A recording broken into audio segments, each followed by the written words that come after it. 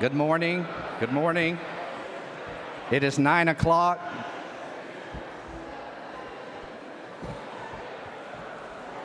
We will start. It is 9 o'clock. Good morning. We invite you to make your way into the sanctuary as you can. And we will be starting in a couple of minutes.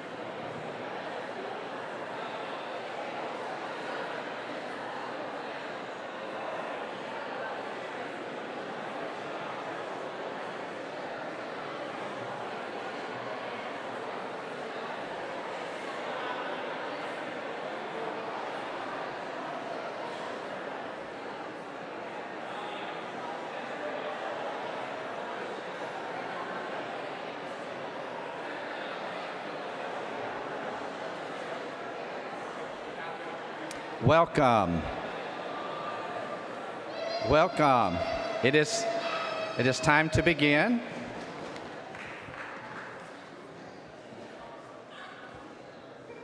A few people are still making their way in. That's fine as you get your books. Welcome to this celebration weekend for the debut of the Sacred Harp 2025 edition.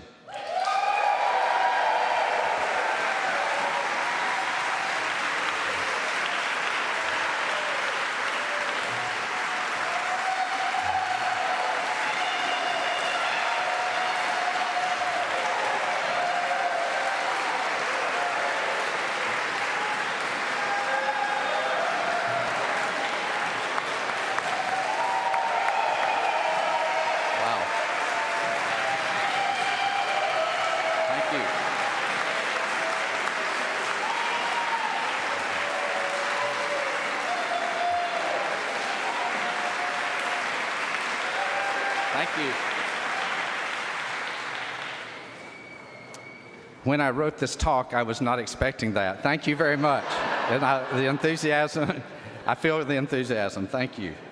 My name is David Ivey, and I'm the chair of the committee responsible for the revision of the Sacred Harp Songbook revision, the focus of our meeting today, and the upcoming convention weekend. Specifically, welcome to this full-day symposium for an exchange of information on all aspects of the revision of our songbook. We have an amazing turnout of in-person attendees, and we are also live streaming the event for the singers who could not be here today. And we're very happy that we're able to do that. This symposium is co-sponsored by the Emory Center for Digital Scholarship and the David Goldwasser Series in Religion and the Arts. Jesse, don't go outside, please. I wish to thank Dr. Jesse Carlsberg for securing the co-sponsorship for this and his hard work as co-planner for this symposium.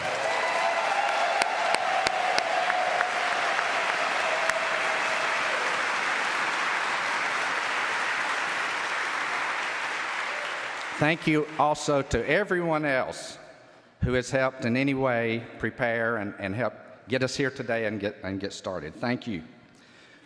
We would like to express our appreciation to Holy Trinity Parish Episcopal Church for hosting this special event. This sanctuary is beautiful, and we are blessed to be welcomed here. And thank you, each one, for being here today. Your effort to be in Atlanta this weekend speaks in a full voice for your love for your fellow Sacred Harp singers and for our beloved songbook. Lindy, would you come to the front at this time?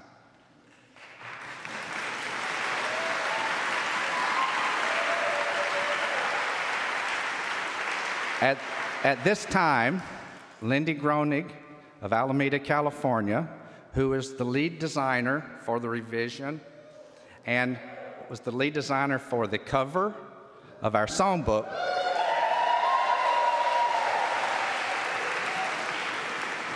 will now unveil the Sacred Harp 2025 edition songbook.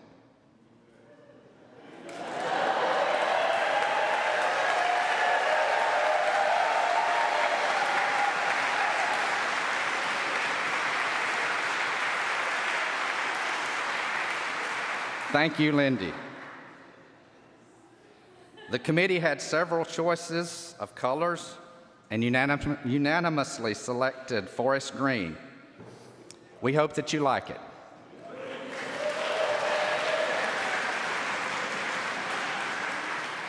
The color of the book is the only thing we didn't reel about the revision previously before arriving here. I hope you had fun guessing. I now ask Karen Rollins and John Plunkett to come to the front.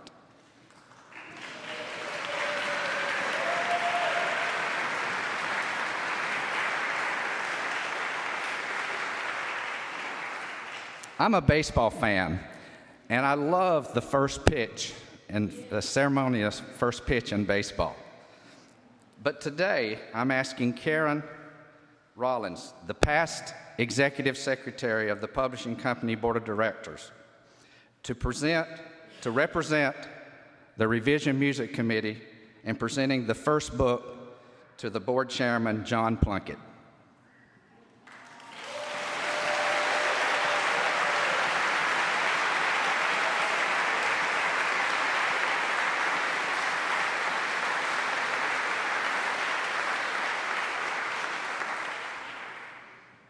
At this time, we will sing for the first time from the Sacred Harp 2025 edition.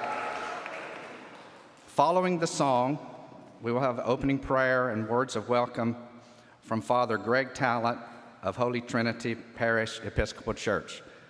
Open your books to page 467.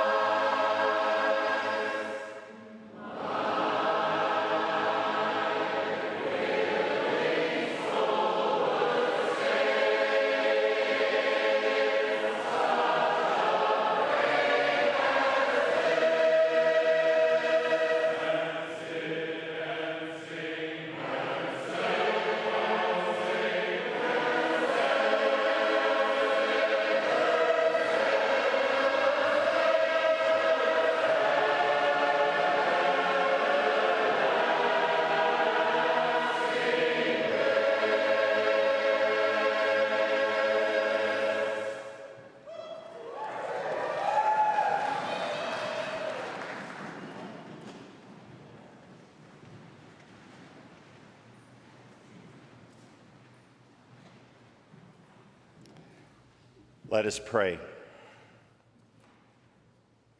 Gracious God, I give you thanks for this gathering. I give you thanks that their offerings will bless this place, that their blessing of this music will soak into the walls of our church and be a blessing here for a long time. God, I ask you to watch over this gathering, to help them all to arrive safely, to travel home safely, and to let the time in between be a time of renewal and joy. I ask you to bless this new book, that it might bless others for years and years. O God, whom saints and angels delight to worship in heaven, be ever present with your servants who seek through art and music to perfect the praises offered by your people on earth, and grant to them even now glimpses of your beauty, and make them worthy at length to behold it unveiled forevermore, through Jesus Christ our Lord. Amen. Amen. Please be seated.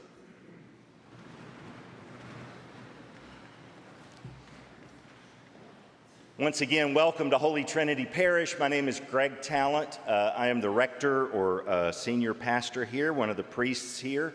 On behalf of the whole parish, I can't tell you how thrilled I am that y'all are here. Our mission is to open hearts to God and open doors to community, and today we are winning.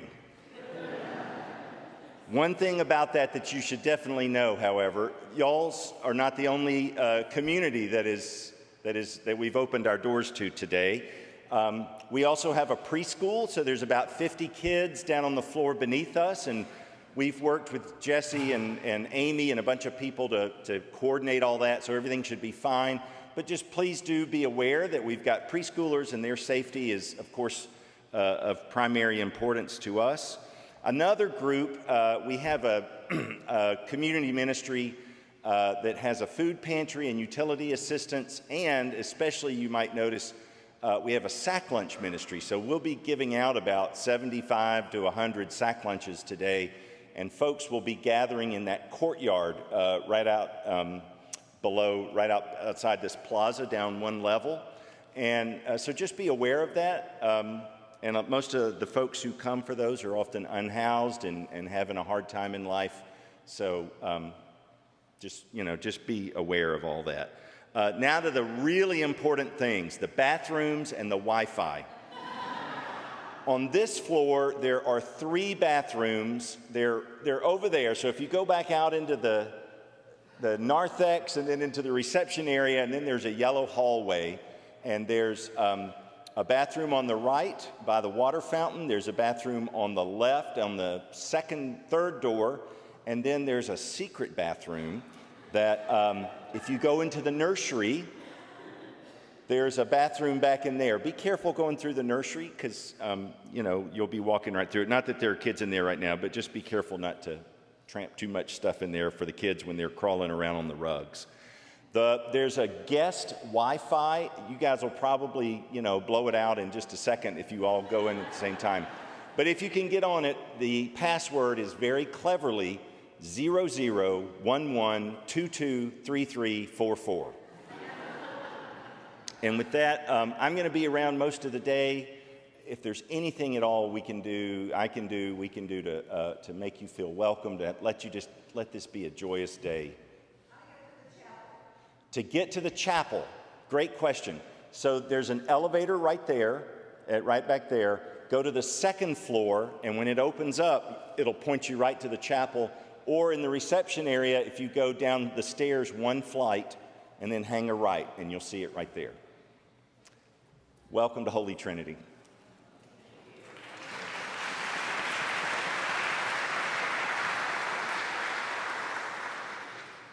Thank you, Father Greg. This has been a long journey. This time has been highly anticipated for 7 years. Thanks to you, the singings upcoming tomorrow and Sunday may well be the largest gathering of Sacred Harp singers under one roof ever, and certainly in the memory of anyone living today. We'll touch a little bit on what we're doing today. You have the agenda in your hand. It is fine to go between sessions, even during the sessions. So if you find yourself, and when we start our parallel sessions after this one, and you decide, oh, I've seen this, I think I'll go to the next one, it's okay to do that. The times are defined. The sessions are pretty much 45 minutes each. That's not a lot of time for these topics, but we're putting a lot in today for you. We will have lunch at noon, catered by Bell Street Burritos for an hour 15, and a coffee break this afternoon at 3.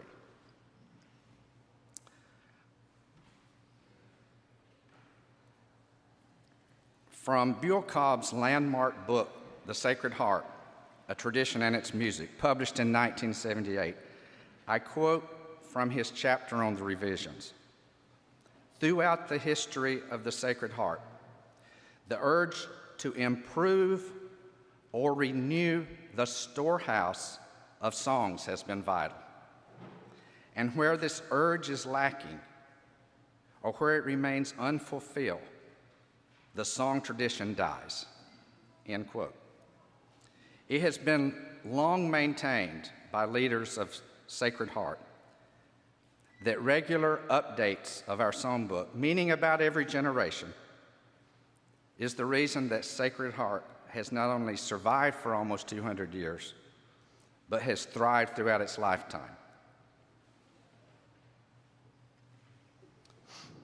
At this time, in explaining the background leading up to the revision, I want to recognize the work and leadership of the late Mr. Samuel Michael Hinton. Mike served as the president of the publishing company from 2002 until his death on July 18th, less than 2 months ago. He was a fine and proud leader of the publishing company. He was a tireless goodwill ambassador for Sacred Harp singing and for the Sacred Harp Songbook. In particular, a book closely linked to his forebears, the Densons. The major emphasis of his latter years of leadership was that of shepherding the community to the decision to conduct this revision. I know you can't read this probably, but it's highlighted. Mike started discussions with singers at least as early as 2013 on whether and when to revise.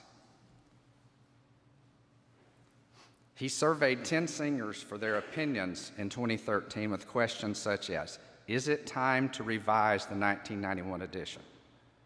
Is it time to add music from present-day authors to the book? And what should be the target publication date? Mike had an instinctual feeling that revision time was near. He received responses from all of the 10 singers he polled.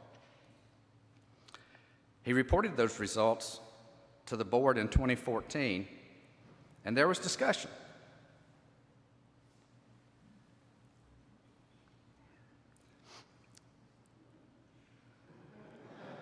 Sorry, I lost where I am. The board, the Sacred Harp Publishing Company board, took up the question first of revision in October 2015, and the board decided 11-2 to not revise at that time. Then in October 2017, when he understood that the community might be ready for a revision, Mike asked the board to consider the topic again. The result was a resolution that gave the executive committee, those being Mike, Karen Rollins, and John Plunkett of the board of directors, the authority to begin discussions, quote, with a respected member of the Sacred Harp community on what the revision process would look like. That resolution passed with 12 yes votes and 1 abstention. Mike pointed out with his military precision in this communication that the board did not vote to revise the book. They did authorize the executive committee to begin a process of discovery.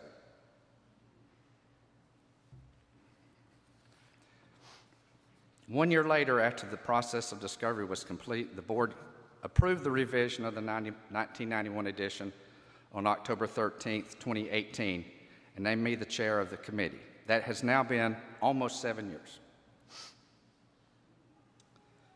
I immediately opened communications avenues the following week with invitations to you to submit songs and inputs.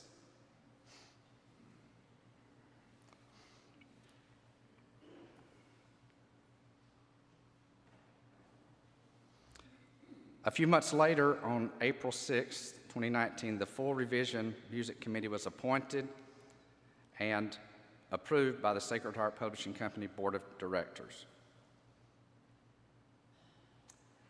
And at this time, I would like to recognize the esteemed members of the Revision Music Committee. If they'll just stand as your name is called and remain standing. Lauren Bach, Atlanta, Georgia.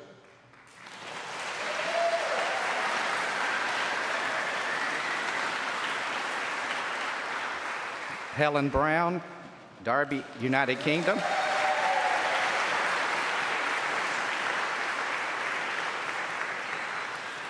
Richard Ivy, Huntsville, Alabama.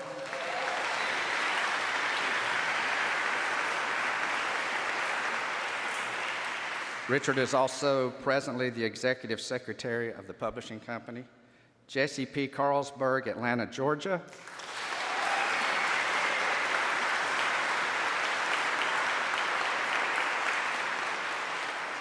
Jesse is presently the Vice President of the Publishing Company. Nathan Reese, Carrollton, Georgia.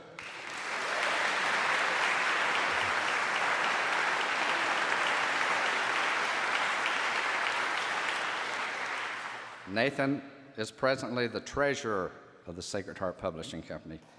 Karen Rollins, Bowden, Georgia.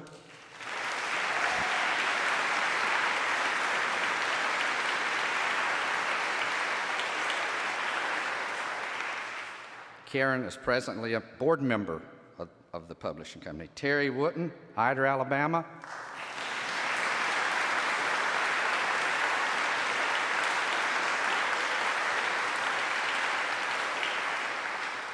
Terry was a member of the music committee for the 1991 revision and is also presently a board member of the Sacred Harp Publishing Company. David Wright, Seattle, Washington.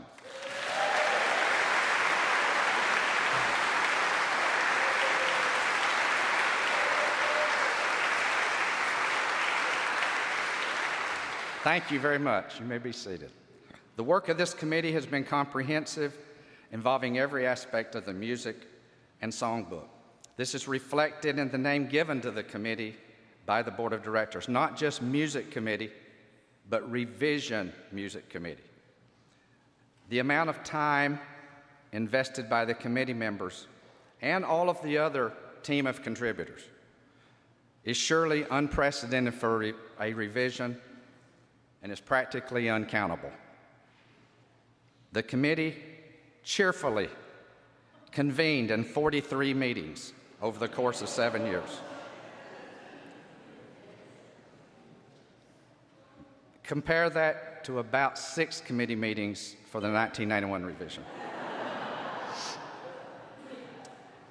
The commitment, care, respect, and love of each member of the committee was evident throughout the revision. These people love Sacred Harp singing and its people. The committee members brought broad and diverse perspectives and backgrounds to the work. We were informed by a combined number of years of Sacred Harp experience that is so large that some of us don't want to number it. Service in leadership positions, knowledge of the songs, study of the history of the songbook and music, and appreciation of the practices and traditions that bring us here today. The most important decision I made as chair of the committee was selecting the members of the committee. The work and contributions of the committee members, along with their incredible respect and care for the book, their knowledge of Sacred Harp singing, and their understanding of the community, totally validated their selection for the service. The next few statements might be the most important words I say in this session. I can report to you, the Sacred Harp community, that every decision by this committee has been reached by consensus with no rancor or ill will at all.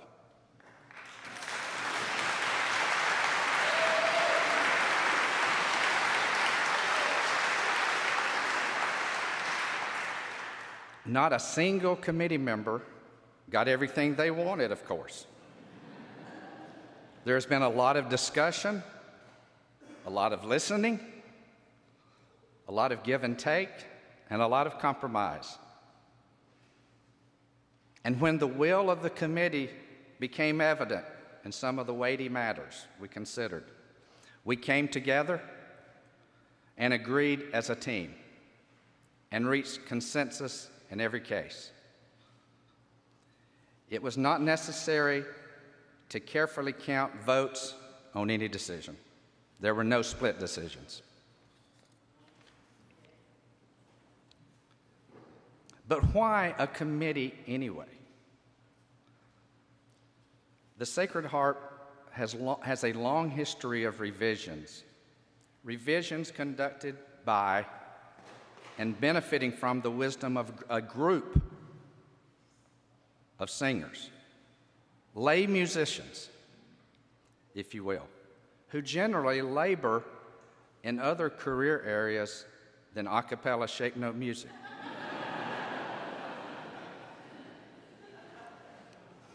From Dr. Jesse P. Carlsberg's new essay that appears in this book, he observes, the production of the second edition of the Sacred Harp by B.F. White pioneered a model of institutional and community ownership, unique among 19th century shape note tune books, which still characterizes the relationship between the book and its singers.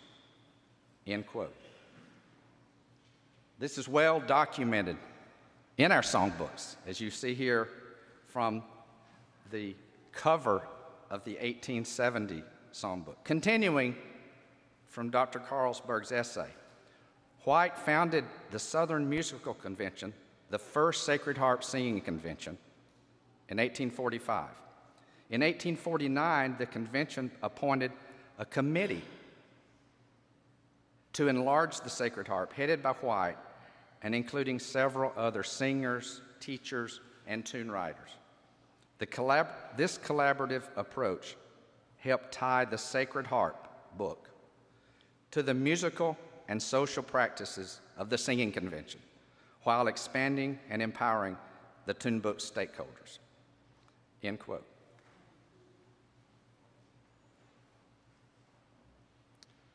Now this is a committee.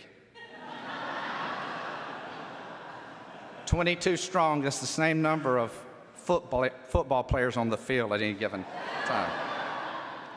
The Sacred Harp Musical Association has a deep association with the revision of the Sacred Harp that makes it a uniquely appropriate venue to launch our new songbook. This convention authorized the 1911 revision, the last time a convention held that authority before it was assumed by the Sacred Harp Publishing Company. This historical association made this weekend with the United Convention a natural time for introducing the book.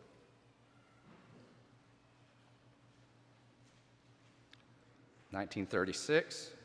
The practice of using a committee of several members has continued to the present, as shown here in the 1936, 1971, and 1991 books. This is our long history of groups of singers collaborating to produce our songbook, 176 years. This has served the Sacred Harp well by involving caring revisers who understand and represent their singing brothers and sisters. The first committee meeting for this revision was held on May 11, 2019, the month after the committee was named. at the Sacred Harp Publishing Company headquarters and museum in Carrollton. Following this, the committee met 7 more times in-person meetings by February 2020. We had 7 meetings early in a span of 9 months. We hit the ground running. In these first meetings, we organized and established principles of engagement and working together. In reviewing these early discussions, I can report that our early planning served us well. One of the first committee exercises was to have each member independently provide lists of candidate songs for removal from the 1991 book. And I compiled these inputs and determined that as a committee, we had enough common candidates that no more extensive work needed to be done at that time in that area. We didn't need to decide what songs to remove until we knew what songs would be available to add. Then in March 2020, COVID arrived, and the pandemic shut us down for a time. We couldn't meet and sing songs, the candidate songs, for almost 2 years. It actually was from the previous song session to the one after COVID was almost 3 years. Those started back in October of 2022.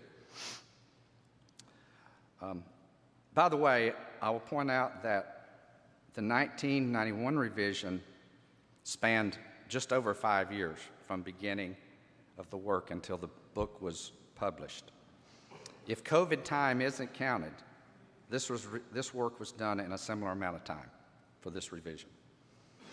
In that intervening time, the world had discovered online meetings, and so had the committee. So most of our remaining meetings were done by Zoom. So what did the committee do? I mentioned organization and considering what songs to remove. We received and compiled, studied, sang, and evaluated 1,155 submitted songs. We handled that quantity of songs and down-selected to about 15% of those submitted. And then later, we down-selected to about 10% till we got to the final time to do final selections. In parallel, a huge job of music engraving, text engraving, page layout, page design, and production was done by an adjunct team of highly talented workers. Music of retained songs was examined, and text was examined for edits and corrections. Keys of songs were examined. Scripture citations were considered. An all-new rudiments section was designed and written. Then late in the process, front matter and indexes were developed. When decisions were made finally on the songs to enter and to remove, the fitting of those songs into the pages was done. Do you think we were finished? Not at all. There was an intensive amount of work was spent in a professional and highly organized proofreading exercise. The meetings with prospective printers had started in September of 2024 and continued until the selection of Sheridan of Brainerd, Minnesota in the spring of 25. Planning for the worldwide distribution of the new songbooks began in 2024 with the goal of having books available for singings everywhere immediately after the book debut this weekend. And by the way, 576 books arrived in the United Kingdom 2 days ago.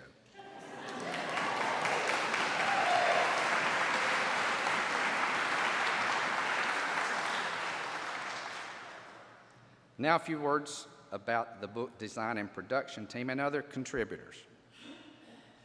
Humbly, quietly, industriously, and proudly, working behind the scenes throughout the revision process was a group of very talented singers dedicated to getting this book published early.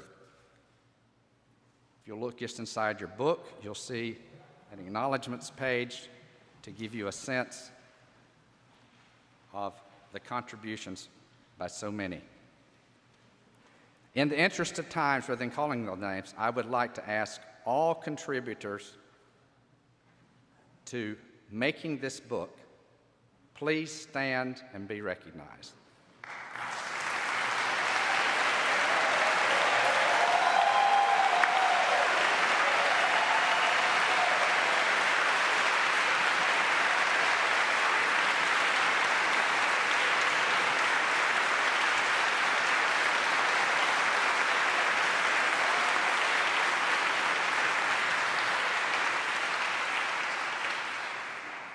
Thank you very much for your work.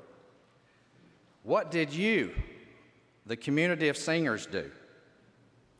You can be proud. Never before has the community of singers been as involved in a revision of a songbook as you have been.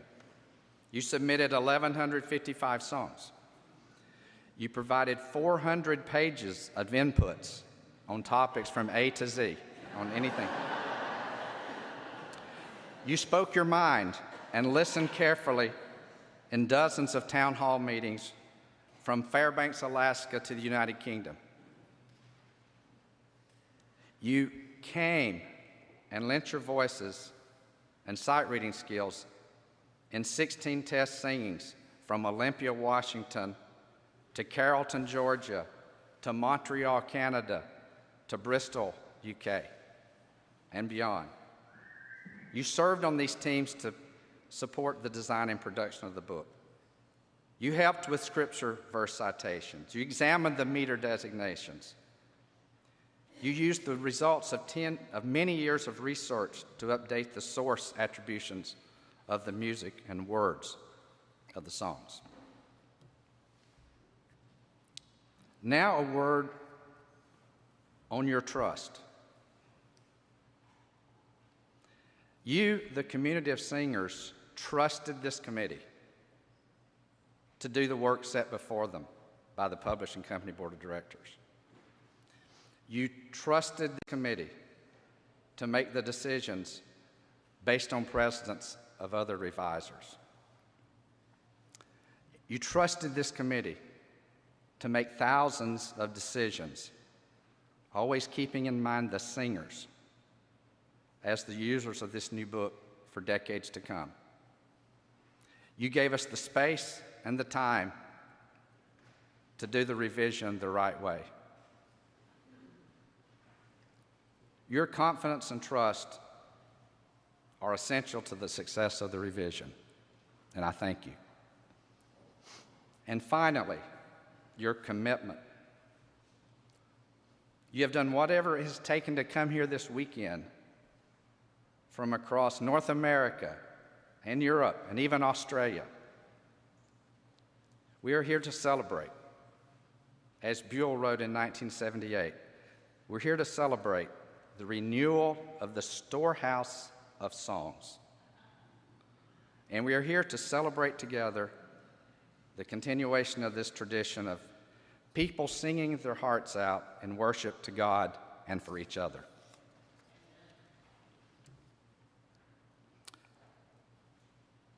A little about song selection. The heart of the revision process is the selection of new songs to enter the book. The number of songs submitted, 1,155, was the biggest surprise of the revision process. The size of the work to evaluate songs was daunting and drove our planning and time to complete. The identification of the songs submitted was blind to the committee except the chairman until the final steps. Songs were submitted by composers or other singers, received by the chairman, and numbered. The submitter, usually the composer, but not always, was acknowledged. The identifying top matter was removed. The songs were compiled into booklets of PDFs, about 100 songs in size, and we had those booklets produced and copied for test singings, in which we sang and recorded generally about 80 songs per session. The committee members evaluated songs from the test singings and recordings based on the music. We listened to the recordings and followed along with the music over and over again.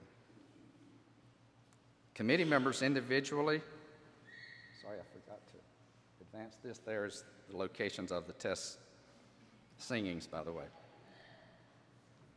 Committee members individually and independently assigned a score of 1 to 3, with 3 the highest score, for each song based on the value of adding the song to the book. The committee members were encouraged to evaluate all parts and the song as a whole, but there was no set rubric for breaking down this evaluation by any factors or subscores. The committee members provided the scores to the chairman, who compiled these and provided a list of all scores back to the committee, but without attribution to the members. The lists were organized by overall ranking of scores and provided to the committee members for the meeting. Here is an example of a committee meeting worksheet that you can see with songs marked as a result of the committee discussions and decisions of the songs one by one. In the committee meeting, recordings of the songs were played. This was done very effectively over Zoom, by the way. And we all listened together to get the song in our heads. The discussion of each song was held, and a consensus was reached to keep the song in contention or to set it aside. In this way, a song was not finally eliminated from consideration until the end, the very end of the revision process, when the final song selection for the book was completed. Any committee member always had the prerogative to request a song be brought back if it had been set aside for consideration. And this did happen. This first round of evaluations culminated in community-wide test singings in Bristol, UK, and Bremen, Georgia in June last year, with large turnouts of singers. The committee followed a similar process for the in-game consideration of selecting songs to the book and to get the number of songs down into the area of 100. We never had any exact quantities that we were working to. A second exercise was for considering songs to remove from the book was conducted. Remember, the first was done very early in the process. The second was done with the committee members independently, providing a rating of 1 for definitely removing the song, or 2, meaning that the committee member would consider it. Again, these were received, compiled, considered, and ordered, and we went through a similar process as you might see in a worksheet like this, working on the songs to remove. In using the data from the Minutes app, I know people talk about this a fair amount among each other, more than a single ranking or count of songs use was considered. These things we considered were trend of use, the number of top leaders who are deceased or living, the number of leaders figuring in the use of a song. The committee understood that some individual singers would be disappointed with songs removal. And that's a tribute to our bond with the 1991 edition and its long-lasting endurance. It's a great book. It also reflects the very large and broad repertoire of songs that are used somewhere in this great worldwide community of music we have today. We think that we didn't remove anyone's favorite song.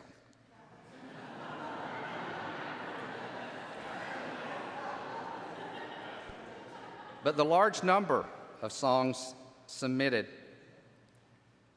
informed the committee that we had to look hard for songs to remove. Just as some of you have expressed a tinge of sadness in losing a song, every committee member had songs they individually wanted to keep that were removed from the book. In the end, the committee considered the list of songs for addition and songs for removal together. We had to consider, do we keep this song in the book, or do we remove it and add this song?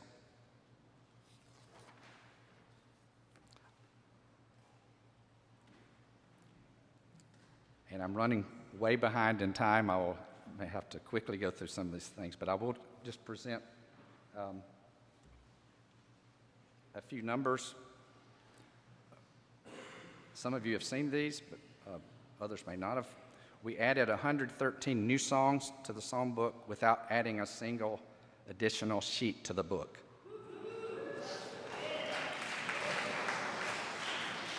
So that's about 10% of the songs submitted.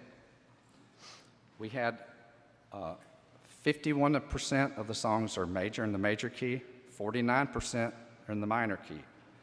That moved those percentages overall for the 2025 edition book about 5 percentage points toward minor from where we were before, as you see.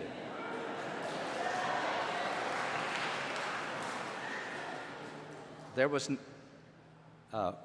had no criteria, by the way, for adding major or minor numbers, truly.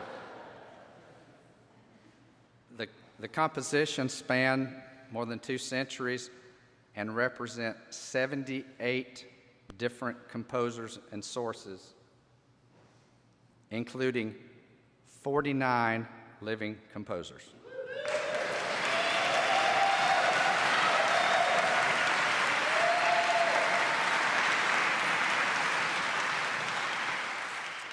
And the 49 living composers are from 18 states and 5 countries.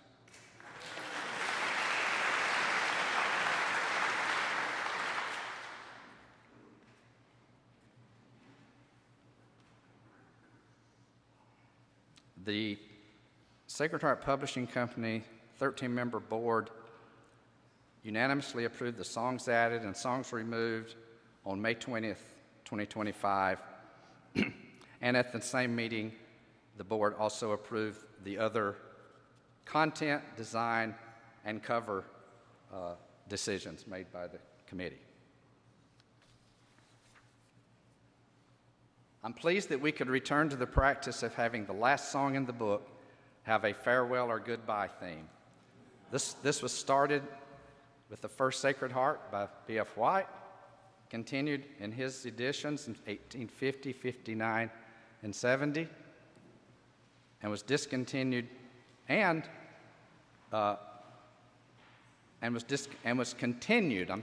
continued with the Denson revision of 1936.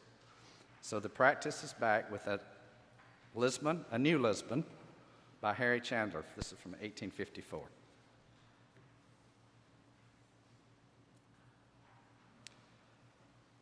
In revising the book from cover to cover, the committee and our team of adjunct workers fixed dozens of typos and other errors that had happened over multiple revisions.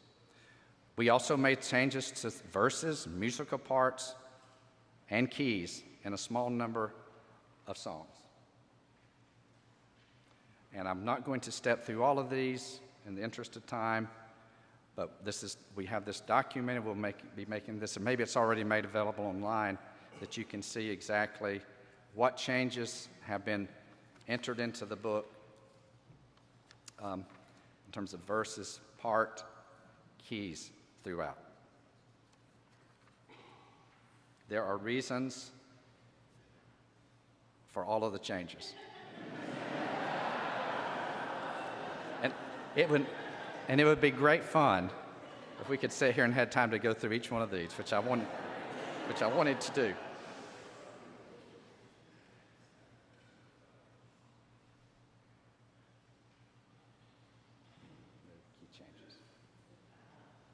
Yeah, just a quick word on the key changes. That's a pet of mine.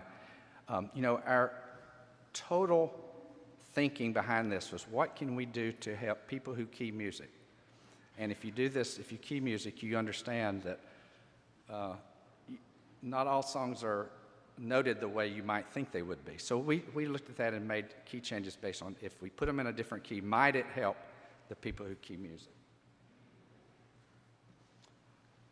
We minimized the number of page changes, but we did have a few. One of the things to note is all of the new songs that entered the book are either one brace long, 1 page long, or 1.5 pages long. Nothing is longer than that. Our engraving team, and I have slides on this, I don't know if I'm going to put them up, did wonderful work to reduce the size of about a dozen songs, maybe it was 11, which created new space and some opportunities for us to look at how can we have all of a song on one opening. We know it's difficult to turn pages sometimes. And we had a few changes from bottom and top. So you'll see here, in terms of page changes, Fellowship moved from the bottom of 330 to the top. Southwell moved from 365 to 364. It's on one opening now. We saved a full page, I think, in Southwell. The Sermon on the Mount moved from 507 to 508. It turns out the Sermon on the Mount, when it entered the Denson book in 1960, was on page 508. It's going back there. Hebron was moved from 566 to 565 top. And there were introductions, though not different locations on pages, in top and bottoms. The Hill of Zion, 565 bottom, it's on the bottom of that page, previously was just 565. I think it's 565B now. So there, you'll want to note that. Attributions of music and text were documented by Dr. Warren Steele for the 1991 edition, following his research to verify, update, and correct sources in the 1971 edition.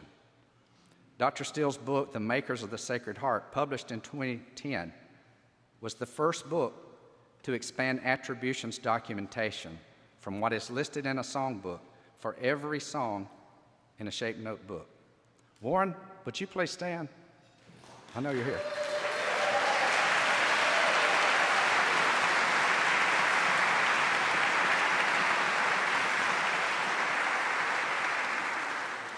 Warren, we thank you for your hard work to create Makers for us. Since Makers was published, Warren has documented updates, many of which were provided to him from independent researchers, and documented those on his website in an addenda and corrigenda of corrections. Warren's work, including these updates, serves as the core information for attributions in the 2025 edition. Also, extensive work by Dr. Rachel Hall for sources of the music and Dr. Robert Kelly for sources of text were incorporated. And in the end, Warren reviewed those for this team and approved the changes before we went to press. Rachel and Robert, would you stand, please?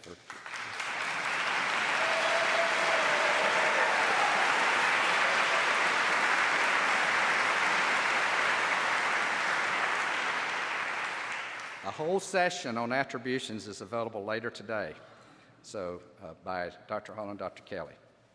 All the scriptural citations in the book were reviewed for accuracy and relevance to the hymn text. We brought in singers from a wide range of denominational backgrounds to have multiple perspectives, and also incorporated suggestions from inputs that individuals made during the revision process. We took the perspective that we would not make changes where the verse selected in previous revisions was a good fit, but we did make use of the new typesetting to expand the text listed of numerous citations. The results were 36 errors were corrected, 53 edits were made to the quoted text for length or clarity, 129 scripture verses were replaced with selections that seemed more relevant. 113 scripture citations were added for the new songs, of course, and 259 were left unedited.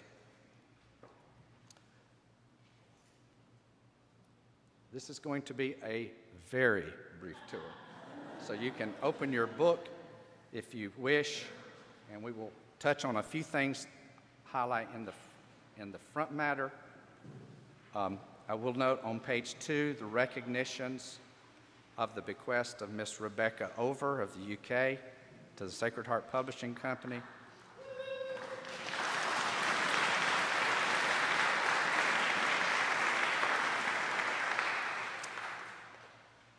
On the third page, the identifier branding for the revised songbook is the Sacred Harp 2025 edition, as we know. We added a line under 2025 edition to recognize the legacy of compilers and revisers since 1844. King, White, King, James, Denson, McGraw. This revision adds the name of Mr. Hugh McGraw in recognition of his lifetime of service to Sacred Harp music and for his involvement and leadership in revisions spanning 1960 to 1991.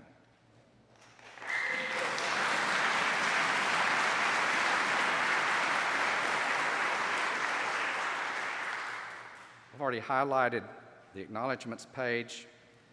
And again, I just want to say what amazing talent we have in this community, and from people who are willing to give it. So it has been a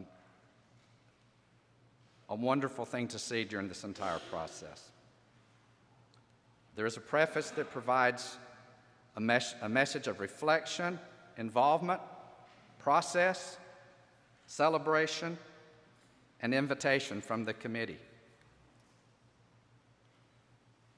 The beautiful poetry of Psalm 100 is presented in the words of the King James Version on page 6.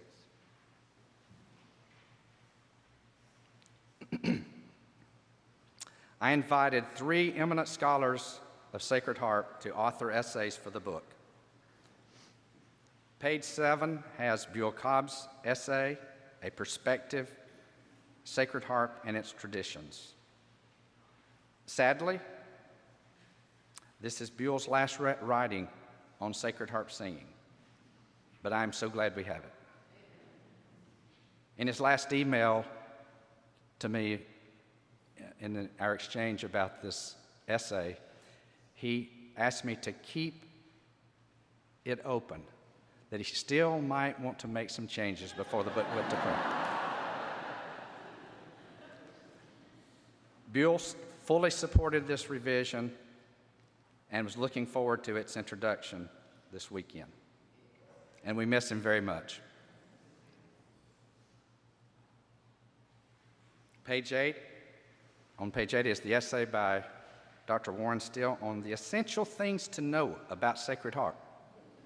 And I think this may be useful to you in telling your family and your friends about the music and tradition.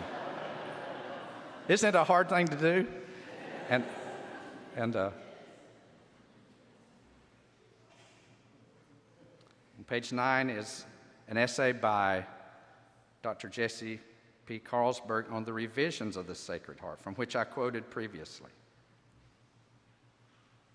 We have an all-new rudiments section.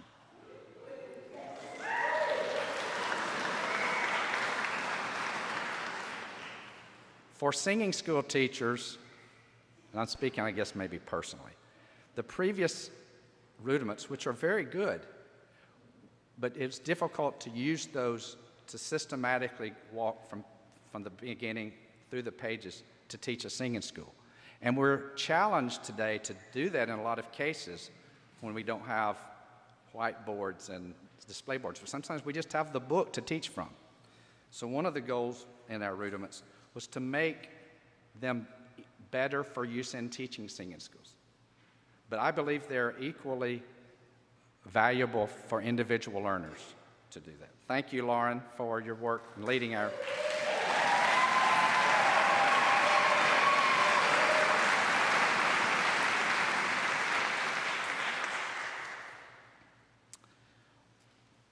Three new indexes have been added to the book, and now content uses all the previously blank, unused pages in the back. There were 7 unused pages. So we have an index of song titles, first lines, music composers and sources, text authors and sources, and meter. And from most used to least consulted, most used starts at the back of the book. So you can just go very to the back, look at song titles and so on. And so that uses, we have a total of 17 pages of indexes. I have a whole talk here on page design and layout and fonts, and there's going to be a separate section on that. I will be introducing it only, and I will have, we'll ask you to go to the session covering these things to hear more about that. Similarly, our text preparation team did yeoman's work in examining and preparing all of the texts of existing songs as well as the verses of the new songs. They identified many things to bring to the committee for our consideration. And their work to start early helped us complete the book on time. Will Fitzgerald will have stories about text editing in his 11:15 session today. The printing industry in this country continues to undergo changes and makes the printing of oblong shaped notebooks very challenging. The requirements for printing our book are actually quite unique. How many books use the horizontal form factor? Then consider that the use of our books is totally different from that of hymnals used in churches that rest comfortably in the back of pews except for weekly use of maybe 3 or 4 songs. We give our books tough workouts.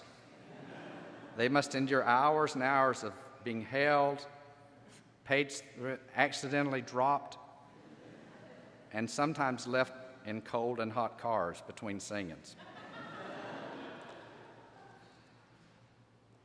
We made the decision to use a much larger printing company than the publishing company had recently used. In fact, we were almost forced to. After several meetings with the 2 companies, the incumbent printer, previous printer, including the previous printer, the final decision point came when he told us that in March that we would have to make a contract commitment in about a week so that the paper could be ordered to arrive in July. That was too late for our schedule, of course, but it shows the stress that printers are under in their industry. So we are pleased to select Sheridan of Brainerd, Minnesota, because it won out in most all of our selection criteria. Sheridan had experience in printing oblong shaped notebooks, and Sheridan's large size gave us more confidence in its ability to meet our schedule. In our meetings focused on quality control processes, we were shown that it had the processes to ensure a quality physical book. Sheridan's capability to support order fulfillment after the rollout was also very attractive to the publishing company. Extensive and careful planning for the book distribution started early also, as I mentioned earlier. Our first focus, as you have seen and are involved with maybe, is to get books to singings and conventions coming up in the 6 weeks ahead. This includes the New York City Convention, the UK Sacred Heart Convention both next weekend, as well as the Minnesota Convention, Hopewell Singing, the New England Convention, and others later this month and early October. The second printing of the 2025 edition has already been ordered.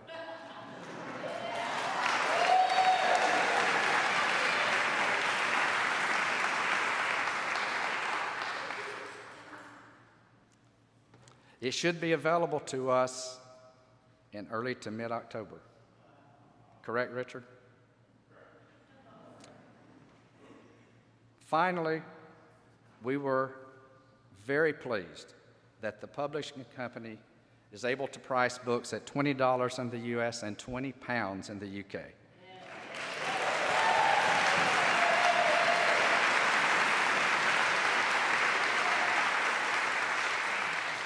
And we're even more pleased to offer a low price of $10 and £10 for you to replace and recycle your current loaner books.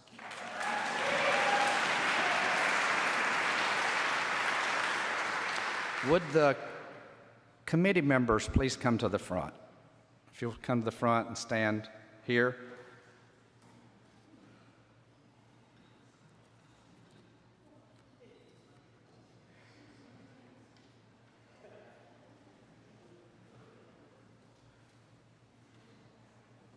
This means we're almost finished.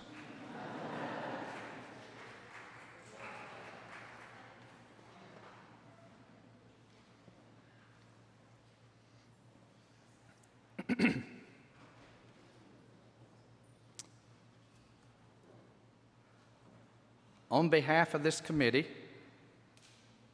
I want to thank every person who has contributed in any way to the making of this songbook.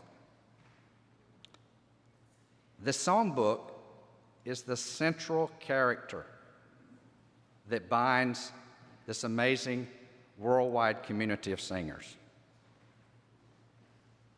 Thank you for the honor and privilege to be trusted to do the work. And thank you for being here this weekend. May God bless us as we continue our journey of song and worship and fellowship together. Thank you very much.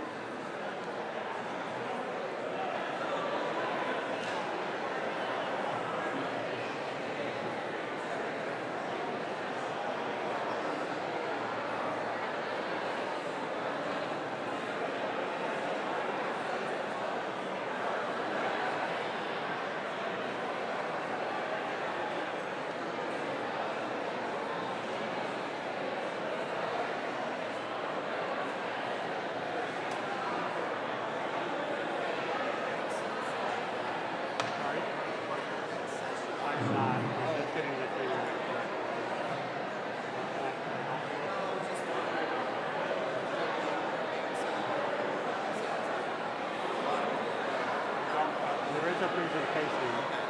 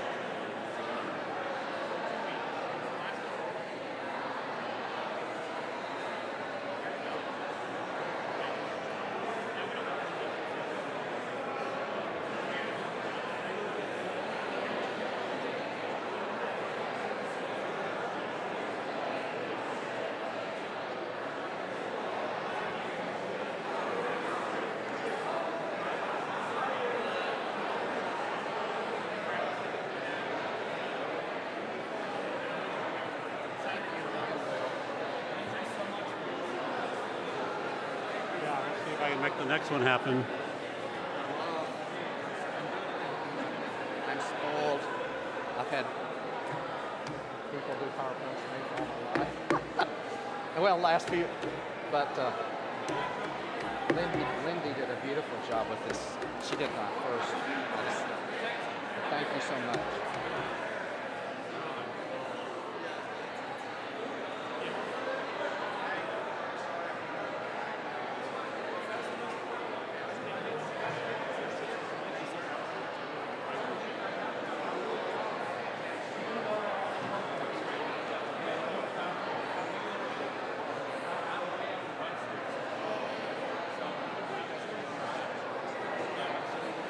Of course.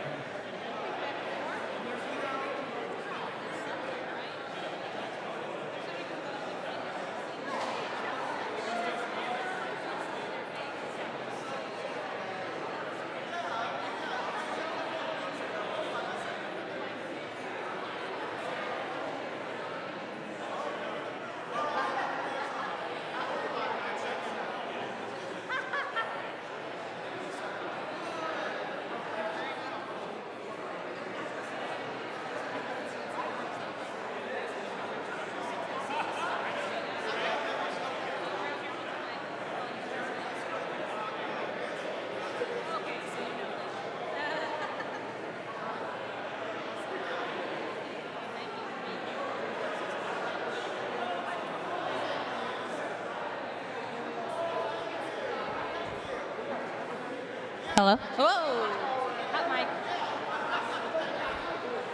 Finn, where are you? Finn.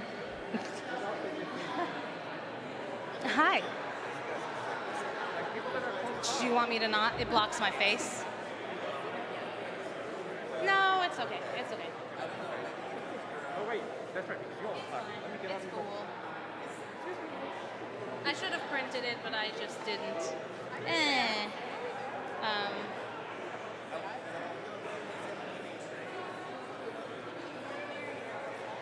I can't mess with that, because then that'll do that. So, oh, I'm talking into the microphone.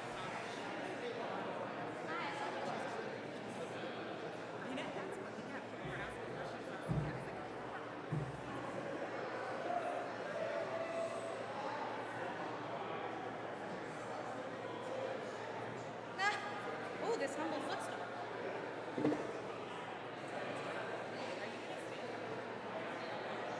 Am I going to fall off of it? Am I going to forget that I'm standing on it? Okay, that's you. Okay, and also, if I do it lower, is that okay? Let's try. You guys all believe I'm this tall? No one.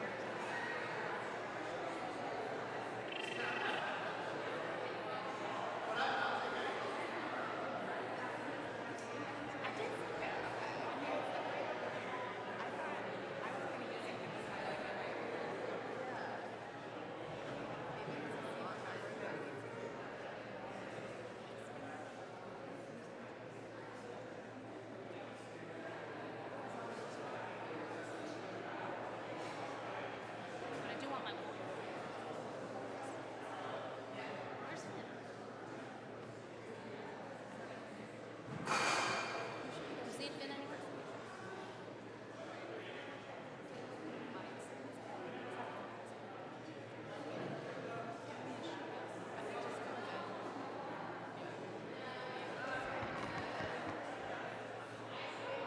Okay, while we're waiting for Finn to come back, I'm gonna run to the bathroom. I won't give you any more details, but stay. I'll be back soon.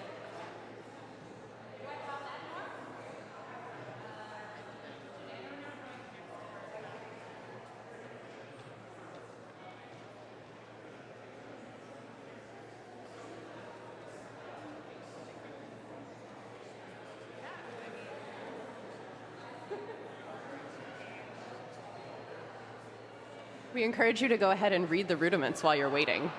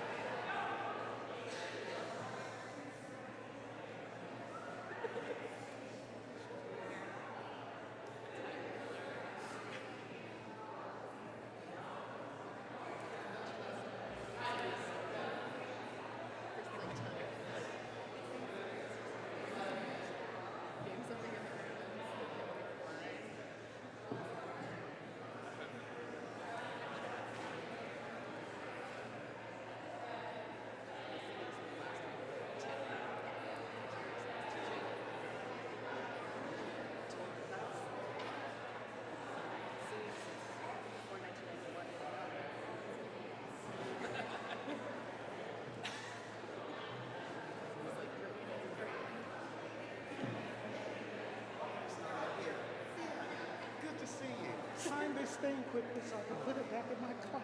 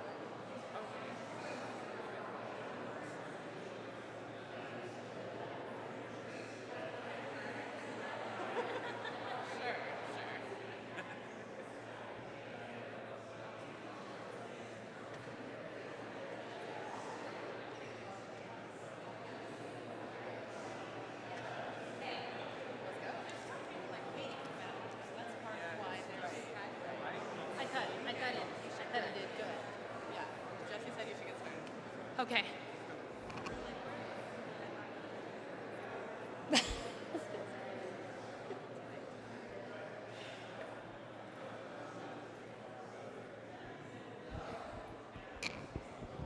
Okay, this is. Please catch me. I'm real. For real. Is that good? Are we good? Oh. Hi. Hello. Welcome. Thank you for coming to Rethinking the Rudiments. Process, priorities, and product. I did write that. I swear. I'll introduce my lovely panel here. Rebecca Wright. Finn Titford-Mock. And Lindy Groening. If you'll look in the acknowledgments section that we saw before, we've got the helpers who worked on the rudiments, these lovely people, plus David Ivey and David Wright. David Ivey was involved the whole time, and David Wright specifically worked on the harmony and composition section, so you can thank him for that. Hello. My name is Lauren Bach. I'm happy to say I know a lot of you already. I live here in Atlanta, so let's hear it for Atlanta. And I first discovered Sacred Harp in Western Mass in 2023. Let's hear it for Western Mass. See, I made this plan so that I would get a lot of applause up front to, like, you know, fuel me. And then I moved to New York City, which is my hometown. Can I move this? Wait, I gesticulate a lot. And I also sang in upstate New York in the Capital Region. Whoop, whoop, whoop. And I say all of this just because in recounting my personal Sacred Harp story, I think that having all those different Sacred Harp homes within the first 5 or 6 years of becoming a real singer, getting hooked, really just cemented for me how much the people love this, how much the Sacred Harp people love the Sacred Harp. And different kinds of people, and just, you know, then when I started traveling, then all bets were off, because I didn't realize when I started what really lives inside of this book. And so with that, I just want to say how incredibly grateful I am and humbled, and I wore my clear mascara. It's just an amazing privilege and honor to have worked on this project. And I'll thank everyone again who contributed.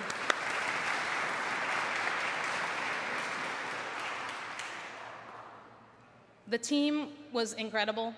David, I can second his statement that we worked well together. We never had any fights. We came to consensus on everything. It was awesome. So I just wanted to say how amazing that was, and just to come kind of full circle and be able to work on this project that serves the more widespread community, which is so much bigger than it was when I started, 20 or so years ago. So thank you for entrusting me, for entrusting us. And I'll take just one more minute to particularly give thanks to David Ivey. Firstly, for letting me take the lead on this project, which seems still like an impossibly sacred task to make the rudiments as usable and informative and respectful as possible. But also just that David was the one who really laid the groundwork for me to be a singing master, a singing school teacher through Camp Fasola. And so with that, I'm going to go to this next slide. Not because I want you to know that I'm a total lunatic, which I might be. I mean, I do look wild. Can you see this? Can you see that? Who's calling? I just wanted to kind of show you how much I adore this work and how much joy it brings me to teach kids and adults. After a few years of teaching the kids and doing all sorts of goofy interactive things to keep them engaged, hopefully long enough that they realize how amazing this is and stick with it and become real singers. Then I started doing it with the adults. I remember David saying, we should just do that at adult camp too. And I had as much fun with the adults too, because I got them out of their shells. It was great. So I just have always felt so blessed and lucky to teach rudiments when I can, to teach singing schools. And it was in 2011 that I first got to teach rudiments at camp with David's son Stuart, AKA Studiments with Faso Lauren. Okay. So yeah, that was all just thank you, thank you, thank you. I still can't believe it. Thank you. It's like I'm accepting an award. This does feel like the biggest reward, just being here looking at all of you.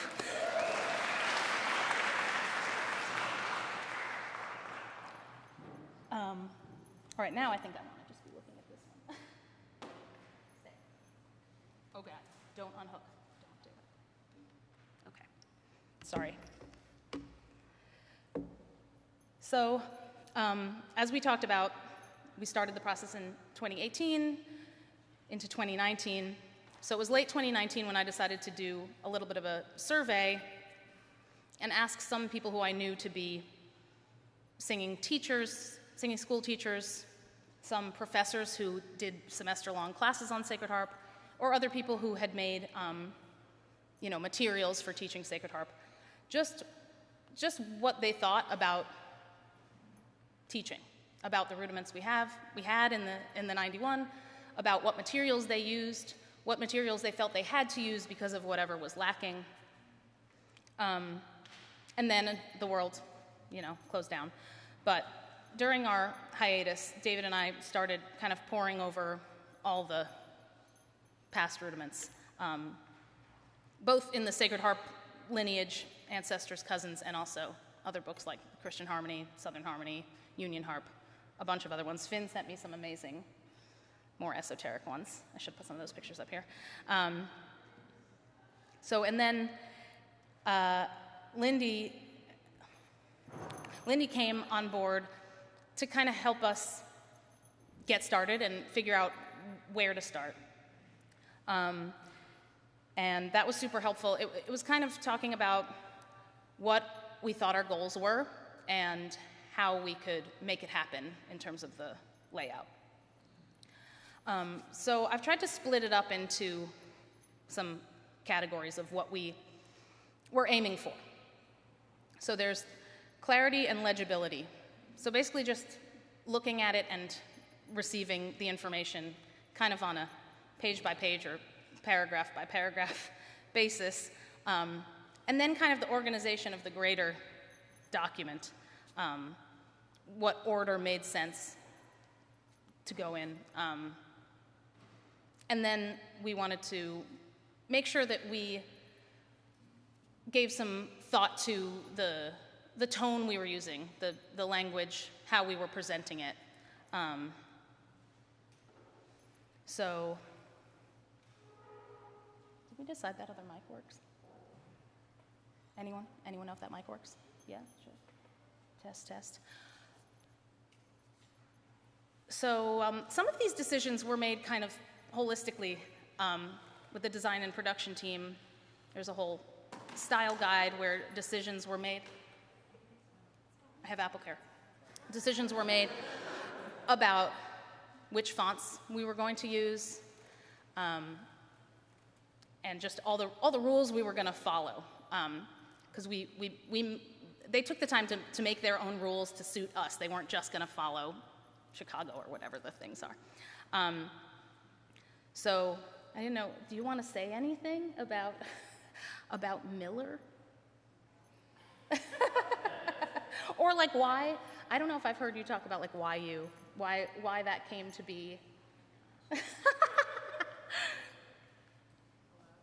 Okay, then just come over here for like 1 second and I'll let really you go. quick about Miller and the typeface. You need that one. Miller is a serif typeface. You might notice in your 91 edition there's also a serif is the little foot at the bottom of that letter. Miller has a taller X height, so if you look at like the E in key, that is the X height of a letter. The bigger that is, the easier it is theoretically for you to read a word in that font. So Miller was the font that we chose for poetry that's in the song pages and then also for rudiments. It was originally designed for a newspaper. So it was basically made specifically to be legible in really dense situations, which we have in songs with lots of notes, and then in rudiments where there's a lot of content. Awesome. That's enough. Thank you. about Yes, type. that's perfect. Thank you. And I'll go back. Woo! So yeah, we Mike. Thank you. So that was a kind of bigger decision, but it's going to serve, you know, the song pages, the rudiments, the indices, and then other kind of layout decisions about leading, which is the, you know, spacing between lines. We chose to have some space between paragraphs, all just things in service of your eyeballs flowing more easily over the page. We knew we wanted to have some clearer diagrams, and I think at this point we can start looking at page 10. Think about how many times you'll tell people, turn to page 10. So I always felt surprised that we didn't have a diagram of the hollow square, because it seems so critical to what we do, and to have that kind of Fermata bird's eye view of it. No, sorry, I'll show myself out. So we knew we wanted to have that. We knew we wanted to have some pretty clear shape notes right there, the 4 of them. And I also, you know, wanted that to be laid out so that I'm really into the memorization of these shape notes as soon as possible. That's something I drill into my students. So you can take a handy-dandy bookmark or whatever you have, and you can cover the words fa, sol, la, mi, and just see the shapes and try to commit it to memory, which I know some people who were working with us on this, you know, thought it was a bold decision to not say fa, sol, la, mi near the shapes on the scale, on the facing page. And I did that somewhat intentionally, and I don't know if you will like that or not, but my goal there is to kind of have people really work on committing it to memory by the time we're singing up and down the scale. Speaking of scale, that's another thing that we knew we wanted, was just a good major scale that's clear, spaced well. You'll probably remember from the 91 that we've got a bunch of them kind of stacked together, and it's kind of hard to see.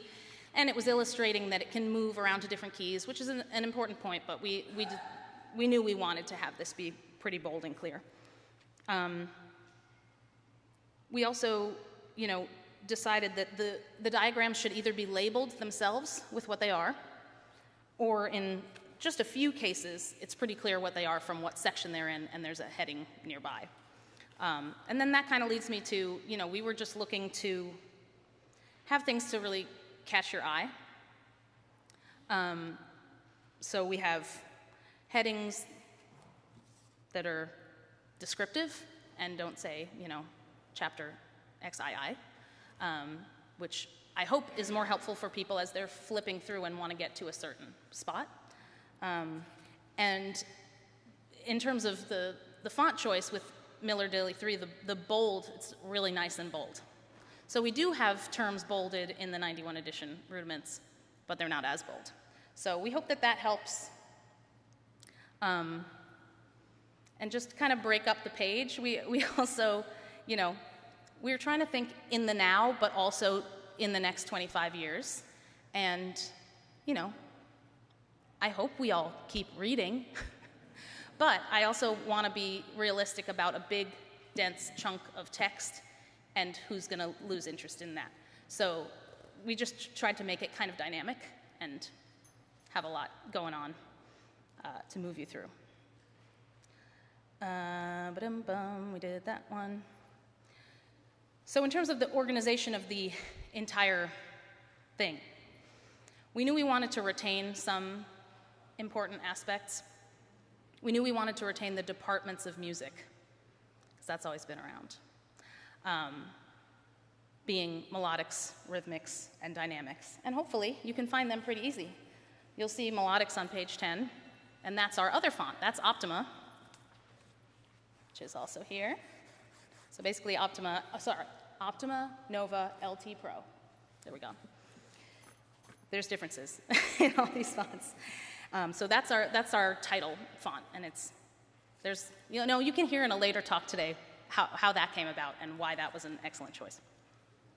It's also on the Camp 2012 t-shirt, if you have one of those. So, we wanted to retain those departments, and we wanted to keep the format the same, that there are exercises, but that they come at the end. And we really wanted to just put a lot of really crucial stuff up front. What does someone need? There were some aspects that we thought, this is going to be important when the person has been singing for a couple weeks, months. But at the very beginning, what do you need? And we kind of thought, how much of this can we pack into the first open spread and the second open spread? And then it's kind of after that it starts to move more. It's really kind of, accent is important, but that's kind of where, where it gets to dynamics and the other characters, where we kind of circle back into more notation and characters that are melodic, rhythmic, about song structure. Around there, 14, 15 is where it kind of gets more into reference material and less into you need to know this now to learn how to do this. So that was kind of our goal, to just see how much we could pack, but also, as we said before, we want it to be clear. We want it to be open, we want it to breathe, we want it to be legible, but we were trying to be as efficient as possible. And just make the topics kind of flow and make sense and build on each other. And then, the exercises are at the way back, and before that are kind of the, deep cut, geekery stuff. If you're learning how to put on a singing, how to key music, how to write music. Those are there. You don't need those right at the beginning. But they, I hope, will be very helpful to a lot of you who've been singing well. And David Ivey took the lead on that keying section, if I didn't say that before, and David Wright with the harmony and composition. Did you want to say anything about Rebecca? Just don't call her late for dinner. She did an amazing job reading what I wrote and just making it so clear and yet shorter. How do you take out words and make something clearer? She's just so good at it. She's just great. So I don't know. Yeah, we can. There are some things that I noted that I. Yeah, so in my non-singing professional life, I'm a writer and editor, and my specialty is in plain language and clear communication. So I thought the rudiments could use a little more of that. We, wanted to keep a kind of a trustworthy and authoritative tone, but also make the rudiments a little more approachable, make the rudiments a little easier to understand, both so that they are kind of accessible to as many singers as possible, and also because even if you're a person who can dig in and get really dense, read really dense prose, I've never had anyone read a piece of writing and say, I wish that had been longer and more complicated. So, so throughout, when I was editing, the focus is really on how to pull out the author's intent and communicate it as clearly as possible, as succinctly as possible, using as few unnecessarily big and complicated words as possible. I think we did it. Yeah, I think we did it. And just thank you so much. I don't know if I'll retell this well, but I went to the Western Mass singing this year, and when I was hanging out with Becky and her housemates, she was telling me that where she works, there's a term, to Rebecca something, means to give it that treatment. So there's, people at the water cooler saying like, I think it's almost done, but it still needs to get Rebecca'd.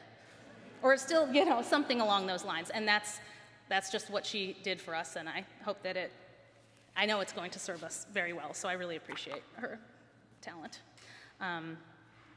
So yeah, all of these things. We made very specific kind of decisions about do we want to have contractions? There were these little decisions about how far do we want to go in terms of formality, informality, tradition, new, and we just tried to strike a balance there. So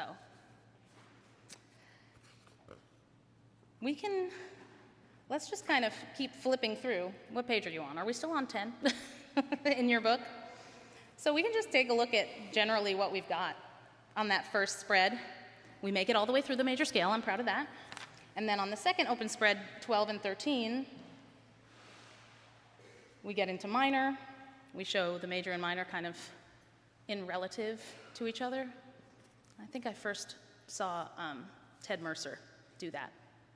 Put them, overlay them to show the relationship, and it definitely opened my mind up, and I always show that to the people I'm teaching. So then we have, getting into rhythmic stuff, the durations, some of the equivalencies, what a measure is. You gotta have the measure first before you go into the modes of time. There were some of these things where I was like, can't we move this over here? And realized, it does have to scaffold in that way, so you gotta know what a measure is.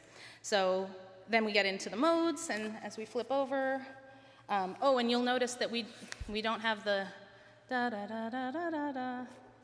I will miss that, and I know a lot of people will. My goal here was just to make this kind of dead simple, so that if people who are really, really new were in a 2-hour or multi-night singing school, they'd be able to sing something easy while keeping time, while thinking about how the measure works, while thinking about what a measure in that mode feels like, sounds like, what the accent is like, without having to learn a little melody, because there's a lot of melodies later. And a little, I don't know if it's an Easter egg, but in those exercises, the ones on the bottom of 13, and then when you flip over to 14, the down always has the tonic, and then it's the 5 sol on the up. Make of that what you will. I don't know. I just wanted to get that in people's heads too. Kind of have the important beats of the measure, the important tones of the scale. So then we have some information on accent. We go into dynamics. And dynamics has always contained actual dynamic marking information, even though that's not huge in our book. And in a way, I think of the way that we accent notes in each measure as kind of our dynamics, but we stuck with what it was. They're near each other. And then, like I said, we kind of roll back into some some more almost reference type material. If you need to know what these letters are on the staff, they're here. You don't, because you're singing shape notes, but you might. If you learned key, or if you learned to write music, or if it helps you, it's there. Then we have, who should I make them sing the, since we devoted so much time, make them sing the chromatic scale? That would be amazing. Should we do it? Okay, we're gonna sing the chromatic scale. This is so random. Fa. All right, we're going in half steps, so you can do this. Fa, fi, sol, si, la, fa, fi, sol, si, la, li, mi, fa, mi, me, la, le, sol, se, fa, la, le, sol, se, fa. That was insane. That was awesome. That was great. You guys, you rock. And now I feel okay. There's so much information to put there with all the accidental marks that we struggled to know how much page to use up, but we recorded that and we can go back and look at it. So now it feels worth it. So then let's flip to 16. We decided to put in some information about different keys that's presented in a little bit of a different way, that includes detailing the relative keys, major and minor, and kind of talk about that a little bit and relate it back to the major and minor scale overlaid with each other and how they relate and why they have the same key signature. And just also laid out like some common tonic notes in those keys. You know, there's more than one, so sometimes hard to choose, but for people keying or trying to find the first note or whatever, we hoped that might be helpful just to see where they live, or for someone who doesn't read bass clef and wants to know where something lives. And then we get into these rhythmic notations, and these are very important. You do need these to really sing. But you can see all of those that kind of make our rhythms happen. Okay, then we'll keep flipping. Then we get into the geekery, more on Sacred Harp singing. We try to give people a lot of information about leading, keying, front bench singing, who the officers are, who the committees are, memorial lessons, you know, just all that kind of stuff that we do. And then it goes into, so that section was more on Sacred Harp singing, and this section is more on Sacred Harp music. So then we get into that kind of thing. Different kinds of tunes, keying, more on keying, text meters. Then we get into the harmony and composition. We've got a little interval chart there that I like that shows you that's what we just sang. all the intervals all the way up to an octave. And now you know what they're called if you didn't know before. And then, you know, then on 22 we've got some good stuff. Chords built on the different scale degrees, stuff about composition. Again, thank you, David Wright. And then we are at the exercises. So now I wanted to invite Finn to come talk about that with me. I mean, Finn also was the one, so Lindy is the design mastermind, as we heard. And so she helped lay this all out. Finn was making every single note that you see in these rudiments or symbol, Finn made that. Because he had Sibelius and because he's talented. But it was amazing to work with this team. There was a lot of, can you make me this but a little smaller? You know, just trying to fit everything and make everything look great. And then Finn and I also kind of worked on what these exercises would be. Come say something. You got to stand next to me because it's going to not look like I'm shorter than you. I'm going to get down here. And I'm wearing heels, so it's really more like this. Yeah, so we added, we looked at a lot of the older editions and added we wanted to have some scale practice exercises.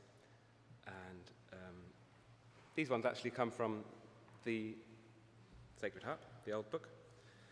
And what I really wanted to talk about actually is the two exercises at the very bottom. Please do. Because that relates a lot to the way that we were typesetting the music as well. We're working on making the music, the way that the music is written, more consistent throughout the book. The way that it repeats and da capos and the ending bar lines are notated. And these little exercises really demonstrate that. Should we sing them? I want to sing some of them, but let me say one more thing. Just that we tried, first of all, I'm proud that everything on these 2 pages, 24, 25, has some sort of 1800s date near it. I think that's cool just because it shows our effort to do this kind of balance of old and new, kind of infusing some new stuff, making it useful for us, but also making sure to seek those old paths.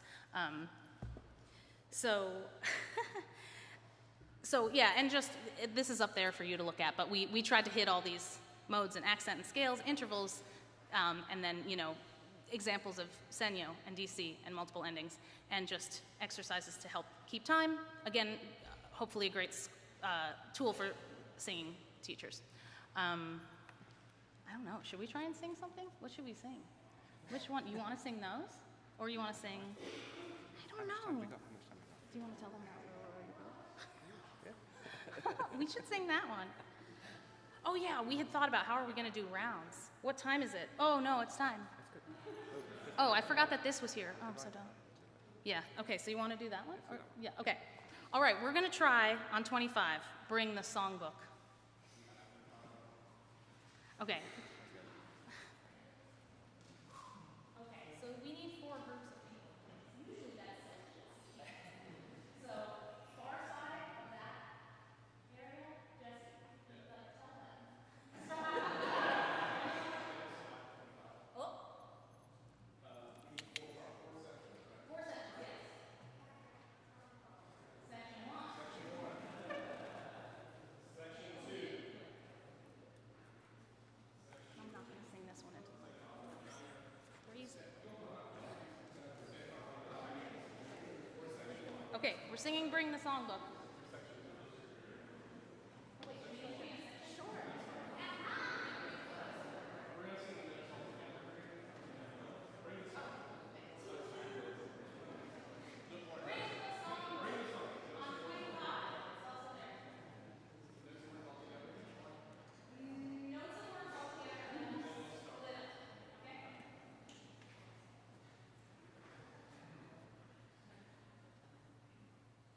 La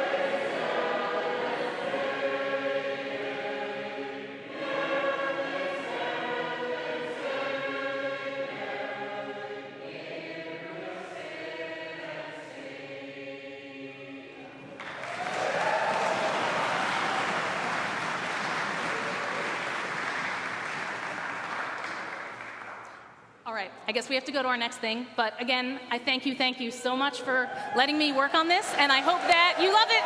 Bye. And thank you to this team and all the teams. Thank you.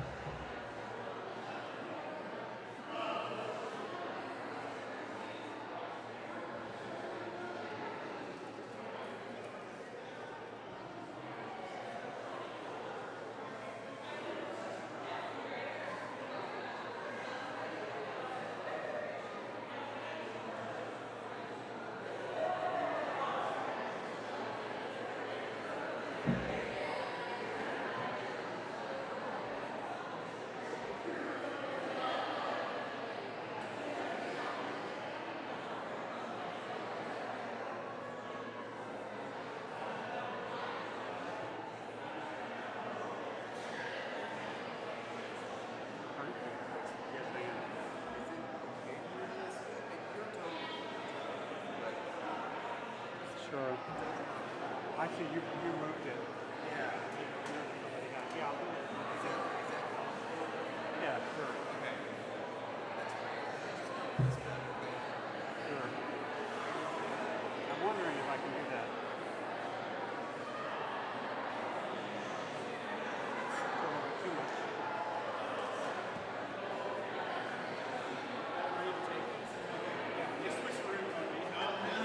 That's great. Yeah, that's good. Yeah.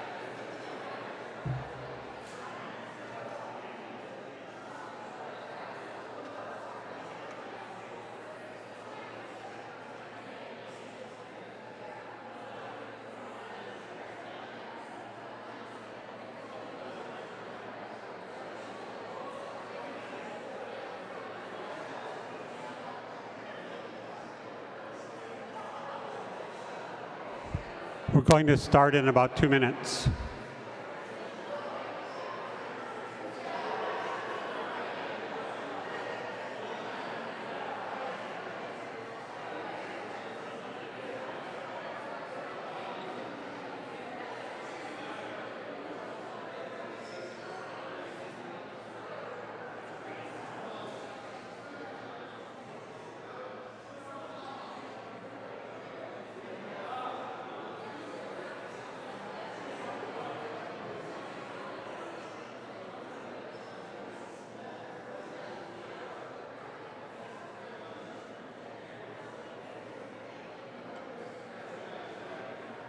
One-minute warning.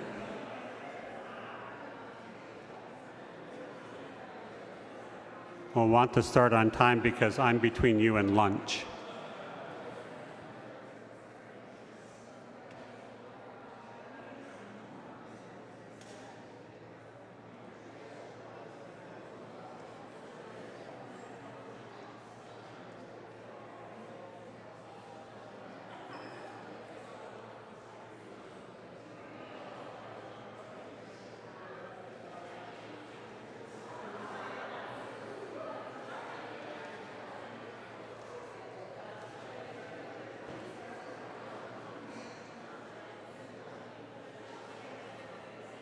Hello, my name is Will Fitzgerald, and we're about to start this session. I'm going to be talking about text editing for the 2025 edition.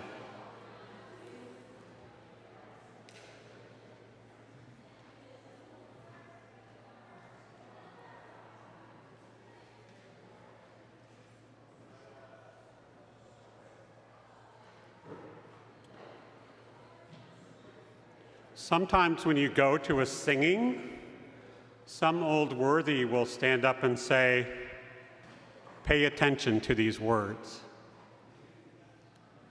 This reminds us that we are not just singing, we're not just a singing tradition, but also a tradition of words and thoughts and ideas about very important things.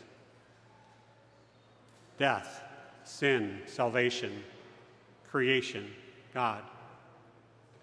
This book is not made up just of the tunes, but also poetry, written over hundreds or even thousands of years. As the people charged with preparing the texts of poetry for our book, texts that our community have sung for over 180 years, we editors have wanted to make these words easier to understand, easier to sing, easier to enter into our hearts and souls. It's been a daunting task, but we too have had to pay close attention to these words. In my talk, I'm going to give a little bit of history about how our group came together and the work it did. I'm going to talk about our general process we used. We're going to do some deep dives. I'm going to go into the weeds with some examples of editing decisions we made. And if you're my fellow nerds here, we're gonna get into it. And I'm a data guy, so I'm going to do some statistics. And at the end, I have a special digital present for you. So starting out, you've seen this attribution slide before. Of course, the Revision Music Committee did the overall care and production of our book, divided up into these two teams. One of the teams was the book production and design committee, book design and production, sorry. And a group of that was the text preparation team. So that's what I'm going to talk about today, is what our text preparation team did. I was very interested to think about what happened in the 1991 edition. We've seen some discussions about history already about previous editions. And in the acknowledgements page, which you notice is a little shorter than the current one, there are 3 people who are credited with some kind of work with words. And those people are Don Bowen and Mary Lou Reynolds and Dr. Steele. Warren, are you in the audience now? Well, I'm going to just say nice things about him because I asked Warren last week about who actually got the words together for the book, and he said that he and William Reynolds got those together. So they did the work, those 2 people did the work of our relatively large committee in '91.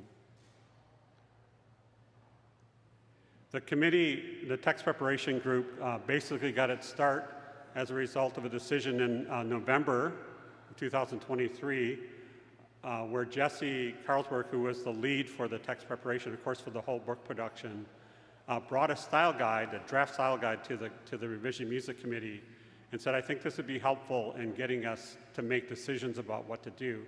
Another decision was made that David mentioned this earlier, that we needed to get the text ready before we should start doing the engraving. It sort of makes sense, but you can imagine doing it in parallel. The text preparation committee, the one I'm on, really was not in charge of making any changes to words. We were kind of like the comma and semicolon people. And so yay! Aren't you glad you came to this one? The Revision Music Committee, especially David, were the people who kind of looking at changes to verses and words. And so David's talked about that a little bit earlier, but that was not our job. The initial team, of course, was Jesse as the lead. 3 of us had volunteered, and Dr. Stowe was also volunteered. I'm so pleased. I finally got to meet Dr. Snow this morning in person. Of course, we met over Zoom. The goals of the text preparation was to be consistent, practical, readable, to avoid affecting singing practice. So we wanted to have this sort of light touch over the book, although you'll see we made lots of small changes. In December, we got started right away, and through the first quarter. The first thing we did is Jesse gave us a set of texts to work on. And each of us as individual editors sort of just did that. We reflected on the process, and that helped us to both develop, make decisions about tools and processes. The tools we used were Google Documents, not too surprising these days, but also using something called GitHub, which is a place where programmers usually keep their code, but we found it a convenient place to store the individual files of our texts and all the changes that were being made that we could track, and we could have discussions online about those changes and kind of keep track of those discussions in a careful way. The process decisions, I'll talk about in just a minute, how we went about the process of editing. And I'm a programmer. I started working on, we wanted to automate the hyphenation as much as possible. There are lots of hyphens in our book, and we wanted to automate that. I think I volunteered because I thought it would be relatively easy to do. A typical programmer mistake. And we did lots of analyses and basically began updating the style guide. In the second quarter, so we started the work. We realized we needed more help. I think actually from the beginning we knew that we would not be enough. Yeah, Jesse's nodding his head. And we invited Eric Schwab, Thomas Ward, and Becky Wright. Music engraving, of course, had begun. And I just want to acknowledge that Rachel and Fidian were very helpful in bringing up things that they would see as the thing was actually on the page. So should this comma be here type questions. That was really great. So let me just talk about doing the work. Oh, I think I must have missed a slide. I apologize. Yeah, I did. I want to talk about the process, so let me just jump back to there.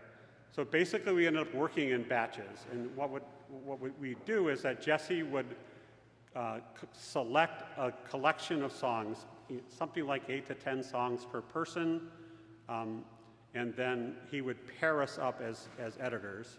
There'd be one editor in charge of the editing for their songs, and one person reviewing them, which was... Sorry, my daughter is calling.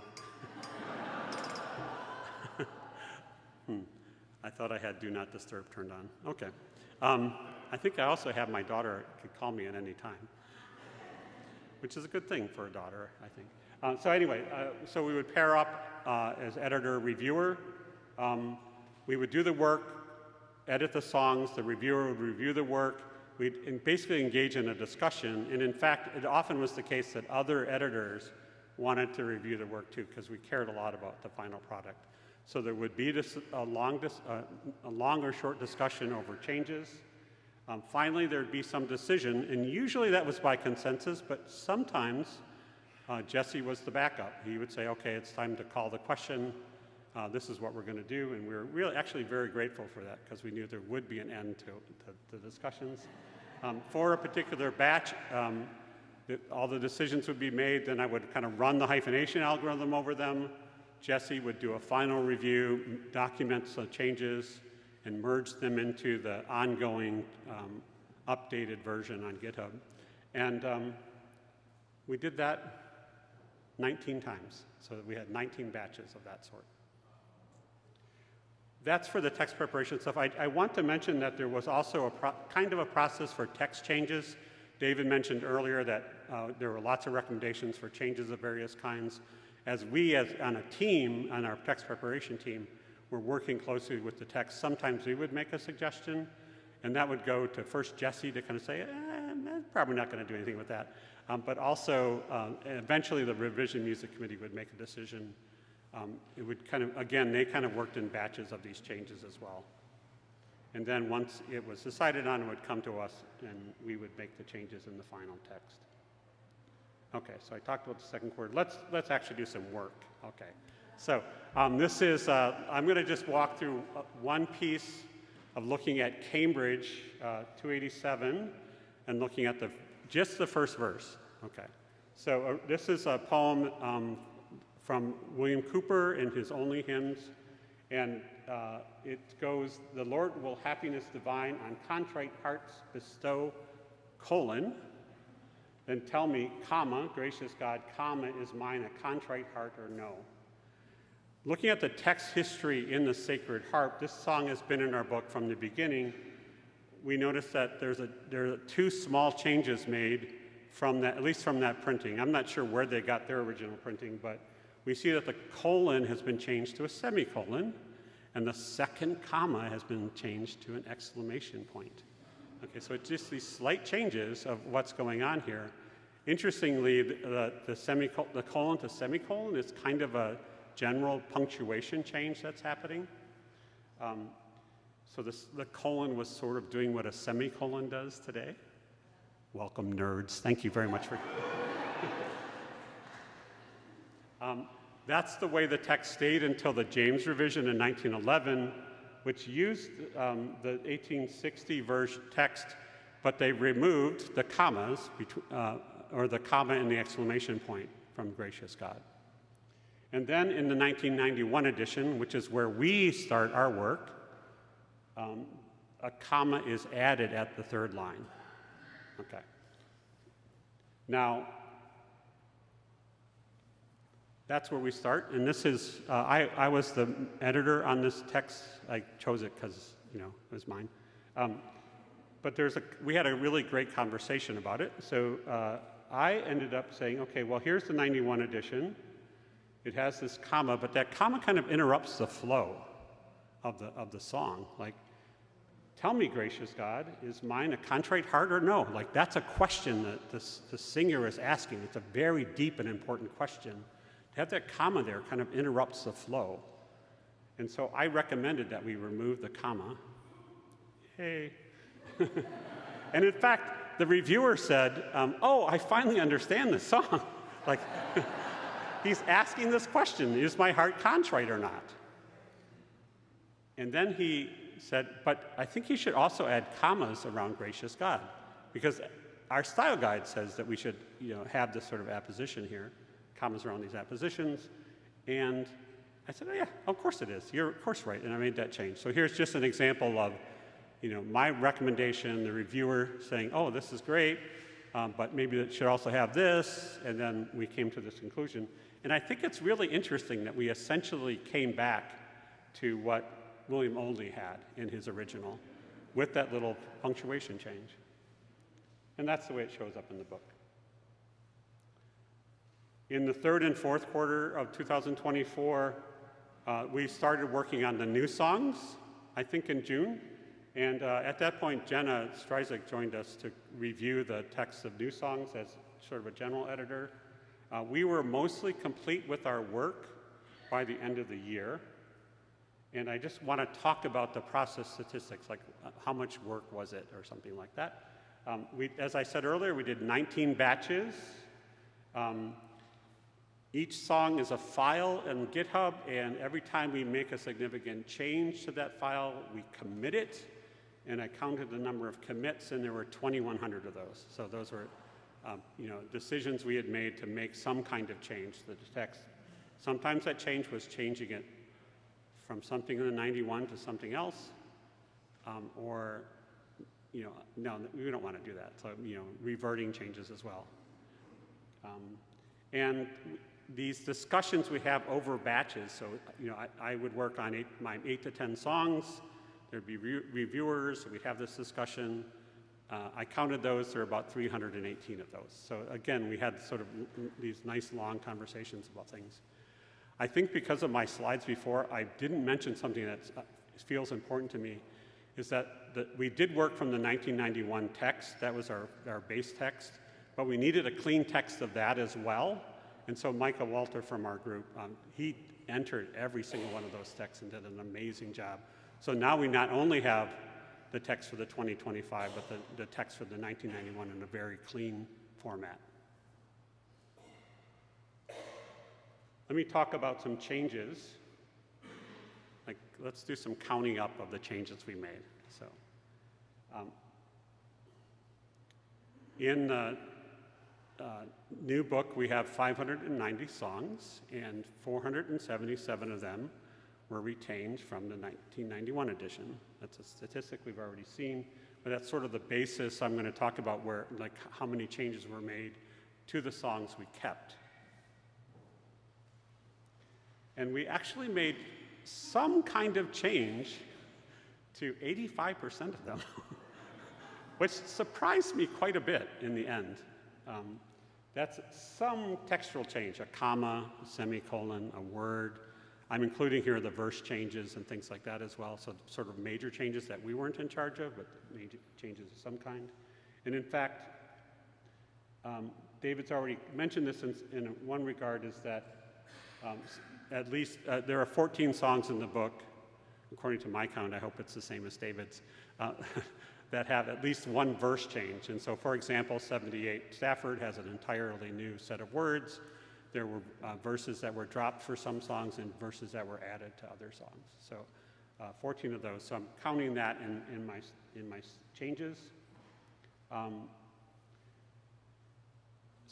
78% of the songs that were retained have at least one punctuation change. So these are the commas and semicolon things. So not surprising, that's where the majority, or the vast majority of the changes would be. 126 songs, which is kind of large, 26%, have at least one word change, where the word, sorry, I was jumping ahead a little bit. So these were changes that were called word normalization, and all this means is that we were using the current spelling of moldering.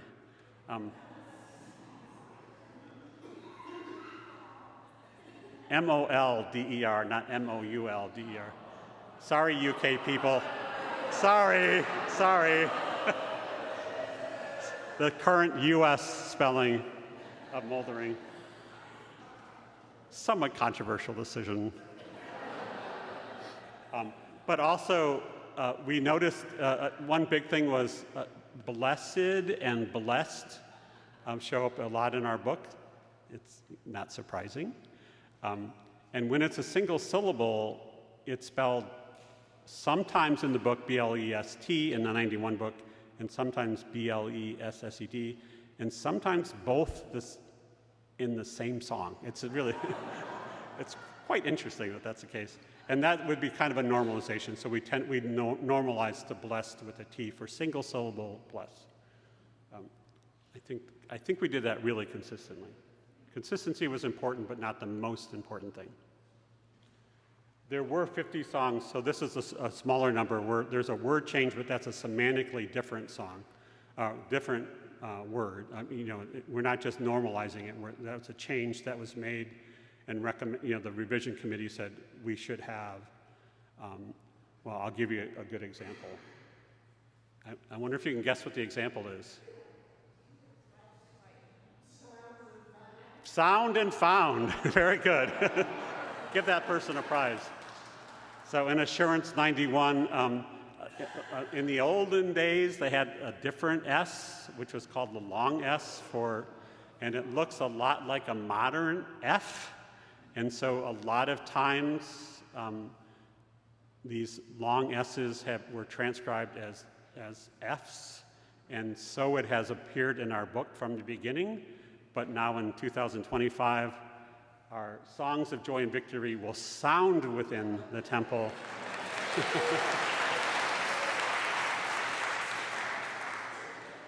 So thank you, Revision Music Committee. So I mentioned like 85% of the songs have some kind of change. 50% of those changes are just punctuation changes. So again, most are just punctuation changes.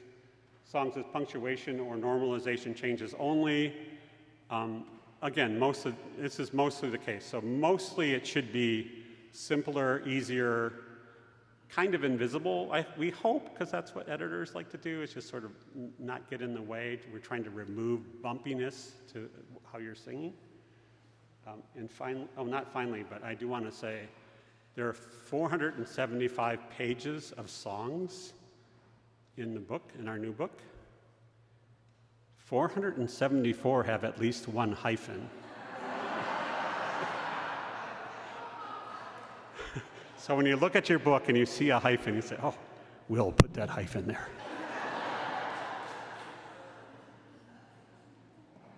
$190.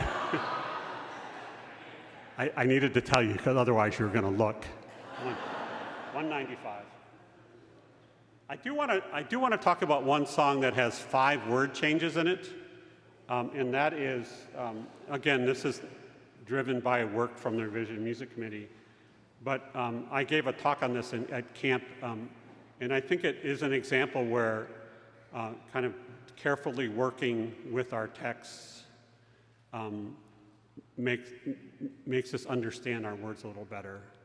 So this is Sacred Throne 569 on the bottom. It's a poem by John Kent from his original gospel hymns. And the third verse is sort of famously hard to understand in the 1991 book. It says, the The sacred flood from Jesus' veins was free to make a way. What does that mean? Is it make a way? I mean, it's just very confusing the way it was.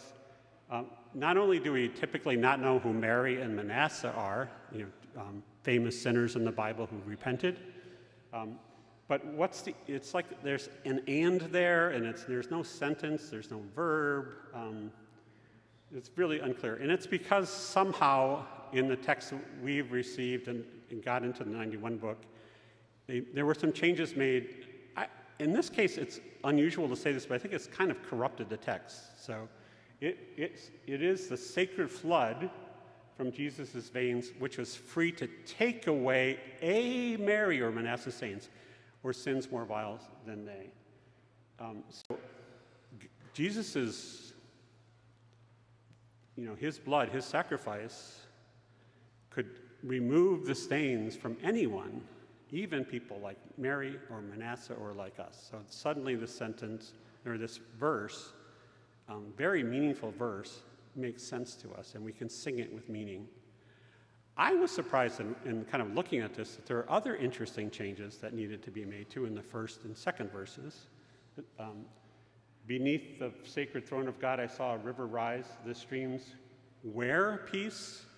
Well, it's in Kent's original, it's were peace and pardoning, and they're descending from the skies. And I love this image because it has this image of the sacred throne has this river rising beneath it. And it's flowing down, it's descending. And what's descending is the peace and pardoning blood of Jesus. So suddenly with these changes, it's a lot clearer what's going on. And there's another sort of grammatical correction in the second verse, where in the 1991 verse it says the ocean is wafting salvation, which means carrying salvation to man, his traitors and his foes. But his traitors and his foes, that's plural, but man is singular. And it really is a weird change that was made. It's men in John Kent's original. And so now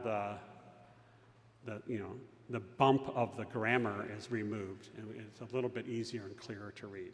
So I'm very pleased with this change, these changes to this song. Sorry?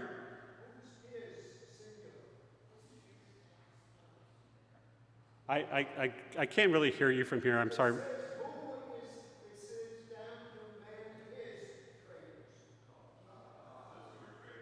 Oh, his is the traitors of God and God's foes, right? So that God's love is flowing even to his traitors and his foes, which is humanity as a whole. Yes, thank you. I also just want to note that Robert Vaughn and Chris Brown have been kind of noticing this for some time, and I'm glad that we could see these changes come to fruition. Okay, I've been talking a lot about the things I've worked on. I asked my fellow editors, like, what else should I talk about? And I'm going to tell you what they said. One was, let me read it. We have deeper than expected conversations that punctuation inspires. Hello, fellow nerds. We weren't making corrections, but interpretations made more complex by changing uses of punctuation, since most of the texts were first written. So again, as we saw in the Cambridge example, the change of colon to a semicolon in the history of punctuation, but also that comma, which was introduced in the 91 edition, kind of changed the meaning or took away the meaning. And so interpreting and say, well, what could this actually mean? Oh, it is something about asking about our contrite hearts.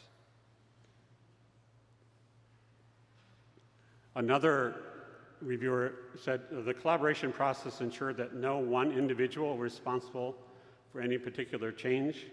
We really did, I think, lean into a decision-making process that emphasized consensus. Unlike the revision music committee, we didn't always agree. But we had a backup, which was, we knew we were listening to each other. Even when it wasn't my preferred reading, this reviewer said that made it in, I felt confident that the best arguments had been made around, been made all around, and there was a solid rationale for the selected choice. So as I said, Jesse would eventually call the question, and I'm going to give an example of one of the controversial ones, which is a little bit scary, because you might not agree with what we did.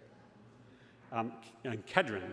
So first verse of Kedron 42 on the bottom. The 91 edition says, "Thou man of grief, comma, remember me, comma, who never canst thyself forget. Thy last expiring agony, comma, thy fainting pangs and bloody sweat." And this raises some questions. Who or what is never being forgotten, and by whom? Is it the man of grief never forgetting himself? Is it the man of grief never forgetting his own agony? Is it the speaker, the poet, never forgetting the man of grief and his agony? It's a little bit unclear the way the punctuation is. It's not a little bit unclear. I think it's very unclear. We had a month-long discussion about this. It involved reviewing early printings of Charles Wesley's poem, which, by the way, has man of griefs, not man of grief. That is an example where, we're not just trying to put things back the way they were. We're singing the songs we have. We reviewed various text changes over the centuries of this text, both within the Sacred Harp world, but also in the Christian harmony. We did grammatical analysis, and I guess I'd even say a little bit of theological analysis, and finally a decision by Jesse. And so after this month-long discussion, what did we do? We removed a period.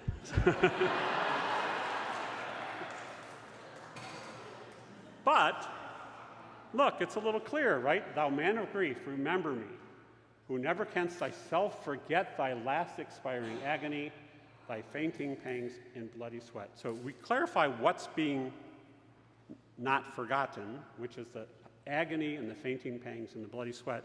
And I think it still remains open who is not doing the forgetting. Is it the man of grief or whatever? I think I'd be glad to talk about things afterwards, if you don't mind. So, as I said, this might be controversial.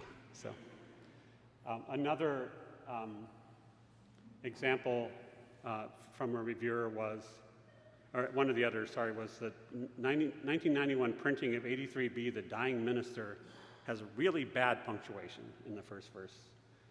The comma at the end of the first line changes the sense of the text from the time when I must faint and die is swiftly rolling on to when I must faint and die, the time is swiftly rolling on, which kind of doesn't make sense. So let's actually look at this, the difference here. The 91 edition, the time is swiftly rolling on, comma, when I must faint and die, semicolon, my body to the dust return, comma, and their forgotten lie. But look what happens when we remove the comma. From the first line, we have a comma in the second line instead. The time is swiftly rolling on when I must faint and die, my body to the dust return, and their forgotten lie. So the time is swiftly rolling on. Time is coming, and three things are going to happen. I'm going to faint and die. My body's going to go to the dust, and it's going to lie there forgotten. Like, that makes sense. That's the sense of this poem. So again, if you kind of look at the 91, there's a bump there. You can understand that's what it's saying. Like, it's not like you can't understand it, but with this change, it really brings out the meaning.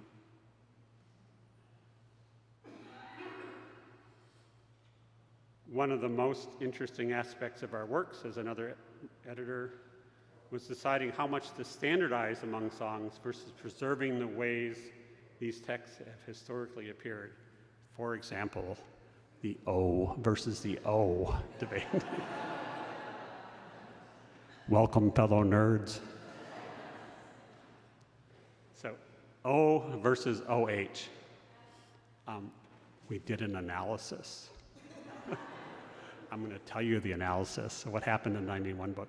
So one way O is used, both O and OH, is as an exclamation. So you say, "Oh, for 1,000 tongues to sing," or "Oh, glory, hallelujah." And it turns out about half the time in the 91 book, that's O, and about half the time it's OH, comma. There's a second way O is used, and that is as a vocative. And a vocative is when I'm talking to you. Okay, so if I'm talking to you, I'm using the vocative, but we don't really have this in English, so, but it's, anyway. And I'm addressing you. So if my wife is here, I could say, "Oh, Bess." This is a vocative to my wife. Or if Death were here, I could say, "Oh, Death." Or, "Oh, Lord, remember me. Mercy, O thou Son of David." So I'm addressing, I'm naming the person to whom I'm speaking. So the vocative plus the addressee happens a fair amount in our book. And every time in the 91 book, it's an O. Just as, the letter O, no OH. But there's this other squishy thing, which is a vocative, and just sort of expressing some kind of hope or wish. And for example, "Oh, receive it, congregation," or the people I'm singing to, or "Praise the mount, oh, fix me on it, God," but I'm not mentioning God's name. "Oh, revive us, Holy Spirit," but I'm not mentioning the Spirit's name. And it turns out about 2/3 of the time it follows the vocative pattern, just the O, and 1/3 of the time it goes the OH. So that's the data. That's what happens in the 91 book. What do we want to do? Do we want to make all the vocatives O? Do we want, and all the exclamations OH? That was my original thought. I'm big on consistency. But what the style guidance we ended up with was, well, that certainly makes sense in the vocative with addressee because it's always O, of course. But half and half exclamations, why do we really need to have just one way to have an exclamation? Let's pay attention to how the text came to us. Let's make as few changes that are necessary. "Oh, 4,000 tongues to sing" shows up, is it 4 or 5 times in our book, the 2025 book?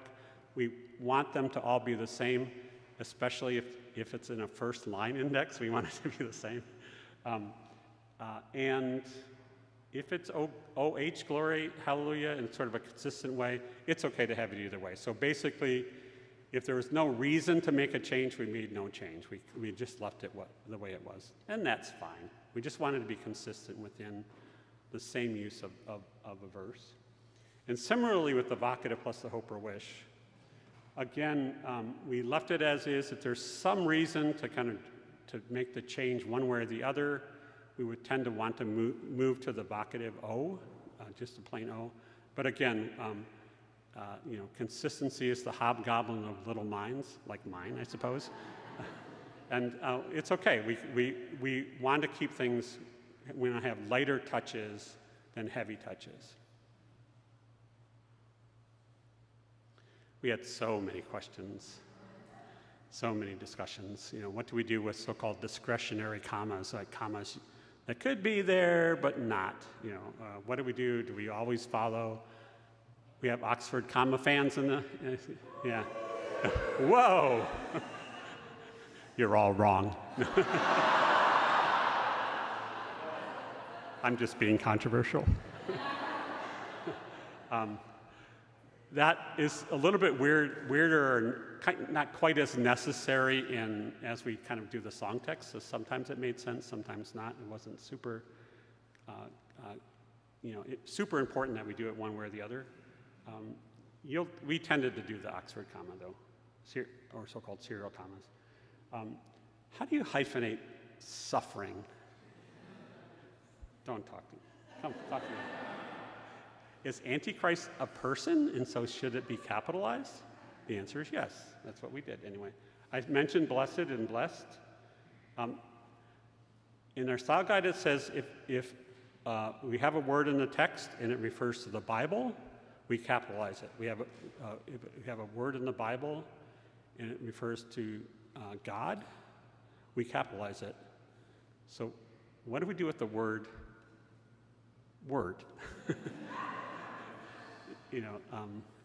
Sometimes it's really clear that it's the Bible, and sometimes it's really clear that it's Jesus, and we capitalize it. But sometimes it's not so clear whether this word of God or this word from God is a word from God rather than And so we, again, we had to have these discussions, even sort of kind of theological discussions about whether, what is the reference to this thing? And we already did moldering, so again, I apologize to the UK people. So in review, we want these songs to bring you great joy, sadness, sorrow, delight, whatever moves you. And we really tried hard to remove obstacles from that. It was quite a privilege to be able to work on this, to kind of pay attention to these words really carefully. And I hope this gives you a little bit of an insight into the work we did. I have a couple more things to say. Special announcement. Remember I told you about the gift? Fossilaw.org has been redone. That was Chris Thorman's work, and he used our new text. So there is now the 2025 text is available online. Not only that, if you want to use and work with the text from the 2025 edition or the 1991 edition, I said we have these like clean versions of the 1991 edition. They're now available on the Sacred Harp Publishing Company's GitHub page with a fairly open license. So it's available to you. So that's really nerdy if you get excited about that. But the website is great. It's already live. You can go to it, and it's looking quite good, I think. Chris, are you here? Let's do 3 cheers for Chris. Hip, hip, hooray! Hip, hip, hooray! Hip, hip, hooray! Because that site has been up for a long time and has provided a lot of value, and so I'm really grateful for the updates as well. Okay, my final thoughts. We made some mistakes. I don't know what they are, otherwise we wouldn't have made them. Is it 1 in 100 lines? I don't know. Forgive us. Be nice to us. On a scale from 1 to 10, how grateful I am, I was very grateful to work on this. And I want to talk about one complaint I have about the 2025 book. And David previewed this earlier, like, why don't we have a picture like this? Don't you really wish that you had a picture of the Revision Music Committee that looked like this?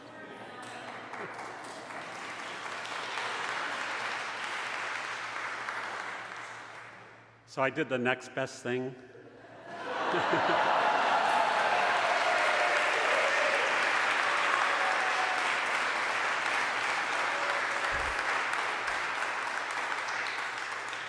This is the Revision Music Committee. I'm sorry, the text preparation team, not the Revision Music Committee. So Jesse, our lead, who was really great, and let me just read the names: Dr. Robert T. Kelly, Eric Schwab, Dr. Melinda Snow, the Reverend Jenna Stryzik, Becky C. Wright, Dr. Thomas Ward, Micah John Walter, and myself were on the committee with special guests. Kudos to Finian, Titford Mock, and Dr. Rachel Wells Hall. So thank you for letting us work on this. We're grateful to have the opportunity to pay attention to these words on your behalf.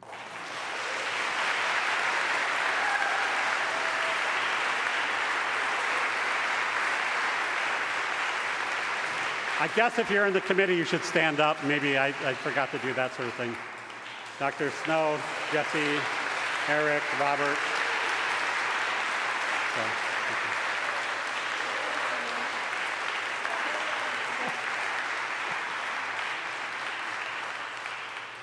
Lauren just showed me that there's such a thing that exists. So. At this time, David asked me, Jesse, did you want to say something? Oh, at this time, Jesse asked me to find somebody to pray for our lunch from this room. And so I've asked Jillian Inksetter if she would pray for us.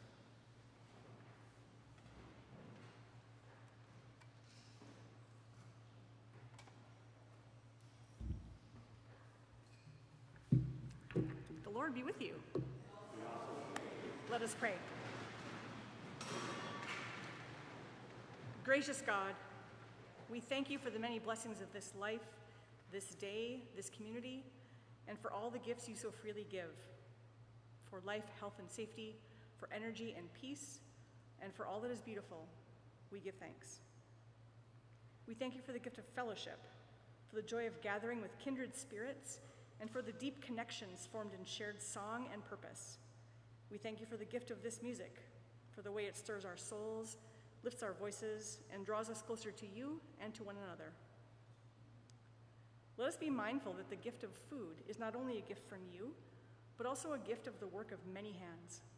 We are grateful for this opportunity to rest and be in fellowship. May this time together be a source of renewal and joy. We are blessed to receive these gifts, and we ask your guidance to live our lives in such a way that reflects humble gratitude. We ask that you bless this food to the nourishment of our bodies, and bless our bodies, minds, and hearts to your service, through song, through fellowship, and through love. In Jesus' name we pray. Amen. So I guess I have no idea what's happening for lunch. I don't really know what's happening for lunch, like what the logistics are. So maybe Jesse's going to say something. Jesse's going to say something. So lunch will be in Tisdale Hall. Tisdale Hall is the room where we've actually moved to the second track. If you go down the elevator or down one flight of stairs, it's opposite the chapel. And your food should be ready for you there. So be dismissed for lunch. And we'll be, we have an hour and 15 for lunch, so we'll be back at 1:15. That was wonderful. That was great. That was so fun. I love the energy. You know, I mean, it's like the energy about these. It's great. It's great. It's just great. Really made it wonderful.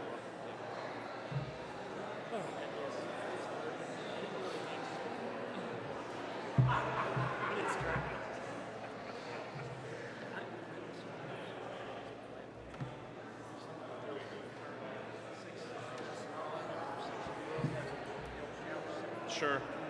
Happy to. Yeah, here. I'll use my pen. There you go. Yeah.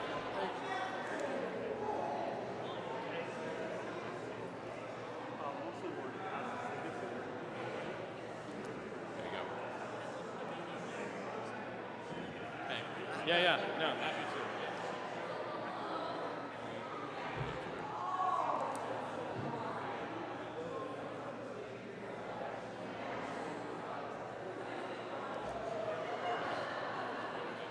Good. Yeah, it's been great.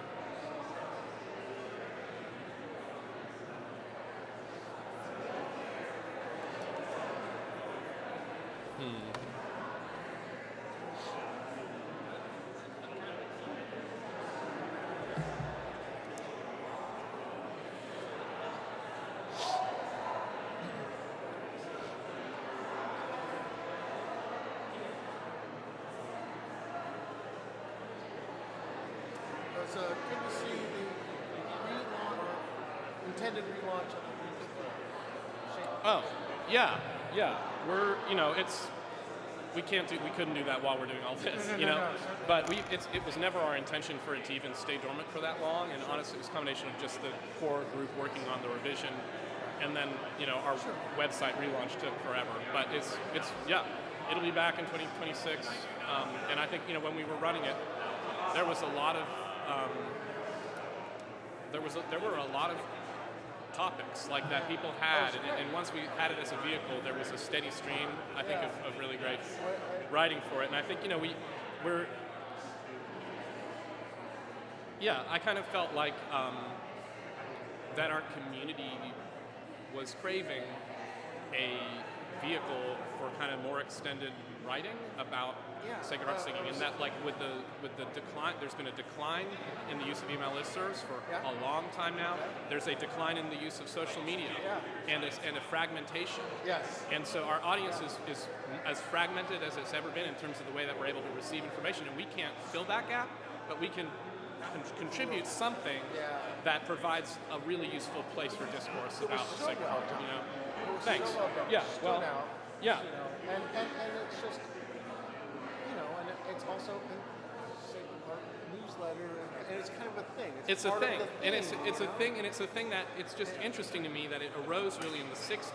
Yeah. You know, with there was this Harpeth Valley News. Okay, Yeah. And you know, and then the publishing company got in on it once. You know, it's like really like it was what the listserv replaced. Yeah. You know what I mean? Yeah. So there were Yeah. these regional news, which you've seen, I'm sure many of them, but you know, 7 or 8 or 9 or 10 of these regional newsletters. Yeah. And it's a different environment now, Yes. right? It's a totally different environment, so it will serve a different role and everything. It was really like the way that local communities got their news out, but it was also how, as the singing world expanded, it was how different communities kept in touch. They subscribed to each other's newsletters. So I just thought, you know, that's why we called it what we called it. But we also, like, you know, we weren't going to be the national newsletter. We were going to be the Sacred Harp Publishing Company newsletter. That's all we were. But, you know, honestly, you know, and if you look at the first issues, they're like 3-paragraph essays. Not too long before they're 4,000 words. No, I know. So that's Really why we're now Shape Notes and Yeah. calling it a journal, because it really is more of a long-form periodical. It's like what people were writing. There's a lot of You know, brains. so we'll have room for both of those sorts of things, That's and wonderful. it'll be fun. So, yeah, you know, I'm going to try to get some rest, and then we'll, you know, maybe like middle of 2026 we'll Nice. get going with that. Nice. Hey, David. Oh, yeah. I haven't said anything too bad, have I? No. Yeah. Thank you. Yeah. Thank you. Well, David,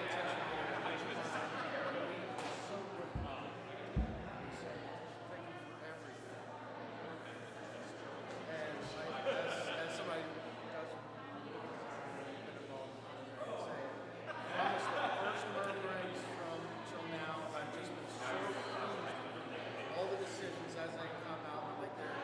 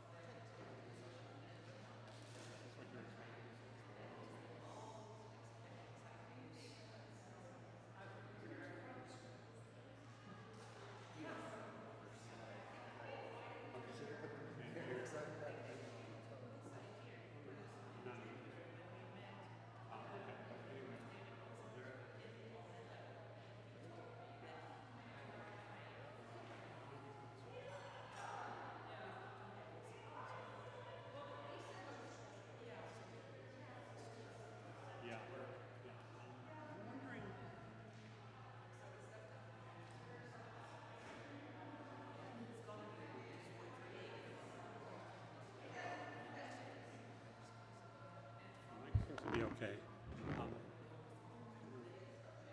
Mr. Camera guy? If this is like this, is that okay? That's so much better than it being. Okay. So maybe I think Jesse would want this.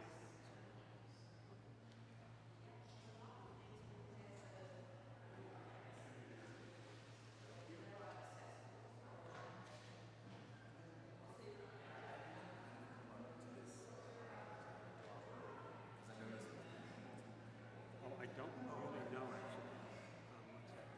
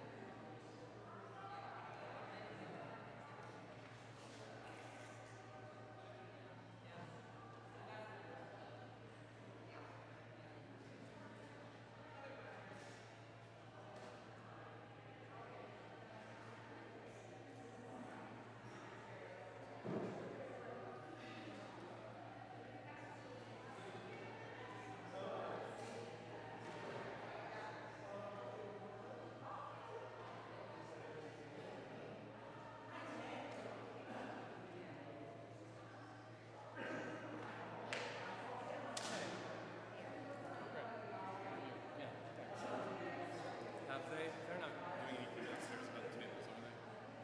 We just end them. I can't. No. I think we'll just do it. It doesn't matter when we move the tables. I see them there.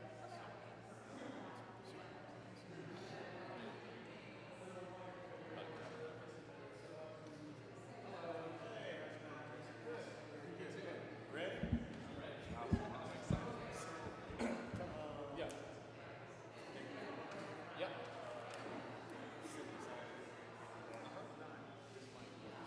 Oh, okay. All right. Okay. I can take this and you can take it. Okay, that's great to know. So in other words, I can use either one. Yeah. Okay. Thank you. I can help the table right now. We can have that. The only other thing I'm thinking about is that we ran out of coffee. And I wonder if we should send someone to get some coffee. No? Okay. All right. Thanks. People are adults, so they can They figure can out how to do get it. their own coffee. There's a dozen That's coffee fine. shops. Yep. Yeah. Okay. If they need coffee, that's their We problem. have coffee break on the schedule. Oh. You know? It could be tea, Arnold Palmer, lemonade. We have time. I feel like it's hard to do that usually. Yeah. It's hard for me to worry about. It's not hard for people to do that. How's it going? Well, Yeah. so this will be multiple, and you all are you going to pass the mic around or? So I think that it actually makes the most sense to speak from the other speaker is missing me.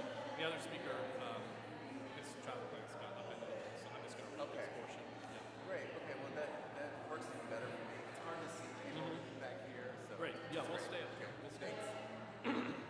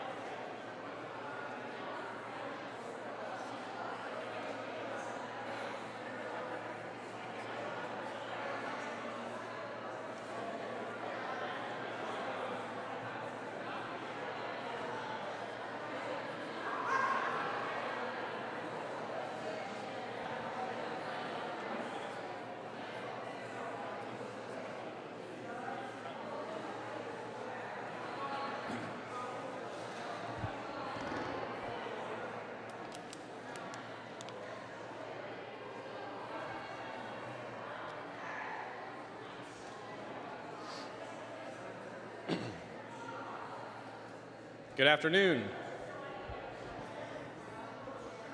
Let's get seated. We'll start in about 20 seconds.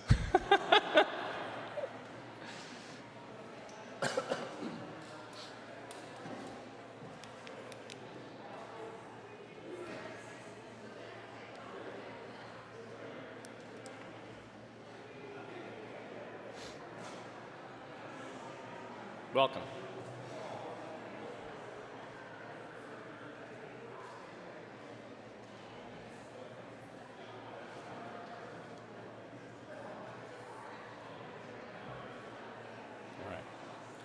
All right, good afternoon. My name is Jesse P. Carlsberg.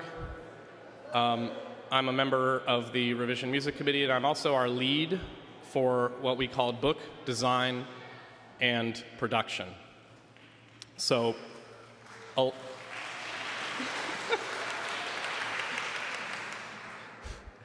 you all excited about book design and production? I think you are. I think you are. I think you're not just saying that. I'm excited. So alongside the Revision Music Committee's work, evaluating songs, making editorial decisions, a team that we called Book Design and Production helped the committee realize its vision. This was an effort by dozens of singers to ensure that the book's design was of the highest quality and to ensure that it met our needs as a singing community. This was a multi-year process. It was a commitment of thousands of hours of effort. It is a testament to the wide-ranging expertise of members of our singing community and of the care and dedication and love that so many of us have for Sacred Harp singing. We have never,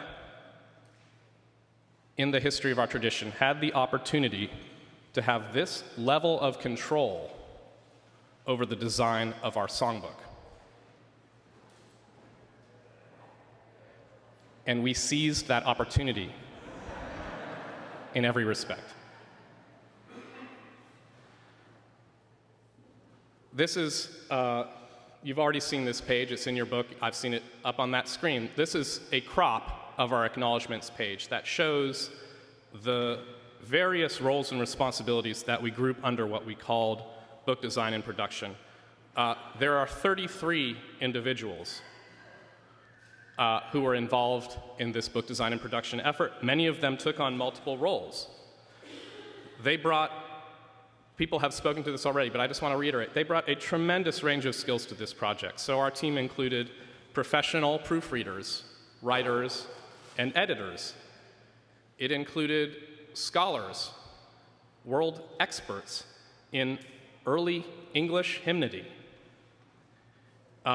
It included some of the most experienced music engravers of shape note music.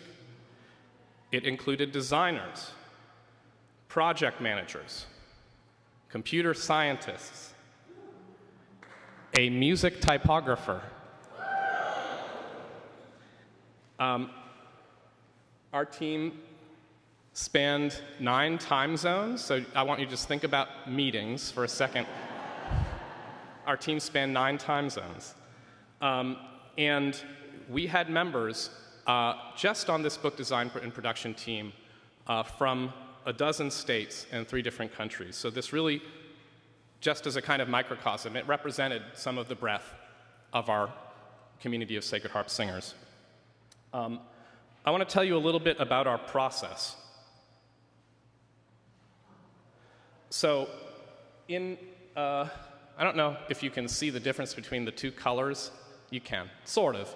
The top row is a nice cream color that looks kind of like your pages in the Sacred Harp. But anyway, that top row represents the kind of stages of book design and production work. So early on, we did a whole lot of planning. We had all kinds of planning activities. I'll talk about these stages in a little bit, but I'm just going to give you an overview to start.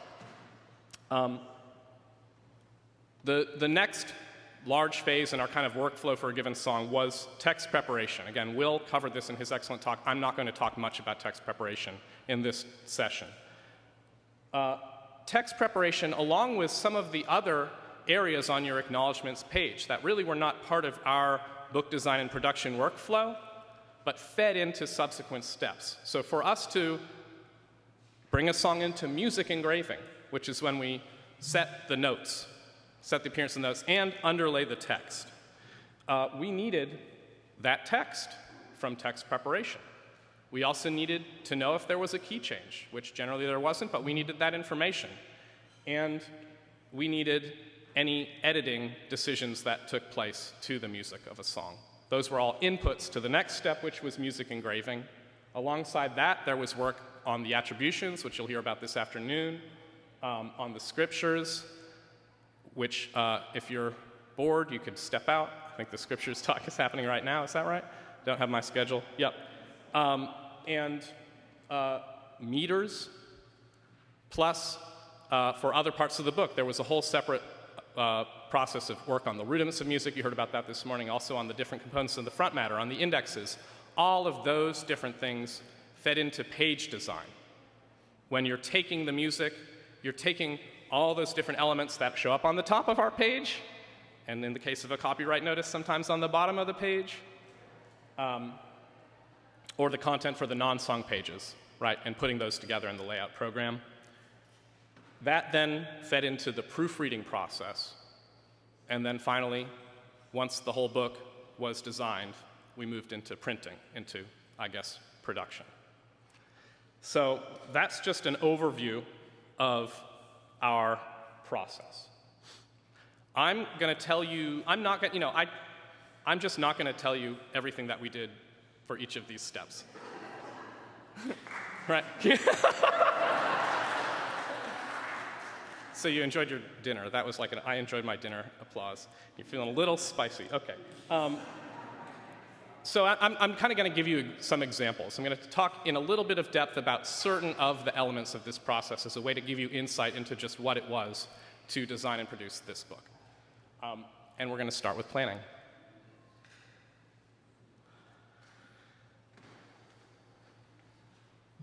So we undertook a number of different planning activities.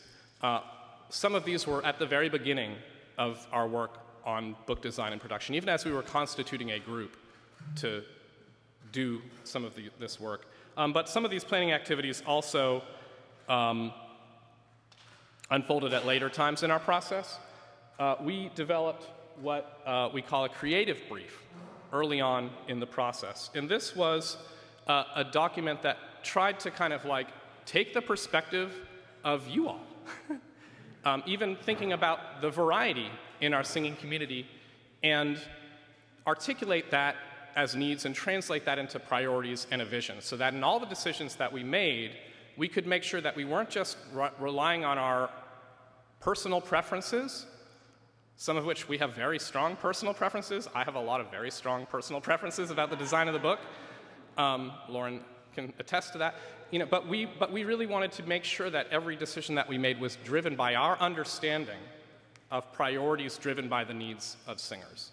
So in our creative brief, we emphasized a book that serves our current singing population, right? That meets the expectations and the needs, whatever those may be, right, of our current singing population.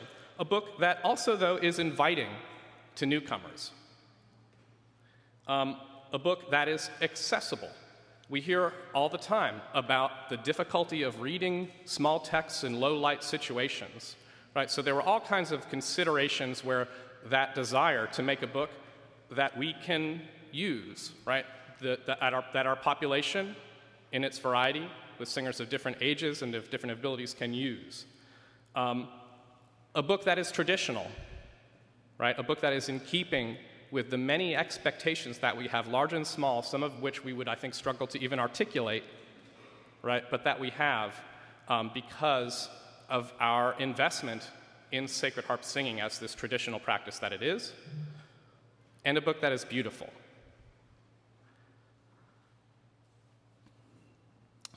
As a couple of people have mentioned, we developed a style guide.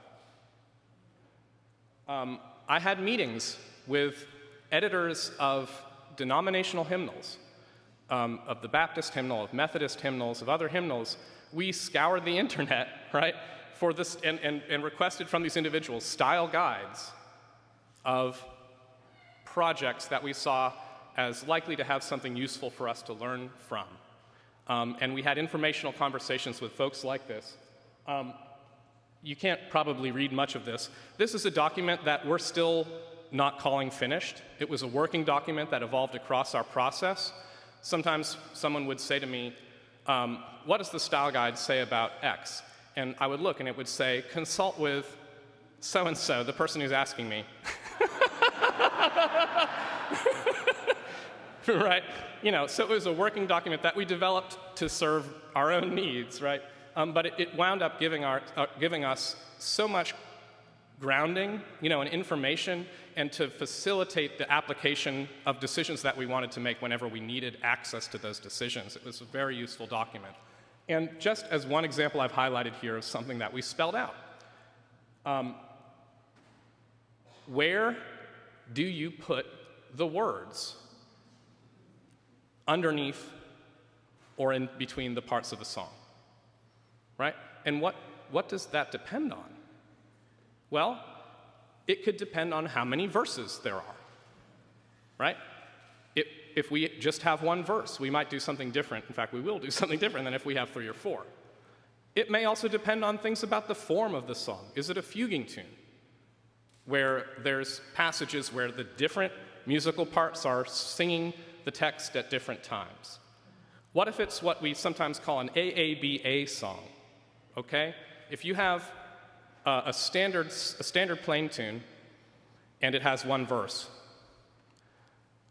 all you need is one line of text to cover that verse. If it's an AABA song, you actually need 3 lines of text, right? Because you have,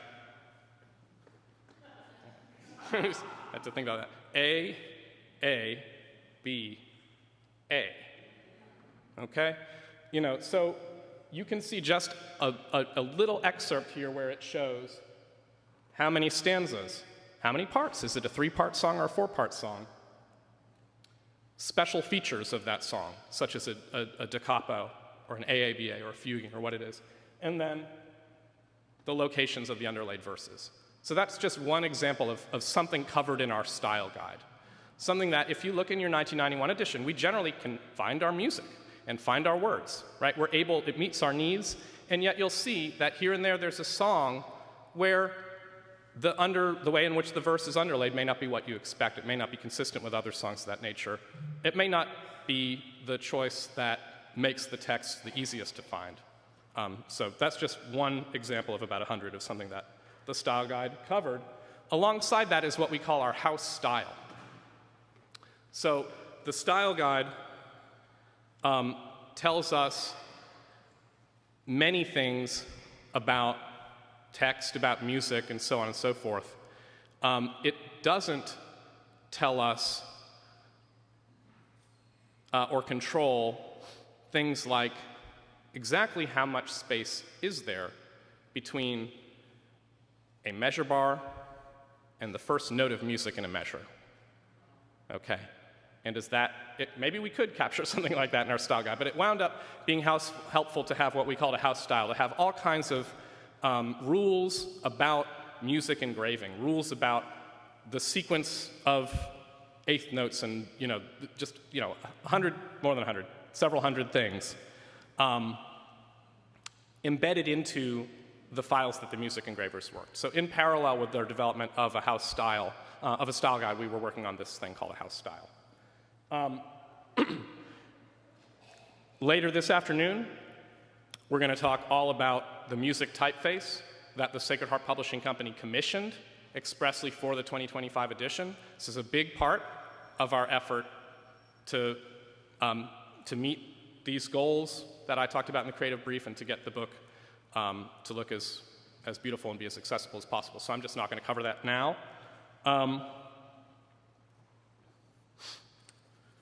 I do want to,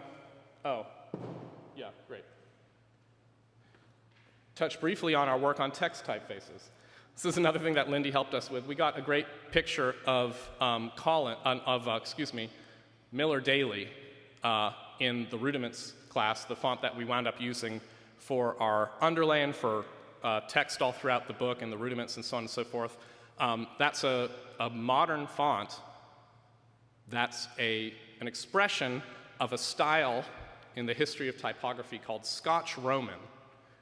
And the 19th century editions of the Sacred Harp, they used this Scotch Roman face. It was a very popular text face in American printing in the mid-19th century. So we were able to use a typeface that harkened back to our book's specific history. But as Lindy expressed, we used this style of it called Miller Daly, rooted in a part of this typeface family, but a style of it used for newspaper initially, so that it had this high X height that we heard about this morning, making it especially easy to read at small sizes. We also had to choose a display typeface, a typeface that we could use for the headings of songs, the headings in the rudiments, the headings of the essays. You see it on the cover of the book. And this is just, a picture of some of the work that our book design and production team reviewed, that Lindy did for us in considering a wide variety of typefaces,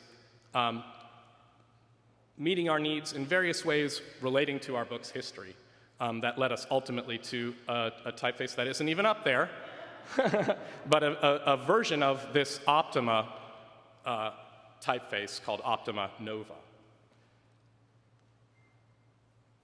Finally, one other piece of planning I'll tell you about. Will mentioned that when the text preparation group started, they worked with a set of sample texts. The music engravers did something similar.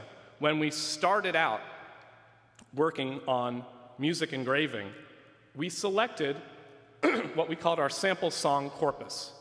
So we tried to come up with a set of songs that would help us answer, but even suss out the questions that we had to ask ourselves to make the music's design look the way we wanted it to look. So, just a few of the kinds of songs that we selected. A typical half-page plain tune. A song that is sparse vertically, but tight horizontally. Okay. A song with 4 or 5 verses in AAB format, where there's a repeat over the A section, doesn't come back.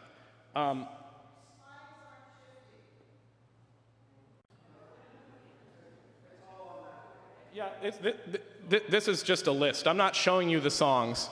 I'm just showing you the list. This is book design and production. We're just looking at spreadsheets and, it's not, this isn't, yeah, no. You'll get to look at some pictures soon, I promise. I'm literally just reading you from a spreadsheet. I'm reading at you from a spreadsheet. Yeah. I should have been telling you the numbers, at least, of the songs I'm mentioning. 144 was the song that had a whole lot of verses, but in AAB form. 178 was a song that we thought could be a candidate for condensing. We ultimately did condense that song from a full page to a half brace. So we wanted a song like that in our sample song corpus to test out the notion that that was something that we could do. And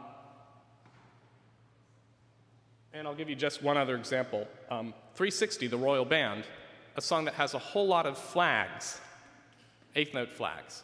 Okay? So in other words, coming up with a sample song corpus, a list of songs that if we engraved them, we would encounter almost all of the challenges, but also one where it wasn't just extremes, right? But it was also songs that were kind of typical or average, if you will. We didn't want to make decisions that were skewed to meet the unusual circumstances of a song or two at the expense of a decision that could look great on the 90% of songs in the middle.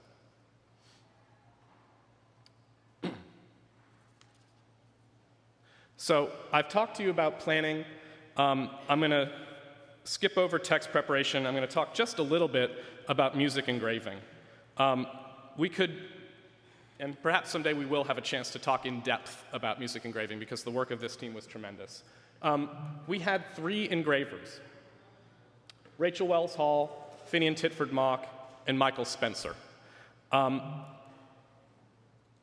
Like the text preparation process that Will told us about, we had an iterative review process for our work on music engraving.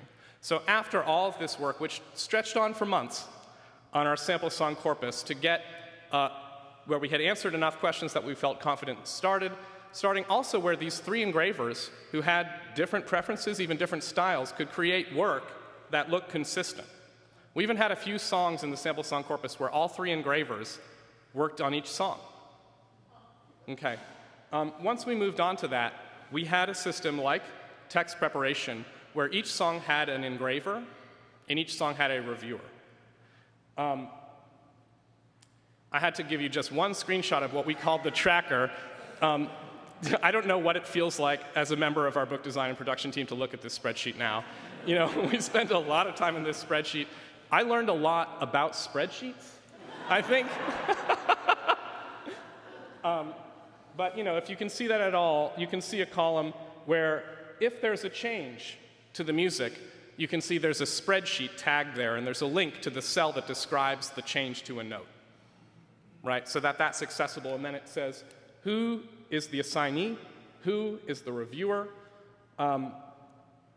does it need, we learned after a while that we needed a flag, needs JPK. Does it need, is there a discussion that's hinging on my input before it can proceed? And once there were 40 or 50, I think the highest it ever got up to was in the 80s. You know, I'd feel real good if I got it down to like, you know, so I keep going and just get it under, you know, out of the 40s and into the 30s, or out of the 30s and into the 20s. By the time I wake up, there's another 12, you know, on my list. But, you know, so we needed a flag. And then you can see the status. So, you know, for each song, it's not yet started, it's in progress, that first version is complete, the review is in progress, the review is finished, it's approved by me, and then later on, there's a revision needed or not, and it's finally complete. So we tracked this, and we had, at any time, it really helped us when we were talking about text preparation being a driver of our timeline, music engraving being a driver of our timeline, having these statuses, having the ability to see at a glance, what percentage of our songs are review complete or further in the process. It really helped us have some prediction. It helped us make decisions like whether to add more text preparation folks, as we used a similar tracking process for that. So I don't have, I just have one, I don't have great examples. I felt like Will had such great examples of what came from text preparation discussions, and I have like one entirely inconsequential example of what our music editing process, music engraving process looked like, which is that we used Google Documents. So we had these PDFs up there, and people would comment on them. So a song would be ready for review. The reviewer would come in. They would say, I'd rather have both of these stems down. And the engraver would look at that and say, oh yeah, you're right, or I don't know about that. Gather those pieces of feedback, make another version. Yeah, this is 38 on the top. So we're looking at winter. Yeah. And you know, why doesn't it have a title? Because it's still in music engraving. It's still in music engraving. It hasn't gotten to page design yet. It's just the music and the text, right? So this is what these songs looked like for most of the time we were working on them. Finn says, text could move a little left for one word, right? One word isn't quite underlaid in the way that our style guide suggests that it should be centered on the note that it's above, or that it's paired with. So, you know, another version. This is one of Mike's songs that we're looking at. Finally, it's past review. It's ready for my check. And I just happen to notice this one line, it looks like it's not exactly centered vertically between the two verses. Sure enough. Okay. That's better. You know, and those are just a handful, right? Those are just 4 of the states of this song. Some of our songs, we hit it on the first try. The reviewer takes a look, it's great. I take a look, it's great. Those were mostly in the second half, or the third of our process, right? Many of these earlier songs went through 8, 10, a dozen iterations on their way to the version that you see in the book. So we worked hard to find a common style. As I said, in our planning work, and then when we were even in the work of engraving songs, we were making decisions, hundreds of decisions, to get consistency from song to song.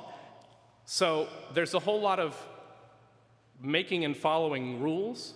At the same time, engraving music is a craft, and it's a practice that really shows the eye and the artistry of our engravers.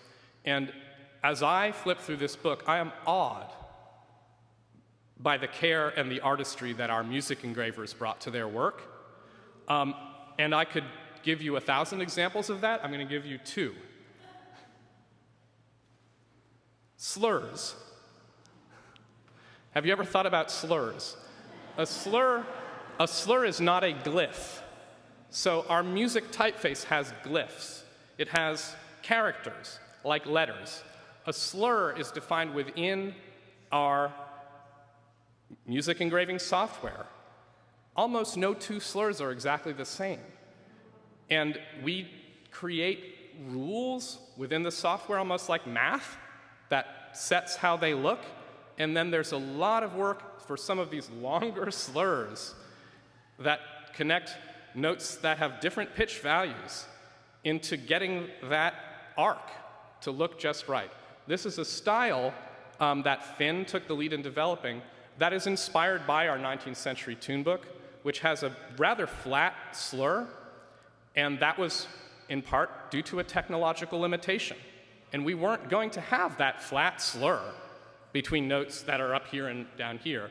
But we loved, as opposed to a long, smooth rainbow, we loved that kind of like largely flat-ish look. I think it's just beautiful. And on a song like Marlboro, you can really see not just the beauty of that rule, but the artistry of applying it in a specific case. And these engravers place that level of attention into every song. Another example is 8th note flags in tight songs. Okay? Who's heard of the term kerning? Okay, and when we what? Nerds. I love you.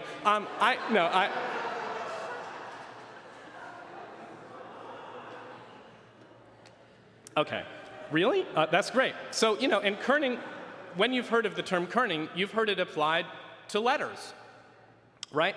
Having that capital T and then a lowercase letter right next to it, and it doesn't need to be all the way over here. It can be right in there.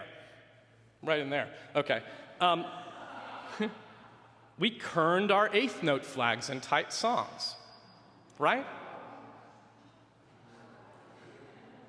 That's exactly the reaction I wanted.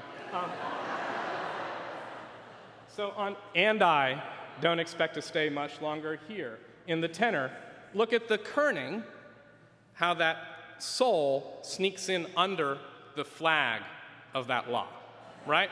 Ooh, that's some good music engraving, all right? Yeah. Awesome. So Charles Beata and Lindy Groening were our 2 designers who worked on the page layout process.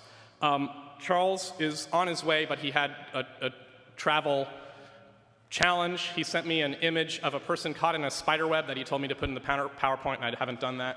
So you can just visualize that. And Charles sent me, I was going to ask Charles to speak for a little bit about page design, and so I'm going to read to you what he wrote.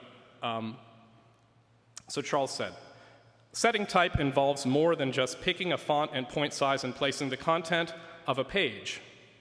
The default settings built into a typeface are not always appropriate for refined typesetting. Fortunately, Adobe InDesign, which is the program that we used, not for the underlay of texts, that was done in music engraving, but once we have that block to set all of the top matter, the title, the scripture, the attributions, and certainly for the front matter. We use this program, Adobe InDesign. Allows for a level of control over how type appears that you don't get in most other software. Below are some of the primary elements of typography that were considered. Do we say leading or leading? Leading. The vertical spacing between lines of type, because it's lead, right? Back in the day, literal lines of lead between the lines of type. Word spacing, the horizontal space between words across a block of text. Tracking, the horizontal space between glyphs across a block of text. Generally, all caps and small caps should be set with wider tracking to allow the glyphs room to breathe and to avoid collisions between glyphs, and these adjustments are reflected in the song titles. Kerning, all right, okay. The horizontal space between individual glyphs, in our case, the meters and initial pairs in the attributions, required extensive custom kerning.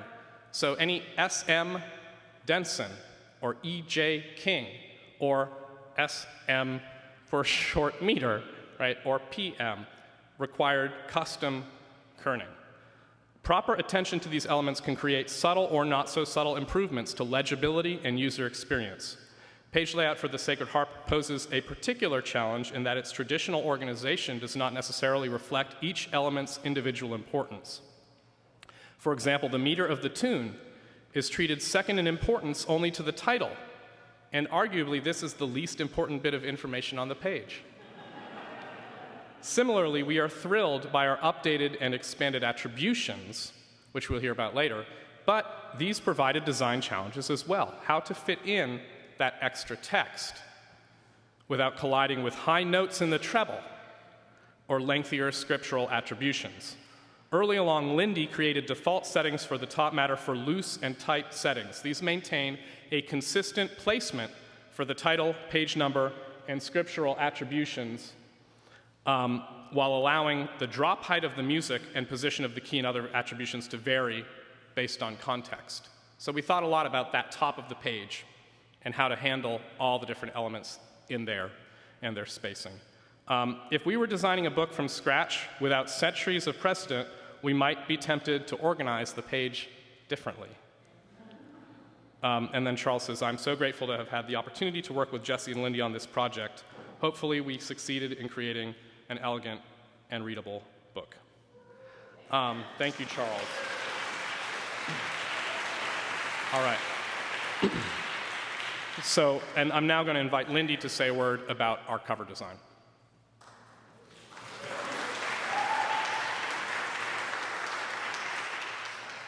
This is the cover. The whole. I'm going to talk about two things. One is the material that the cover is made from.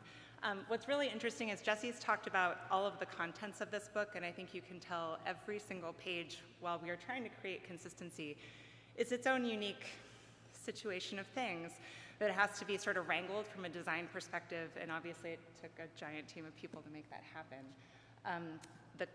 The book becomes an object when we put a cover on it, so it's sort of an interesting, it was just wild to see this book in person, I have to say, because it's been like this imaginary thing in my head forever, and now it's a physical thing that we all get to look at. And it's a thing that we all have a really special, close relationship with because it goes through all these singings with us. So it's a real honor to know that you all will have this book and be able to look at it and look at this cover, which is also a lot of pressure. But to get to the nitty gritty, this material, we got like a sample book, like 3 sample books from Sheridan. As David said, it's hard to make a book that's like this these days. And so we got a sample book of the few materials that we could find in the quantity that we needed that met these requirements. And we put them through a tension test. Like we smushed them up and got them all wet. And like David said, we put our books through a lot of sort of stress. And so if you feel this book, you will notice that it feels sturdy and it feels like it will resist the elements or maybe a little sweat because it was designed for that. I'll talk a little bit about color in that this same sampling of colors was what we had to choose from. So while you might have thought that this design exercise was an infinite amount of colors that you could choose from, it was in fact finite. And we obviously did the exercise of wanting this book to be distinguished from other singing books and from the '91 revision. but also to make it feel at home for you all as you look at it. It should feel hopefully familiar, even if you never saw it before, and hopefully we were successful with that choice.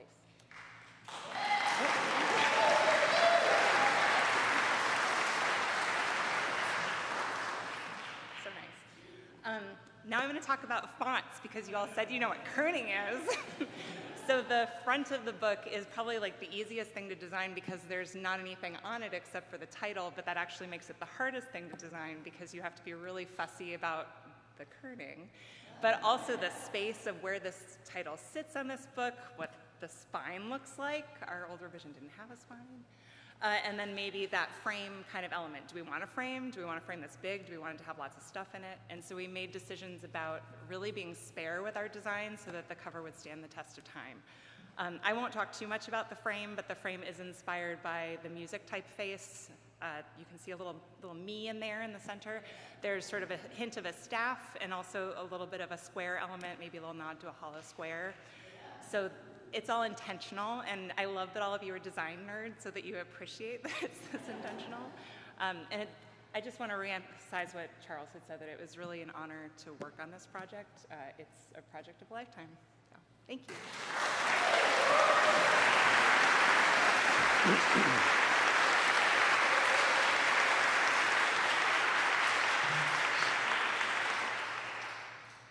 Thank you, Lindy.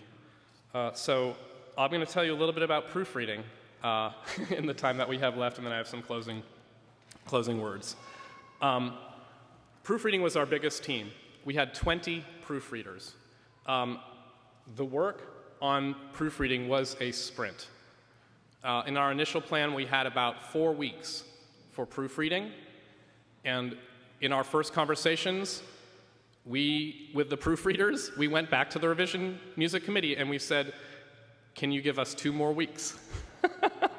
Okay, and we did. We ultimately extended that out. We had enough confidence in our printer's ability to meet our schedule that we expanded it to 6 weeks. 6 weeks is not a lot of time, so this was a sprint. The other thing after that initial meeting that I did was was about double the number of proofreaders. Okay. And even though this was a sprint, it was a fine-grained, a thorough, and I'm going to say even a tedious process. We split our proofreading into 3 rounds, where the first round was easily the most intensive. For that first round, we divided proofreaders into 4 categories that proofread different elements of the page. We wanted people, when they were proofreading, to be able to focus on certain elements and ignore the rest so that they would catch the errors in those elements. And so we called those 4 elements top matter, text, music, and design. Oh well, I haven't given you. So I just want to show you, we have these instructions which we have to firm them up a little bit, but we would love to share these instructions because we developed them, we found them to be helpful for ourselves, and if other folks would be interested in, having access to something like this, I think we'd love to make them public. But we had instructions and a checklist for each of these sets of tasks. And so top matter meant, we have this sheet that draws on all of the different work that went into keys, all the different work that went into meters, all the different work that went into attributions, and just gives it in one cell per element, per song, first to the page designers, then to the proofreaders, to check what's on the page against that. In certain cases, to check against other things. For the scripture citations, for example, not just checking that it matches what's in the top matter, but that the book abbreviation is correct according to our style guide, and that the scripture matches the text of the King James Version, right, for that verse, right? So in each case, it wasn't just about checking that because you can make a copy-paste error. There's all kinds of ways in which errors can creep in, checking those, but also sometimes checking the fidelity beneath that.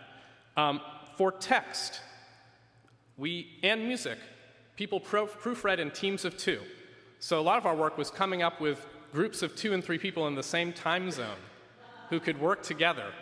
Some folks met up in person, sometimes they met up on Zoom, and you would often have one person reading aloud the text and naming the punctuation as they did so, while another person checks against a source to compare it to, right? We had that as a best practice that we learned from other folks. We had to be creative in thinking of our best practices for music typesetting, in particular for shape note music proofreading, where the shape has to be correct, right? The duration has to be correct. The position on the staff line has to be correct. And there's all these other glyphs and figures. So we experimented with reading aloud, with singing aloud, with scanning with your eye. And we gave even the teams some leeway to find what worked best for them. And then design had to do with checking the spreads, checking for any errors, but also we worked so much on a page in isolation. In our book, we encounter openings. And it was actually really important to see how those 2 pages work together. So there was that round 1 of proofreading. There was a second round that was more of a holistic check. This was also an opportunity for us to open up our work as a book design and production team to the Revision Music Committee, to the Sacred Harp Publishing Company Board of Directors, and we had folks volunteer from those teams, including David, who had eyes on every page to check our work. And then finally, a third round that was focused especially on, did we implement the changes as intended? You can introduce errors when you're trying to correct errors, right? Okay. So I'm going to say a word about future plans. We're not done. You have your book. So we're done, right? We're not done. You know, it's been our goal from the beginning. People have been asking about this quite a bit, to have a digital edition of the book. And we will. It's going to take a little while, but we've already done a lot of the preliminary work that will make that possible. There's still some more to do there. Work is already underway to create editions of the text as well as of the music and text together for use in Braille readers. And we've had conversations with a number of singers. I want to single out Peter Raymer, who's a singer in Australia, and Tristan Gordon in Texas, who've been helping us work on that, and we hope to have that available very soon. You know, and we're going to ideally be printing this book repeatedly as singers continue to want copies for years and decades to come, and that will be work. We lost track of our digital files pretty early on after the 1991 edition. The programs used to engrave the 1991 edition, those were early music typesetting programs. At a certain point, the book had to be scanned in order for us to continue to print it. We will not ever be done maintaining our ability to print our book. So we'll have to maintain these files, right? And so that is work, and coming up with our systems and our people and how we'll do that is work that we have yet to do. Will showed you the frontispiece, and David also showed you the frontispiece from the James book, from the 1911 edition. One of my favorite pages from the James book is what James called a summary statement, which is a list of statistics of dubious reliability from the 1911 original Sacred Harp, including total number of words or parts of words, which I think is an acknowledgement of the challenge of hyphenation. Not entirely sure. Anyway, so here's your very abbreviated summary statement. David said that we had 43 Revision Music Committee meetings. I was able to document yesterday 87 book design and production meetings. That includes 23 of the kind of core initial book design and production team of 7, 23 solely on page layout with Lindy and Charles and me, 15 for text preparation. Jeff and I think that we met at least 12 times to talk about the music typeface, 6 with printing personnel, 5 with the proofreading team. You can only fit so many meetings into 6 weeks, right? And at least 4 info gathering meetings. Once we finished a whole lot of early preparatory work of preparing kind of base level files to import into music editing, which was by itself an incredibly arduous set of tasks that Rachel Hall took the lead on. After all of that, when we got into that core work of engraving and review, we produced 6,140 music engraving files. And those are your drafts, your iterative drafts of songs. Cheating a little bit because there's a Sibelius file and a PDF most of the time. So maybe you can divide that in half. We know we have 590 songs on 592 pages with 550 song pages and then these other pages of index, rudiment, and front matter material. So that's one summary statement.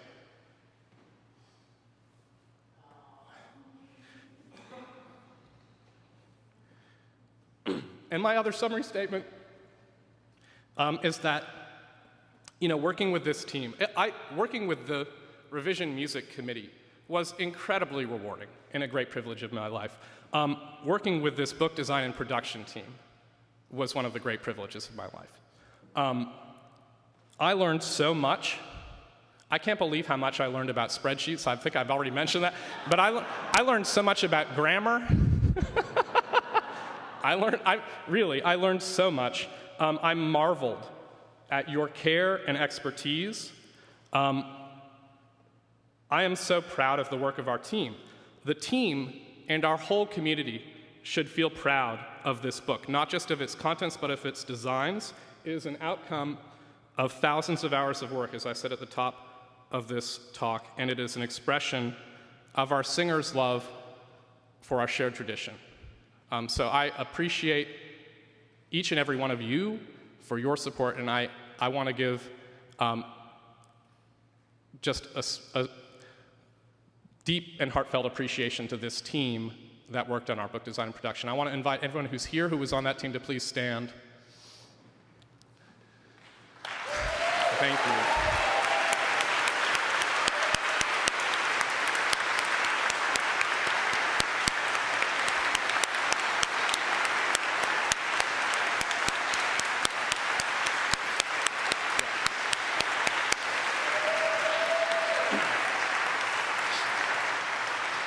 Thank you. All right, let's be dismissed for 15 minutes. Take care.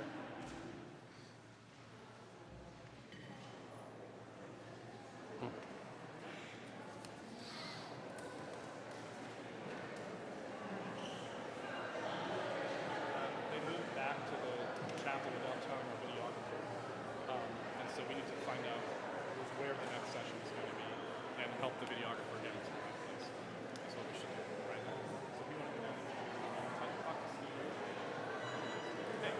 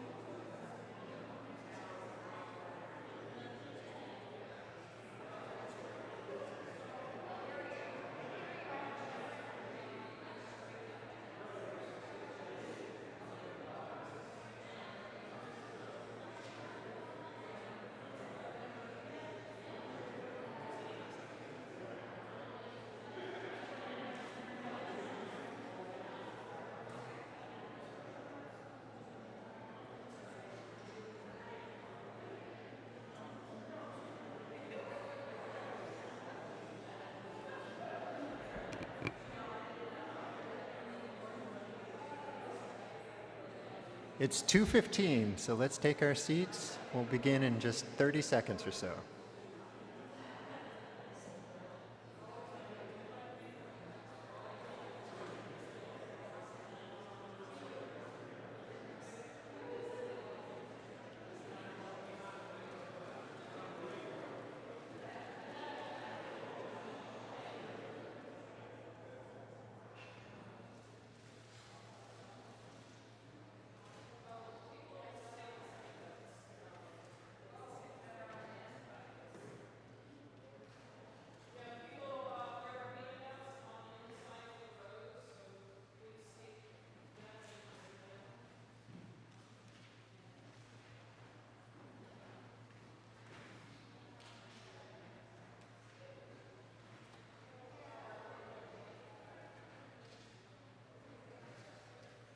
While you're getting the handouts arranged, I'll introduce myself. I'm Robert Kelly, and this is Rachel Hall. We were charged with preparing the text attributions and the music attributions for the new Sacred Harp edition.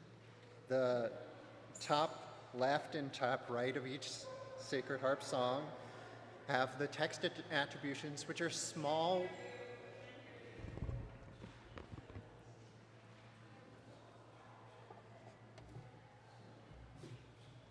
The text attributions are a small window into the stories behind the people who made the music we love to sing. The name and date on the left tells you where the text came from, and on the right tells you where the music came from. Rachel was responsible for the music attributions, and I was responsible for the text attributions. But in many instances, we worked together on to hash out a solution, or one of us ended up finding an original source for an attribution that the other was responsible for. We wouldn't have been able to do it all if the 1991 book, Attributions, hadn't already been pretty well researched by Warren Steele and others. And of course, our starting point was the work that Warren Steele did with Dick Hewlin in the 2010 Makers of the Sacred Harp book. They updated and documented all of the 1991 book Attributions to complete the picture so that we could actually find the sources where they came from.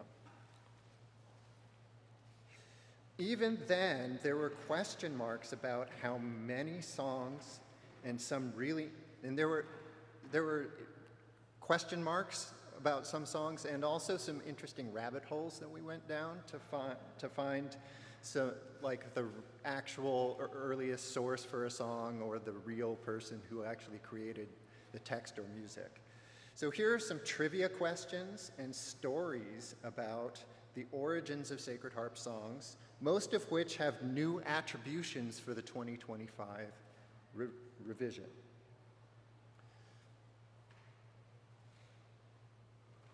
So your first trivia question is, which song has the oldest text in the book?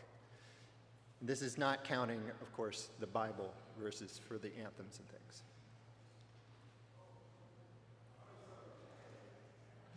So this is a big enough group, we can't probably have you do some sort of game show thing. So it's actually a little bit of a trick question. Technically, the oldest song in the book is 291 Majesty. 1561 was the origin of that text.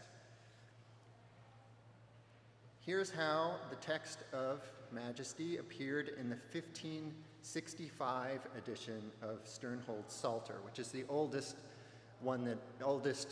copy of that book, version of that book that's been digitized and put online. We know that this psalm paraphrase wasn't written by someone else because of the initials TS to the right of the title. The text to 235, Long Sought Home, has its origins in a Latin poem from the 11th century. But the version in the Sacred Harp is an English poem loosely based on that Latin text rather than a translation. And it dates from the 1590s with significant changes and additions made in the 1790s. So that's why you could argue that that's an older text, but technically it's 291. Here's your second trivia question. The research for the text of what song resulted in the addition of an important historical hymnal to archive.org online? So it might not be the most obscure text or something in there. It's actually Minister's Farewell. Makers of the Sacred Harp had the first publication of this text as in Joshua Smith's Divine Hymns, 8th edition, 1797, as modified in the Baltimore collection in 1803. But I found a reference online to this text also appearing in the Broadus and Broadus collection of sacred ballads in 1790. But there were no digitized versions of this hymnal online that I could use to confirm this attribution. So I made an interlibrary loan request. Libraries with original copies of an antique book like this would probably not let the book outside their doors, but the library listed on WorldCat actually only had a photocopy of the book, which they scanned and emailed to me. The index was missing from their copy, so I had to scan through the whole book to see if this text was in it. And I found it. So the version that now appears on archive.org of the Broadus and Broadus collection of sacred ballads is a scan of a photocopy of that original book. Here's your next trivia question. Which authors and or composers have had their name consistently misspelled from when their song was first published until now in the 2025 revision?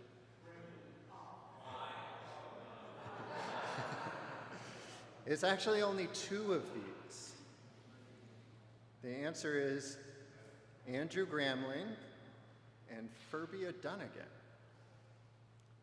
Andrew Gramling is the composer of 204 Mission, and Furbia Dunnigan is the author of 169, God's Helping Hand, which is new in the 2025 edition.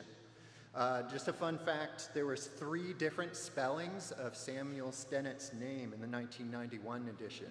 2 of them were typos, so I didn't count him here. So here is Andrew Gramling's song, first printed in the Southern Harmony, and is printed in the new edition of the Sacred Harp. It's probably too small to read the difference in spelling, but it might be a little hard to see his name on his tombstone here, but it gives the spelling that we went with. And his parents were immigrants from Germany, and they came over to South Carolina and settled in the Orangeburg area before moving to Spartanburg, where he worked with William Walker. And their name, before it was anglicized, was originally Gromleish.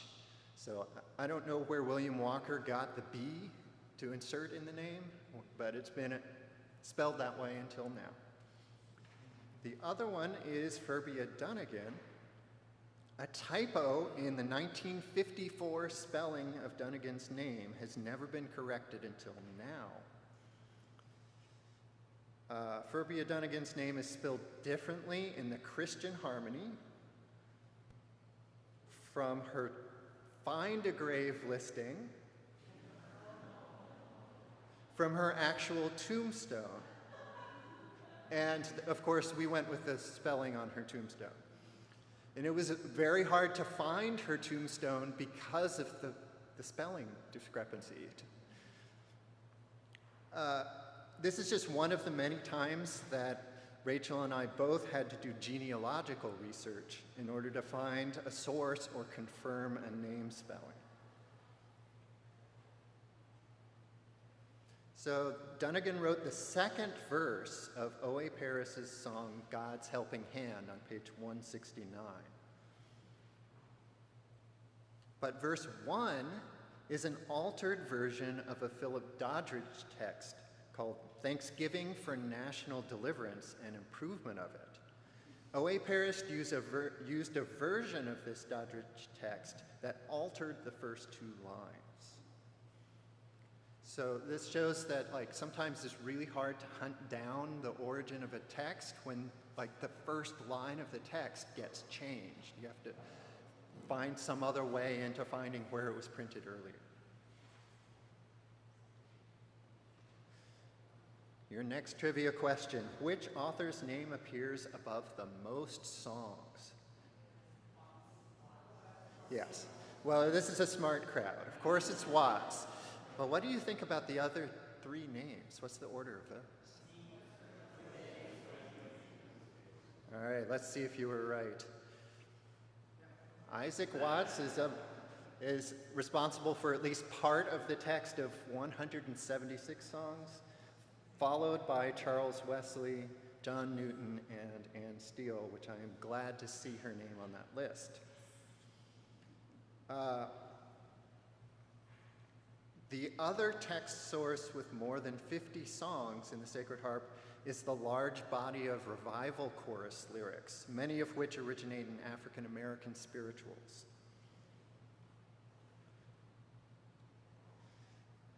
Your next question: which songs still have their 1991 book text attribution despite updates being made in Makers of the Sacred Harp? Just a few cases where we found problems in the updates that makers made to the 1991 attributions. You might be surprised about the answer to this one. It's all but one of those.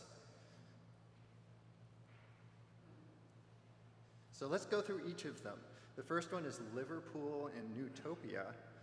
The errata page for Makers of the Sacred Harp has the 1803 selection of hymns and spiritual songs as containing this text, but I went through the whole hymnal and couldn't find it in there. So the text attribution is the same in both the 1991 and 2025 editions. In the case of 45 on the bottom, the 1991 book had Thomas Cleland as the text author, but Makers of the Sacred Harp dropped Cleland's name and just listed the poem's first printing in Mead's General Selection 1807. But when Cleland published his evangelical hymns in 1828, he included this text and put his own name on it. So we put Cleland back into the attribution in the new revision with that 1807 date of its first publication in Mead's General Selection.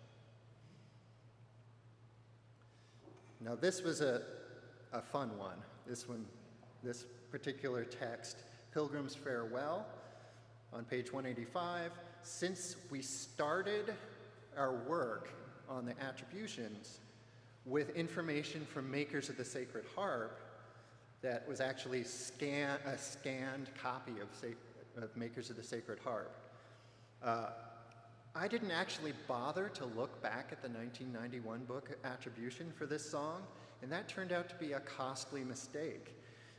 Makers had that the original publication of Jacob French's setting of this text was the earliest printing of the text.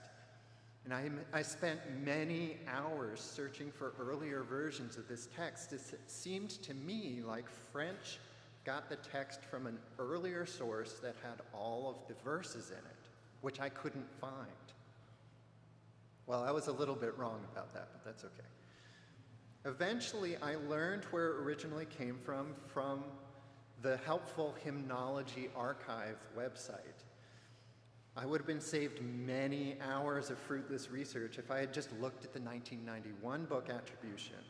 I never found the earlier source myself because of the alterations made to the original 1664 Samuel Crossman text, where Samuel Crossman had "Farewell, poor world, I must be gone," And Jacob's French's version has farewell, my friends, I must be gone. And that's the version we have in the Sacred Harp.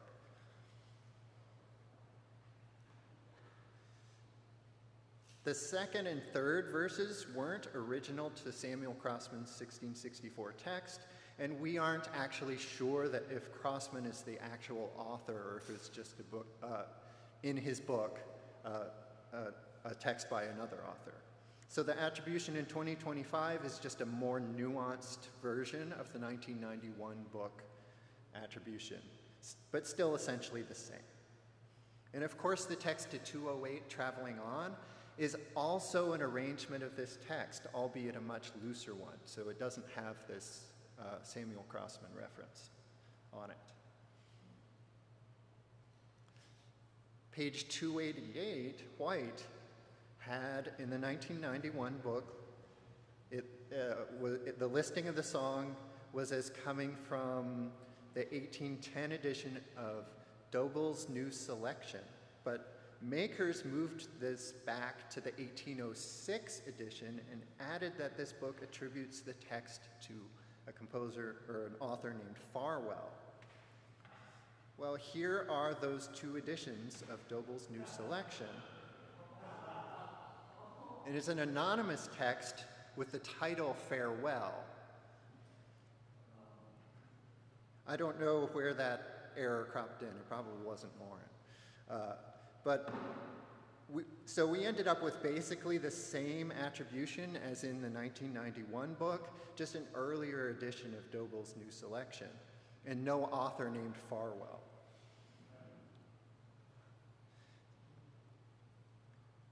Your next trivia question.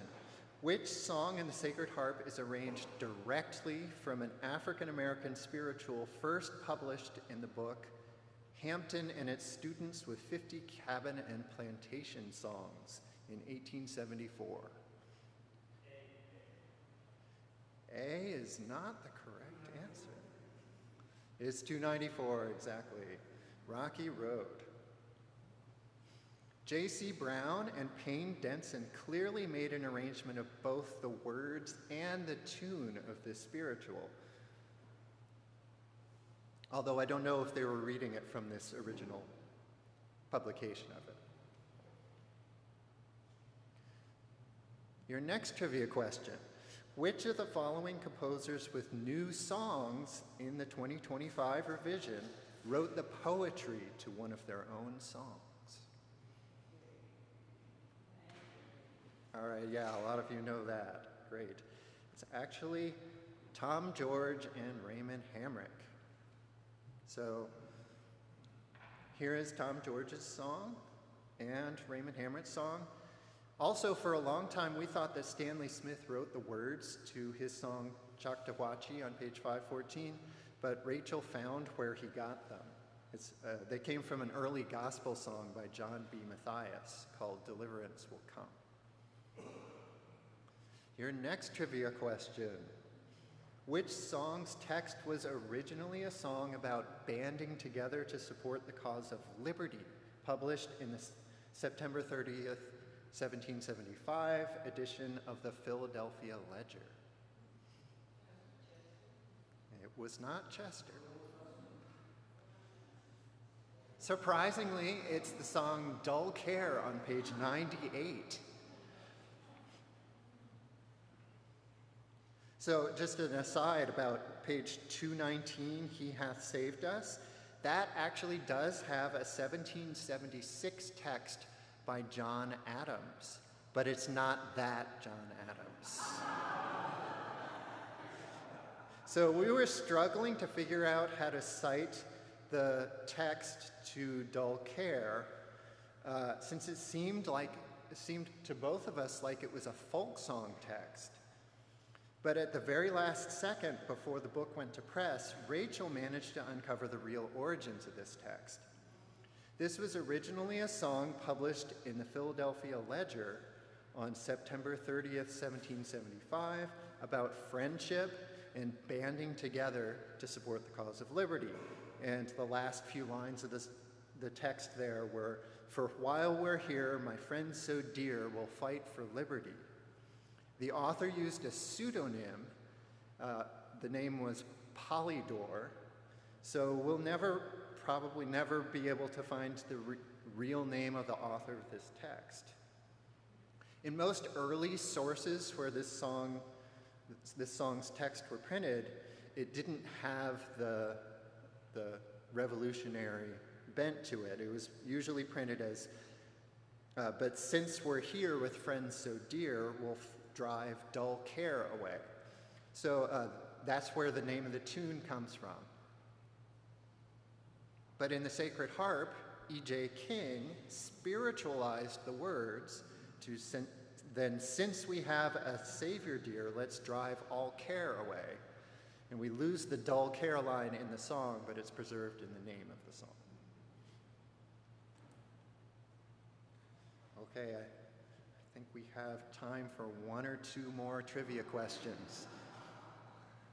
How many different musical settings of Psalm 19 are in the 2025 revision? One of them is Heavenly Anthem, which is the King James Version.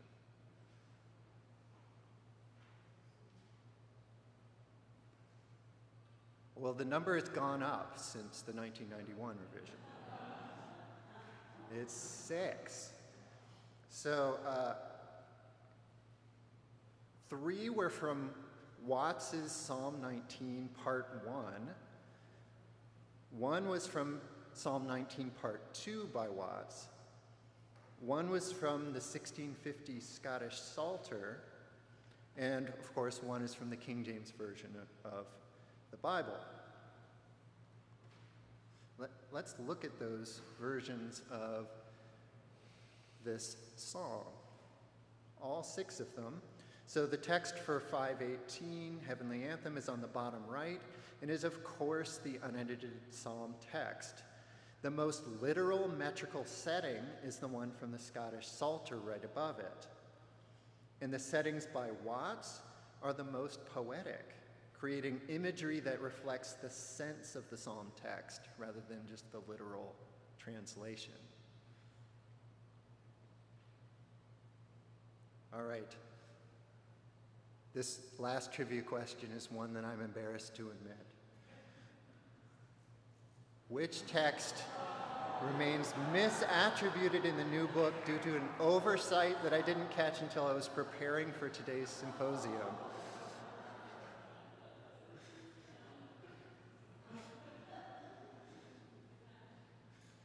So it's C, New Agatite, verse 2.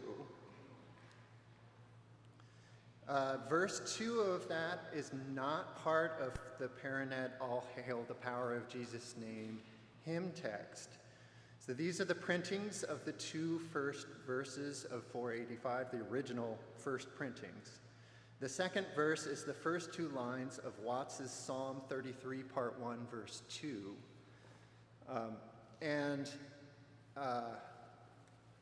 When I was assigned this song when I was on the text preparation committee, and I noted down that the second verse was from a different hymn, and I found where it came from, and then I just forgot that fact when I was working on the text attributions. So maybe you can write it in your book. It's just 2 lines that are misattributed. It's not the end of the world. And I wouldn't be surprised if we find more things over the coming years. All right. So the next time you find a tune or some poetry that you like in the Sacred Harp, just take a second to Google the attribution, because knowing the context in which the song was written will add so much richness to your relationship with it. Now I'm going to turn it over to Rachel. I think her fun thing that she's going to do with you is make you sing some things.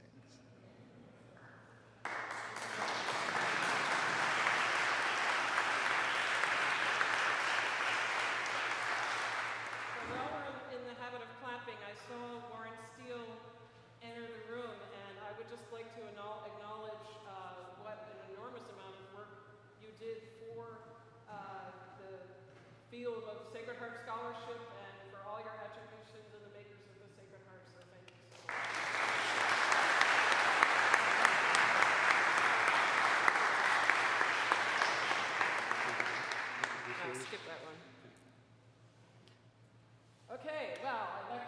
this as the Sacred Harp Whodunit, and attributions are something that I care very much about, so I wanted to tell you a little bit about why you should care about them. I think Robert has done a great job of giving you some of the subtleties that you can gain from the texts, knowing who wrote them, and then now having the ability to go and find that original text and really take the meaning from it. And of course, with Will, what you're doing as well, you're trying to find the senses of the words. My job has been different, so I've been concerned with the music, the notes. And historically, when you looked at attributions, there were very few songs had composer attributions, just mostly the new ones did. You can see in this one, for 163 on the top, we've got just the name of the book where you could go find the words in the psalmist. And then that's the original, that 1844, 1850 or something. And then we have the 1911 version below it, and you can see that it has more information. Now we've got a bit about an author. That is not the correct author. It says Henry K. Oliver. Their actual author is Amos Pillsbury. And we have the alto by S.M. Denson, which we will also correct in this edition. Oops, there I had that. Okay. In 91, we have now the beginnings of corrections. Oh, I should have said just a minute in that previous slide. In the bottom, you see it's got the title that says morning, and then below that, there's a lot of text that appeared on the bottom of the page. Those were the cheese notes. So the little anecdotes that some of you remember from the earlier books that gave a lot of background. And of course now, we have makers of the Sacred Harp, and eventually we'll have an updated version of that where you can find out all about the composers and much more backgrounds about the songs. But in 1991, they created this clean look by getting rid of that, and of course also vastly updating the attributions. So now we have Amos Pillsbury. And you can see in 2025, we've built on what Warren did in 91 and added alto attributions and also added more detail with the text. As Robert was saying, sometimes we have verse 1, verse 2, etc. So what I wanted to talk about today really is the altos, because for one thing, I want us to sing a little, and come on, there's altos in the room. So we should know this stuff. So there are a good number of composers whose names are coming into the book, not because they wrote new songs, it's because they wrote parts for the book that were always there, and those people's names were not in the book. So this is being corrected.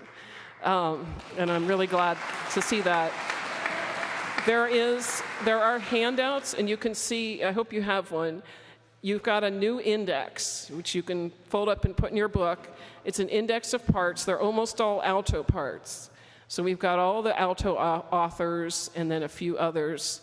And so I wanted to say a little bit about those authors, because their names are now in our book. Oh, just a little bit about the makers of the Sacred Harp, which we have mentioned. And also, here's some of just a summary of what I kind of just said. So I'll go through it. We know this now. Okay. But let's talk about altos. So in 1870, the end of the 19th century books, there were 75% of the songs were only in 3 parts. In 1911, they added a lot of altos, so 242 songs that were previously in 3 parts had added altos, and that got the number of 3-part songs down to 14%.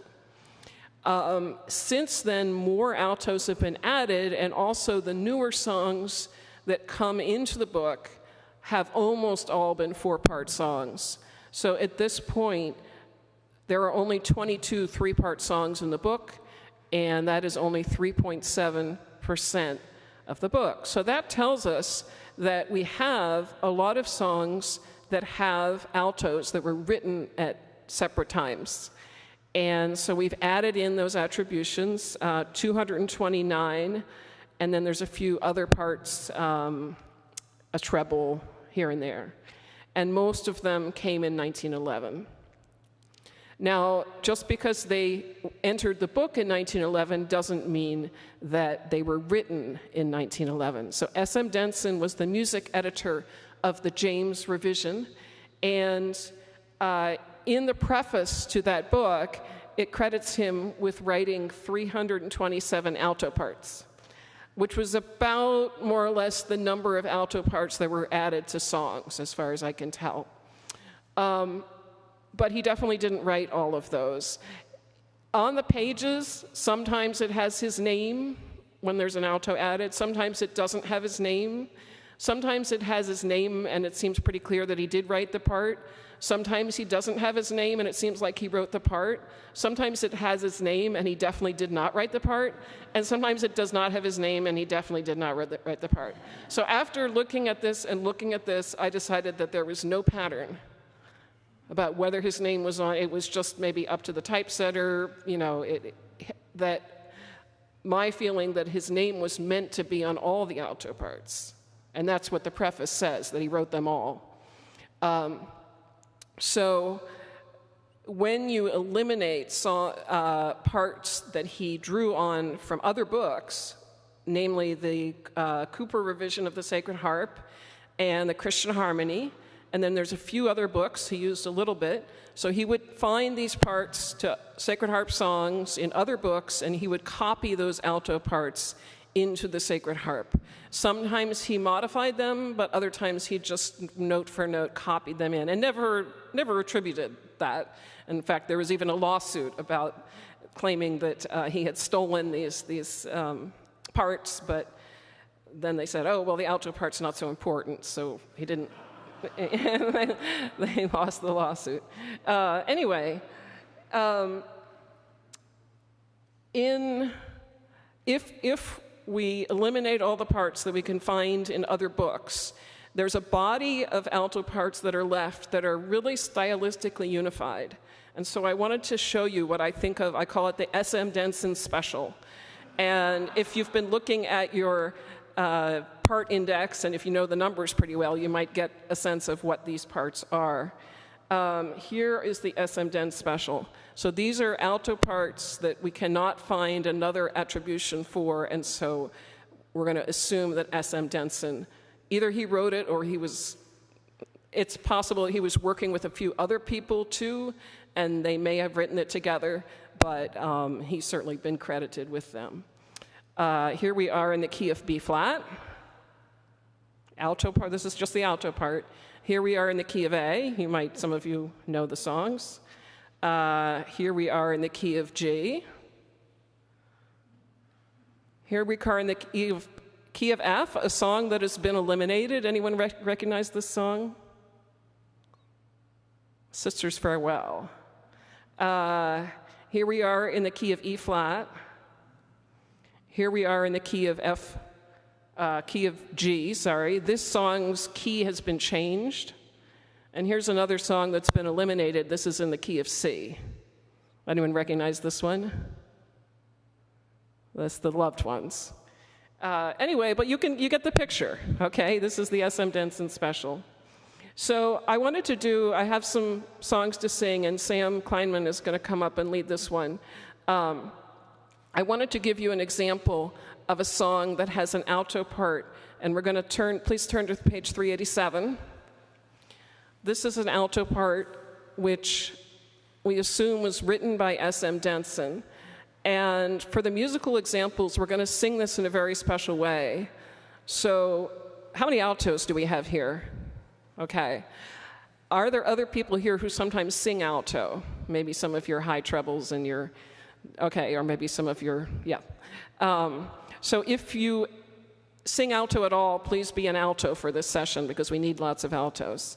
The way we're going to do it is we're going to sing the notes with no alto part. Altos, you can sing something else or just sit out or whatever.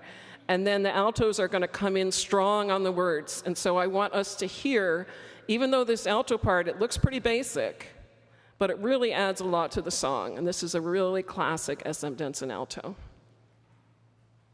All right. Do we have somebody who, let's see. Somebody want a key? I'm not a keyer. I should have asked somebody to key. Thank you.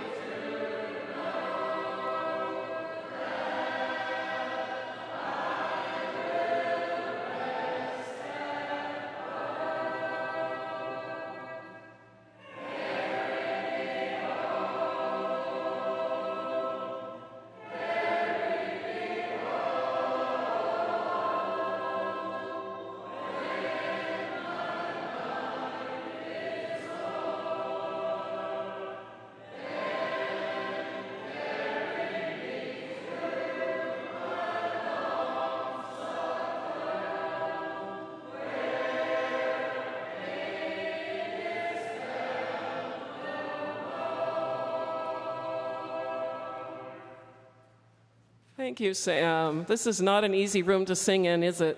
But thank you, everybody. So you hear how that alto really changed the song, and yet it's really quite a minimalist sort of alto. I like it very much. The second most frequent composer of alto parts in the book is Wilson Marion Cooper, who was the originator of the Cooper revision. And he wrote 38 of the added altos that appear in the Sacred Harp 2025 edition. He wrote many, many more in the Cooper book. And his alto parts were also, are also lovely. I didn't bring an example.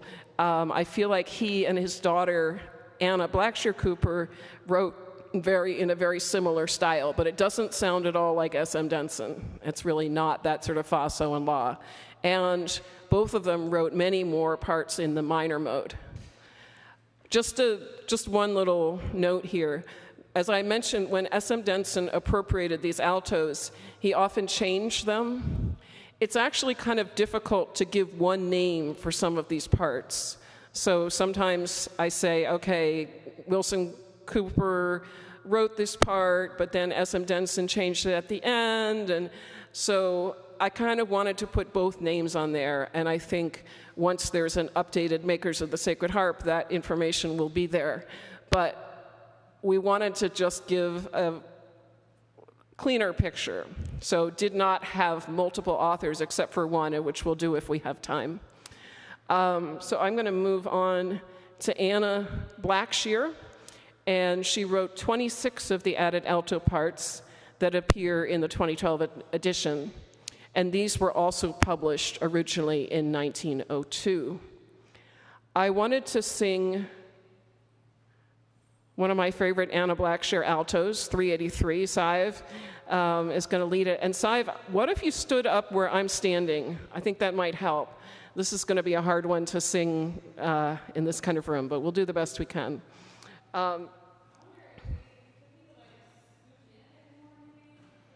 Yeah, certainly anything people can do to move closer to each other would probably help. So we're going to do it again with notes with no alto, and then words with the alto.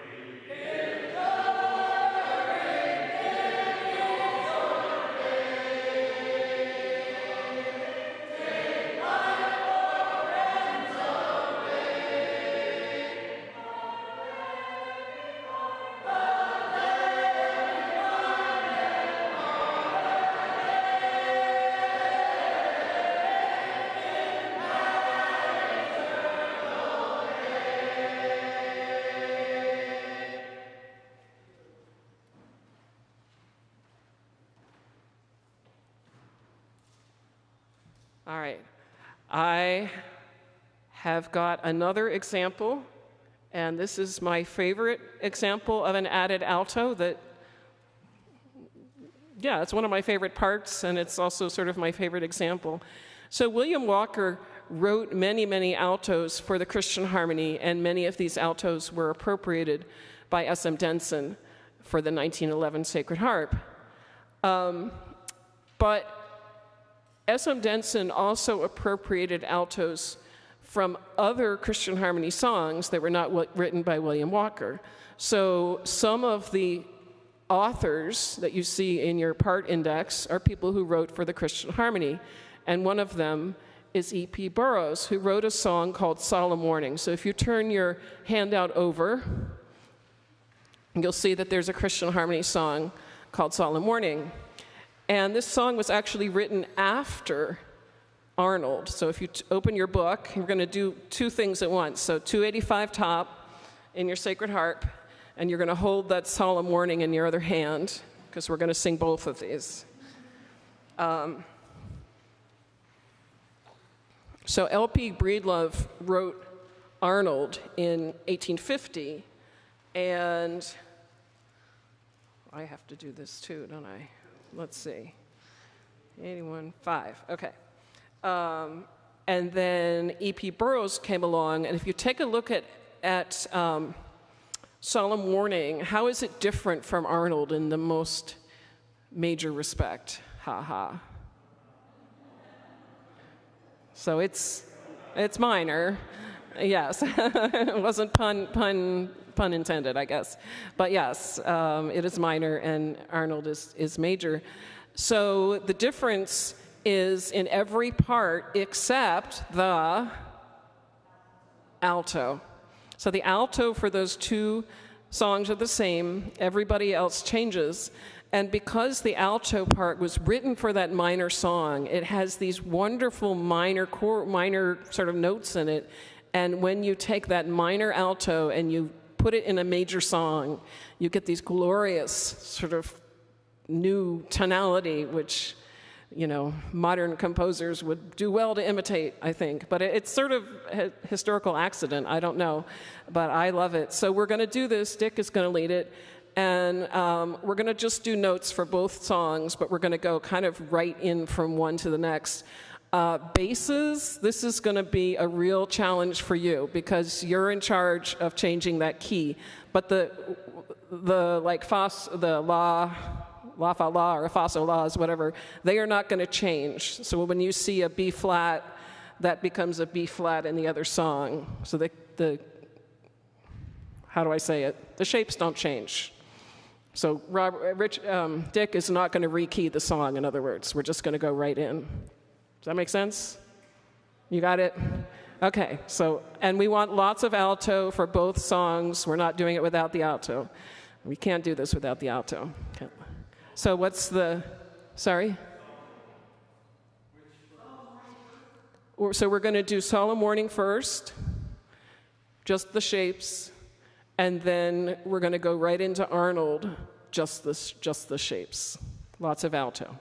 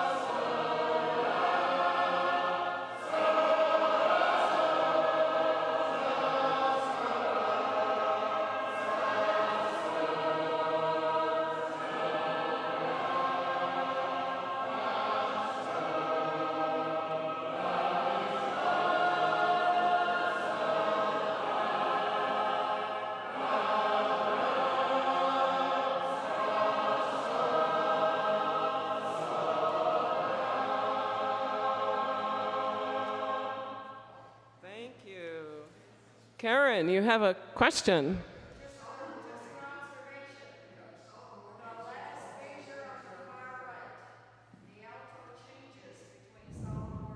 Yeah, okay, it's not exactly the same. Close, though. Yes, it's to avoid a clash. But on the other hand, they don't avoid a clash in other notes. So it was just considered that's an important one. Warren, you had a...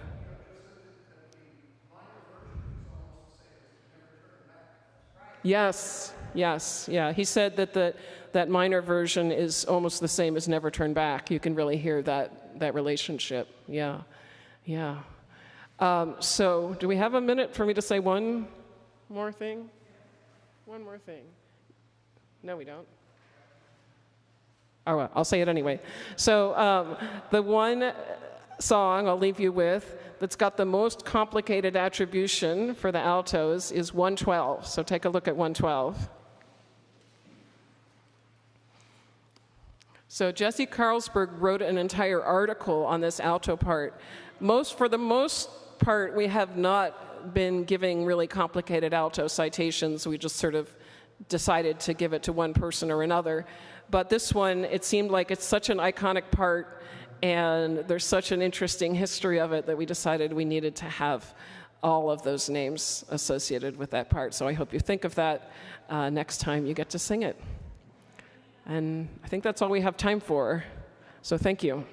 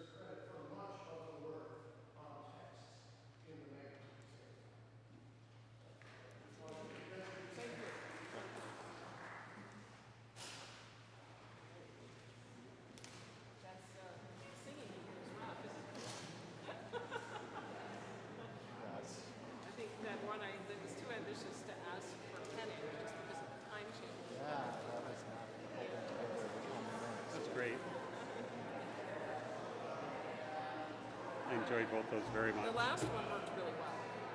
Yes.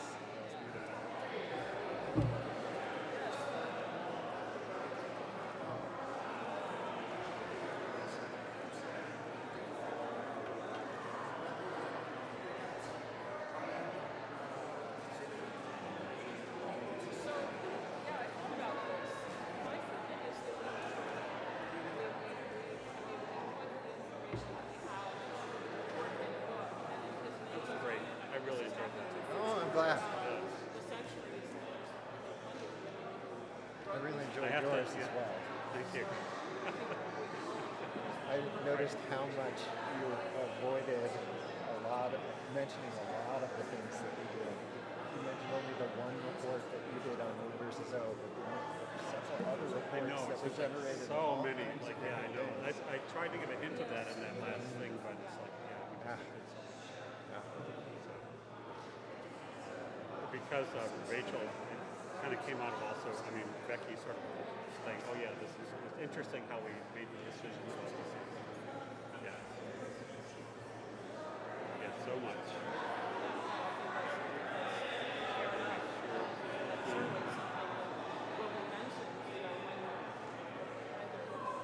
And now I wrote that.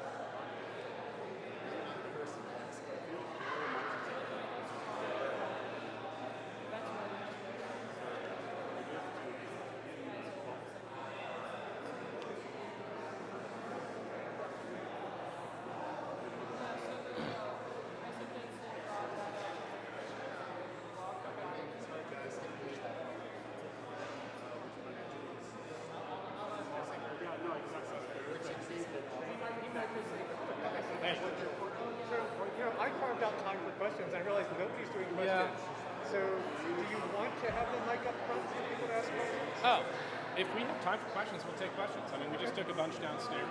Okay. And it's totally fine. Yeah, let's do it. And if we have time, because that way the people take online questions. can hear it, and people in here can hear it. Yep, I love that. Sweet. Yep. Because I was like, huh. Yeah, I Which mean, we means have also I it, can mostly totally- have it, but it would Yeah. be great to. I think there's no problem in taking Okay. questions. Yeah. Sweet. How you doing? Doing okay. Good. We just sort of.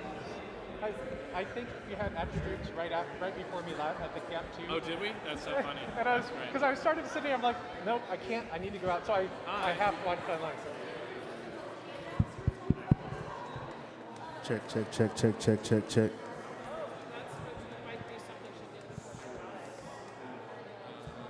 you remember what session that was discussed in?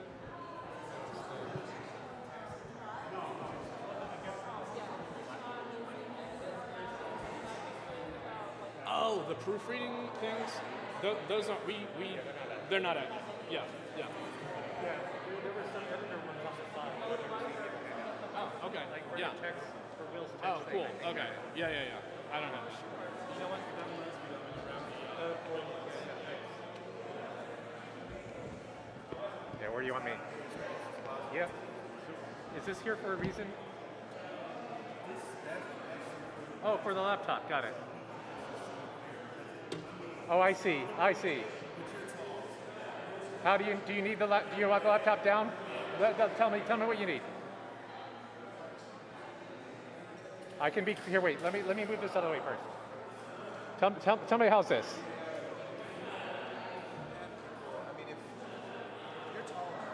So if you want me to adjust, I can adjust. Jesse, the curly hair. He is a little shorter. It's just this is Yep, I got that. So you. what we can do is raise this up. Yeah, I think I'm guessing the challenge people had is, they're looking, they have to keep looking here, right? I didn't even bring it anyway. Oh. We'll have to make it available at the weekend.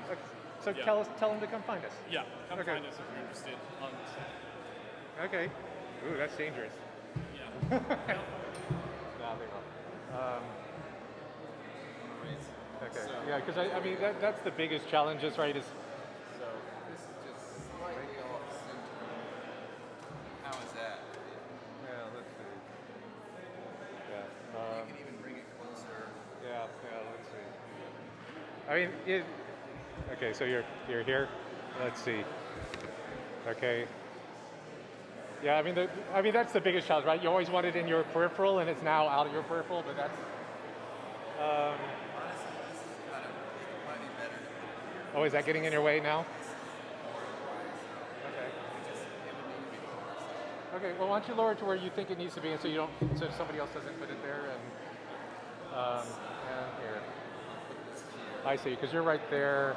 Yeah, I see, because you're getting this all the time, right? Yeah. Right. So it's in. Is it? You're okay with that? Okay.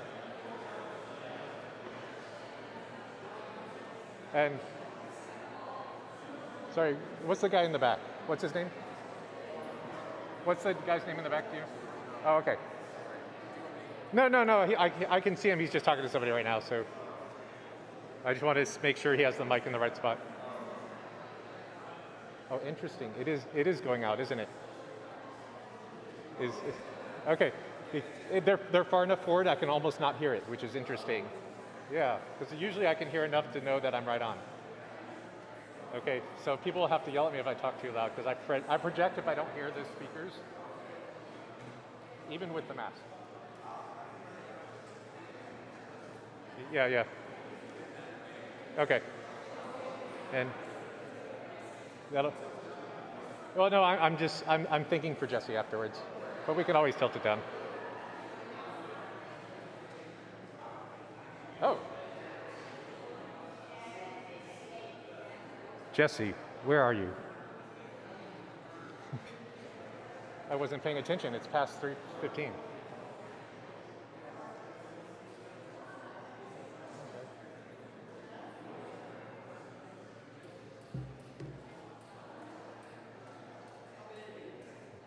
We will start in a little bit, but I'm looking for Jesse.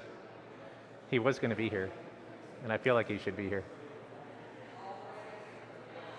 But it's okay. I built in time for questions, so I can run as long as I want.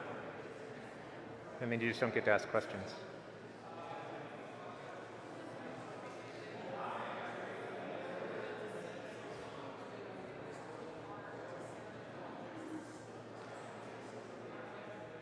When Jesse reappears, we will get started.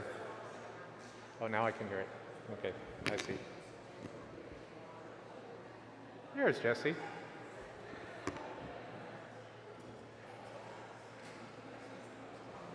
Thanks for closing the doors.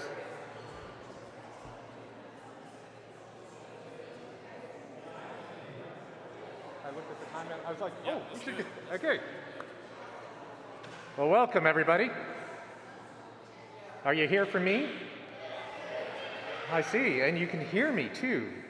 Feel free to yell at me if I get too loud, because if I don't hear myself, I'll project, even with the mask. But now I actually hear myself, so. Anyways, I'm Jeff Kellum. Do you even know why I'm here? Oh, wait, you do. Well, I'm the type designer, as you know, of the new Shape Note Music Typeface. I think everyone seems to know Jesse. I think I knew that beforehand, and here I've found, but Jesse Carlsberg, he led, as you've been hearing all day, he's led a lot of this project. He was my primary contact and the artistic, sort of the artistic designer throughout this, giving creative direction throughout the project. It's been wonderful to collaborate with Jesse and the entire team here. I couldn't have asked for, I have to say, a better client, because, the publishing company was a client, but a better community and a better team to work with. They understood what they wanted to achieve, what they liked, what they didn't like, and how to articulate those details. Like when I gave them the design, they're just like, oh, Jeff, I don't think that's the wrong direction. Which I think there were a couple of those. But to be able to tell me why they didn't like it, these things are unheard of. If you're a designer, you know this. Doesn't matter if you're type design or art, graphic, web, whatever. Your client often just goes, I don't like it. It's like a director in a film saying to the composer, I need it more blue. They know what blue means in their head, but the composer doesn't. They have to interpret. So in this case, that was all very clear. So it's just been an honor. And I'm going to try to move forward and not jump ahead. So I am going to try to make time for questions, so we got a mic up front. I know we haven't been doing a lot of questions today, but I built it in, and I figured you might have some. And if you don't, that's okay. We get done early, you get a longer break. So let's take a look. So we wanted to go back in time a little bit. This is a specimen book from McKellar, Smith, and Jordan. They were one of the early type designers, part of the nice history of how we got here and connected to the Collins printer too, in a way. So we said, let's go back in history, see what we could do. So we thought space savings, how can we get there? Let's go back to the toning solfege system. I'm kidding, of course, because you've already seen the book. This joke doesn't work when the book comes out. But look, no staff lines. Lots of fit lots of things in there. But anyways, let's move on. So one of the things we want you to understand is designing a custom typeface for this songbook is unprecedented. And it's unprecedented even in today's world of books that you read, other songbooks. One of the conversations I was just having was about how even for music publishers, they might have a custom typeface design for all of their books. But then it's just used across and they don't change it again for decades. And so to design something that's very key for this use is unheard of. And so I think it's an honor for me to be involved and do that design. But I think you're also really lucky to be able to have this team do that work and have that care. Because in the past, you said, what do you got? Oh, well, we got several 100 pounds of metal type that we're going to sell you. And it was lots of pounds. It's measured by the pound. I have a version of this talk that actually shows how much that costs. back in 1878 or something. But it's, it's funny. I threw this talk together and I said, well, let's move on and show what the typeface looks like. But you know what the typeface looks like. You have it in your hands. So this seems silly to show you now on the screen, except for the people that are online right now that don't have a copy of the book yet. So they get to see, how different this looks like. But I believe, if I remember right, I think page 50 does have devotion and Canaan in the 1991 edition. But I forgot to double check that when I pulled this example out. So my apologies. Some of them I did compare, and this one I realized I forgot. So I'd like to share about some of the motivations that went into this and where we were trying to pull our inspiration. So I'd like to have Jesse talk a little bit about that. Even though I can talk about it, he really knows this in and out, and he's where I drove from. So I'll just speak very briefly about, from the vantage point of the Revision Music Committee and then also the Sacred Harp Publishing Company, which accepted and was thrilled to go forward with our vision of hiring Jeff to design this new music typeface expressly for the book. And I mentioned in my talk earlier this creative brief that was an early part of our planning work on book design and production. And when we approached partnering with Jeff, we were driven by these priorities that we'd already established, drawing on our really thinking about how to serve our singers. And so we came up with this line of wanting to create a practical, legible, exquisitely designed, and historically informed 4-shape note typeface. So practical, a workhorse, right? A music typeface that we could put to practical use to the very stringent demands of creating a book like The Sacred Harp that fits so many songs into such little space, that has tremendous variety, and so on and so forth. Just asks a whole lot. That would be easy to read, that would be beautiful, that would be informed by our history, and of course, that would make use of our 4-shape system, right? Yeah, not the tonic solfa. Or the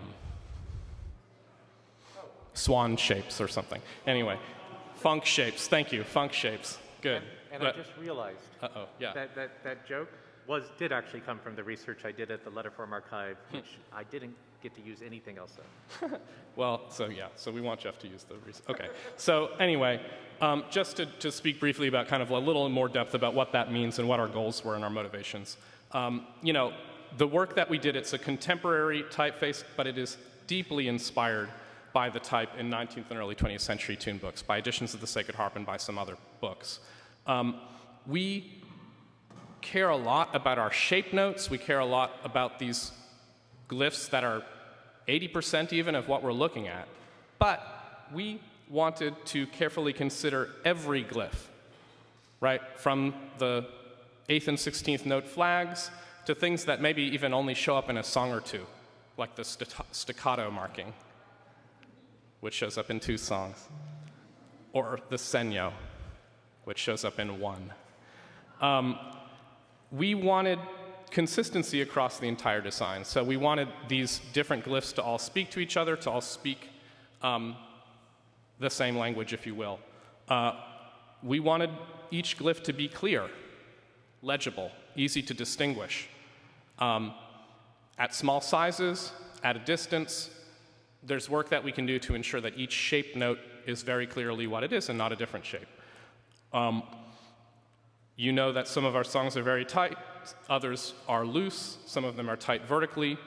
We wanted to make sure that our typeface accommodated that. And then, we're at a time now where we can do things that we just couldn't do with metal type, also that we couldn't do in the early 90s. And we wanted to make sure that our design, that our work with Jeff enabled us to take full advantage of the world that we live in terms of digital type design. Yeah. So. Do I? Yeah. This is the limitations of examples. Awesome. Just go next page. All right, great. So, you know, when I say the affordances of contemporary digital type design, we can talk a little bit about what that means and how that differs from the environment that the people that designed and produced our book in years past encountered. So this is a page from the 1911 James book. They found some errors on the bottom half of Pisgah in their first printing. They made some, inadvertent or, had to make some changes to it. They weren't able to go back and make those changes using the same musical type that they'd used for the top half of the page. There are a number of pages in the James book where if you look at the metal plates, a number of which have survived, some of you have copies in your homes. They were sold to singers to help finance the 1991 edition, as many of you know. Sometimes you'll see a little punch through where just one note was replaced by a different note to correct a typo.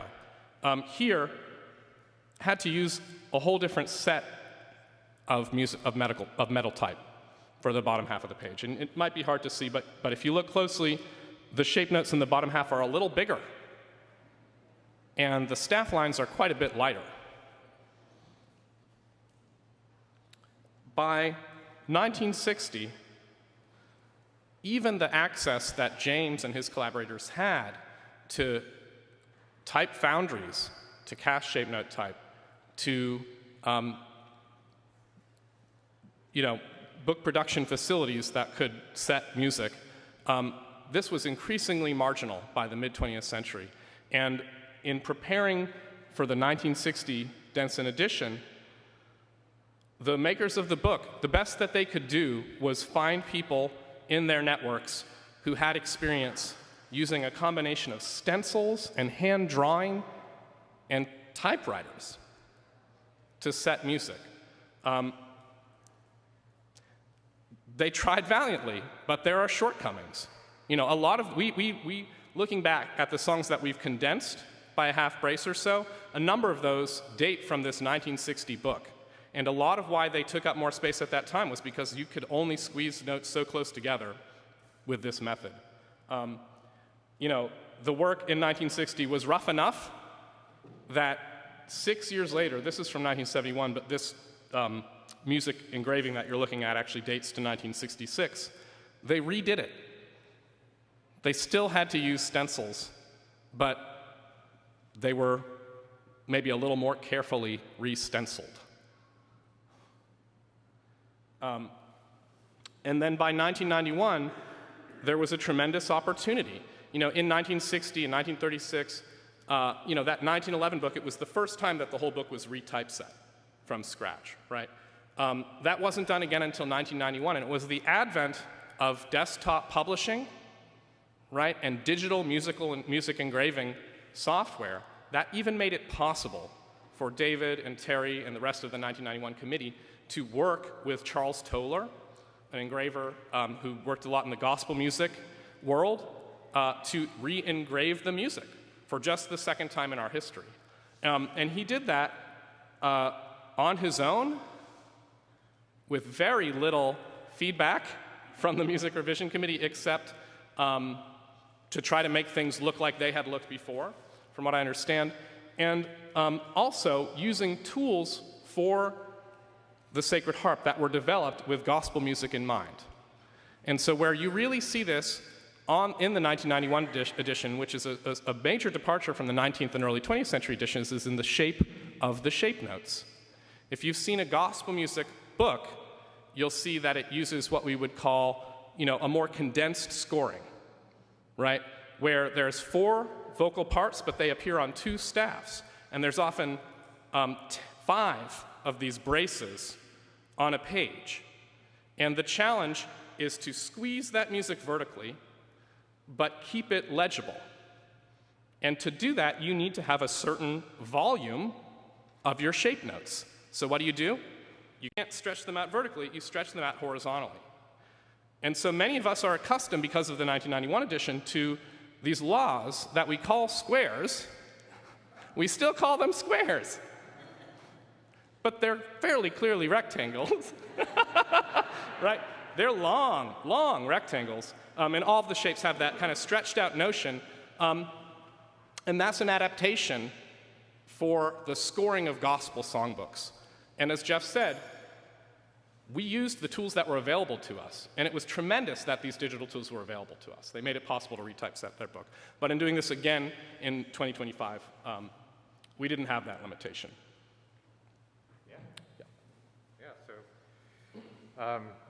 You know, as you see in your book now, you get something that's nicer. And actually, we were just having a conversation about that rectangle versus square, and how we did try to compress it, partially to go back to it, but also because we're trying to figure out how to save space, have things more equal toward each other, but also still represent that rectangle in there. And because there is still that common thread, even though, yes, it's a square, but it's a rectangle. Even today, it's a rectangle. That's funny. I forgot that I was continue on for you for one more page. Do you want to talk about the page design? No, we already talked about this, right? We've already talked about it. Yeah. So, but the coolest thing about this is just by the change in the design of the font and allowing the engravers, those three wonderful engravers, they've done fabulous work. This is also part of my world. I'm a musician, a copyist, an orchestrator, a composer, and all of that. Rachel and Ben and Michael Spencer, thank you. I love the work you've done, but just from the font and that adjustments engraving, they saved 13 pages. So you got to add 13 pages worth of new songs without taking any away, and I thought that was amazing. So a little bit about the backstory here. As you've learned, that this project got started even before they talked to me, and that was in November 2019. I had done some work with Philip Rothman, who runs Scoring Notes, a really great music production service called NYC Music Services in New York, producing scores for lots of orchestras. And I've done some font work for him, designing fonts for Sibelius, which I don't think you knew at the time, but and he's like, oh, I got this query, do you want to talk to him? Yeah, pass my name. We've done work. He highly recommended me. We got to talking, and finally, after a couple months of going through that, we signed an agreement in February 2020. And in March, well, actually, wait, let me talk, before I get back to that, I forgot to give you a little bit about my backstory too. I think, Rachel, you might have been the one that mentioned this idea of I have a background in performing vintage dance, historical dance, early 1800s through the 1940s. And I think that came up during our discussions at one point.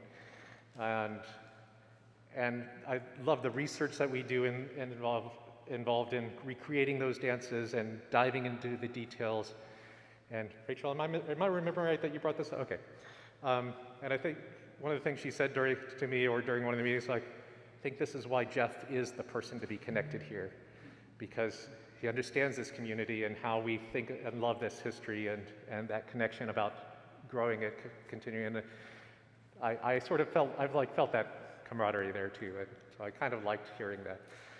I've already told you about how I love the level of detail they gave back, and research does drive me in everything I do. Throughout my life, I love any project I get to do new research on. I have an archivist brain, a researcher brain, and one of the best things is you all have the primary sources. Usually I have to go dig them up, find the archives, go talk to the archivists there, find my way in through the librarians. This was just, hey Jesse, I need this period, this page number there. He's like, here's the digitized copy, thank you. And usually he's telling me which page number to look at.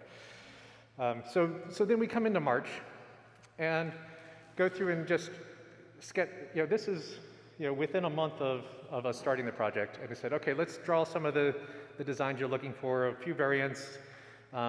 Some of them are already labeled of the one coming from the Methodist looks like that. And so just sort of to give an idea of which directions we wanted to go.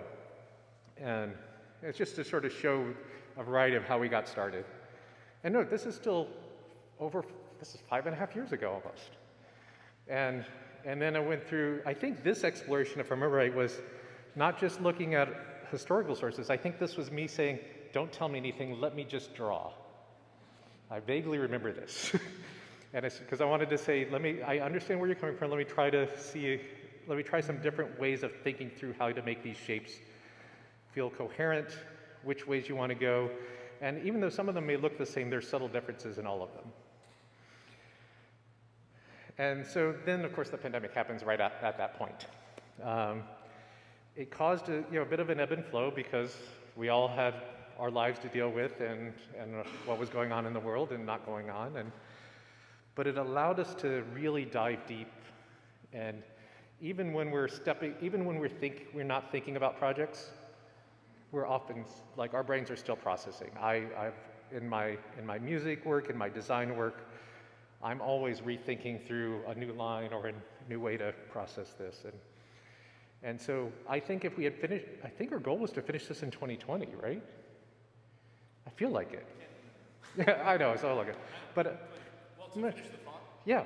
No, I think the goal was to have me finish the font in 2020. Maybe it was another year for you all to finish the book. And I think you would have had a really great book then.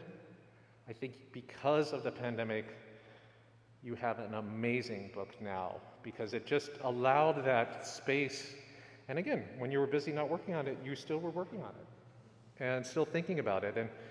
And it gave you that time to really explore and to have something now that I'm quite proud of what you all did. I'm honored to be involved as part of this community now and just happy to have something that'll hopefully you'll enjoy for the next generation. And the other thing you talked about, how looking through the history of these books is, the problem of having to reprint something every 30 years is the technology for printing has changed. The tools we use today, even though we're designing them to be saved for the future, they're not going to exist in 30 years. So I think that was already talked about in one of the other talks about how part of this process is going to be making sure we keep track of what those changes are happening, so when they do happen, that the archival of that data is part of that is transferring that data to the new technology. And that'll be with the font too, because that will happen. I mean, we can use fonts that were designed 20 or 30 years ago, but you really want to rework them. So I'm going to have you come up to talk a little bit about the historical references, and then we'll go back to me. Yeah, so I'll just say a couple of words about specifically where we looked in the history of ShapeNet music printing for inspiration. And we cast a broad net, but we found that certain sources were particularly inspiring. And, maybe this is not surprising, but at the top of that list is the Sacred Harp, right? So, but specifically, the first 3 printings of the Sacred Harp were printed with one set of music type. In 1870, a new set was used, and then we've already spoken a little bit about 1911, where there were 2 different sets used, but that first one was pretty good. So that 1911 book, that 1870 book especially, and then also the 1844 through 59 books. And so you can see there note heads in the Sacred Harp 1870. And we love that fa. We love the kind of crispness. We love the square la. Another book, contemporaneous, from 1848, printed by the same firm in Philadelphia, the Collins firm, was the Hesperian Harp, also from a Georgia editor. And that was a beautifully made book, not exactly the same in its shape notes. Both the 1870 Sacred Harp and the 1848 Hesperian Harp solved a real problem that Jeff will talk about with the me, which is how can this diamond note take up enough space for you to see it? And they tilted it ever so slightly on its axis, and that adds volume. It's also really handsome. It's a great look. And so those were 2 sources that helped us with inspiration for how to navigate that problem with legibility. And the flags and beams you can see at the bottom there in original Sacred Harp in the 1911 edition, not as chunky. Those 1870 beams are really chunky. These 1911 ones, they don't take up a lot of space. They enable that kerning that we talked about earlier, so that was another inspiration. just some other books. There's editions of the Southern Harmony that were touchstones for us. The Methodist Harmonist, another American tune book from the 1830s. We really looked far and wide. We knew, or I knew, that we loved these clefs, these bass clefs that showed up in the Sacred Harp and the Hesperian Harp and some of these other early works. We had a hard time finding a treble clef that we felt like paired, that we felt like had some inspiration in American sacred music books. There's kind of a different look to the European books from that time period, so we looked around quite a lot. Ultimately drew on a couple of different sources, but this Methodist Harmonist one was really a lovely one. And, I'm not going to talk through all of these, but you can see a bunch of these other, do our holds need to take up a whole lot of vertical space? Well, they certainly didn't in the Hesperian Harp. So we kind of found this middle ground, but we were able to find really great inspiration in a bunch of historical books. Toughest one, probably the least important shape, was that Senyo. Ultimately found a great one in a Primitive Baptist book from 1913 called Good Old Songs. Yeah, and it was, it wasn't just these sources. There was a lot more, and that was also one of the things that was great, is that you all presented a whole set of here are the things that here's what we like about each one of these, and how can we use that as inspiration to design something totally new. So, like, even the clefs that we saw earlier, the clefs in the end might look like something that you've seen before, but it's Collins. It's now a new thing, and like the F clef that you love. And I was going to wait to say something about the Senyo until the Senyo appears later, but that this glyph that appears on one page, one song, we spent a lot of time designing back and forth. No. Are you happy with it? Then we did not spend too much time. There's never too much time. I mean, unless I'm like billing per the hour, which I don't. I bill by the project, so they get lucky. And also because I really believe, as I told you a long time ago, that I really believe deeply in this project, that I was going to do everything to make sure that you all got what you wanted in the end. And so we're still working toward that in some other ways. So, one of the challenges here is these shapes. They're not really, from a designer's perspective, these are not good shapes to put together and try to feel like they're the same size, or just take up the same space, because if you want the diamond to take up the same space as the square, well, that's not too bad. You just got to make the points should go outside those realms. But then the triangle is a different piece altogether. Then how far does that extend? And optically, they may look the same, but then you have staff lines that limit where you can go. So now you can't really go extra high, so now you got to expand wide, which goes into a little bit of the me of how we did we started tilting it to find the right tilt, and we did a lot of me's. And so we worked hard to figure out how to deal with the fact that we want to make them a similar feel and shape and size, but also so they're distinguishable, right? You still need to be able to glance at it and go, right, that's a me. That's a fa. Well, actually, me and fa are pretty easy to tell. But like a me and a so. Or, even the la sometimes at small sizes. And at Camp Fossil, Rachel said something that was really great to hear as a result.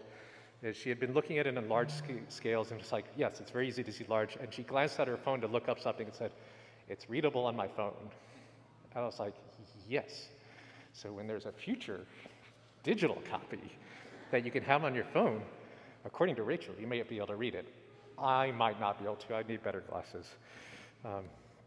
But so this is, one of the things you do in terms of type design is you deal with the idea of overshoots. And so if you have flat tops, shapes that have a flat top, and then you have shapes that have a point or a curve, well, if you make them the same size as like that top image, well, that diamond now looks smaller than the square. Now, the reality is the diamond is smaller than the square in this case. I didn't make them much bigger, but height-wise, it feels smaller, even though mathematically it's the same.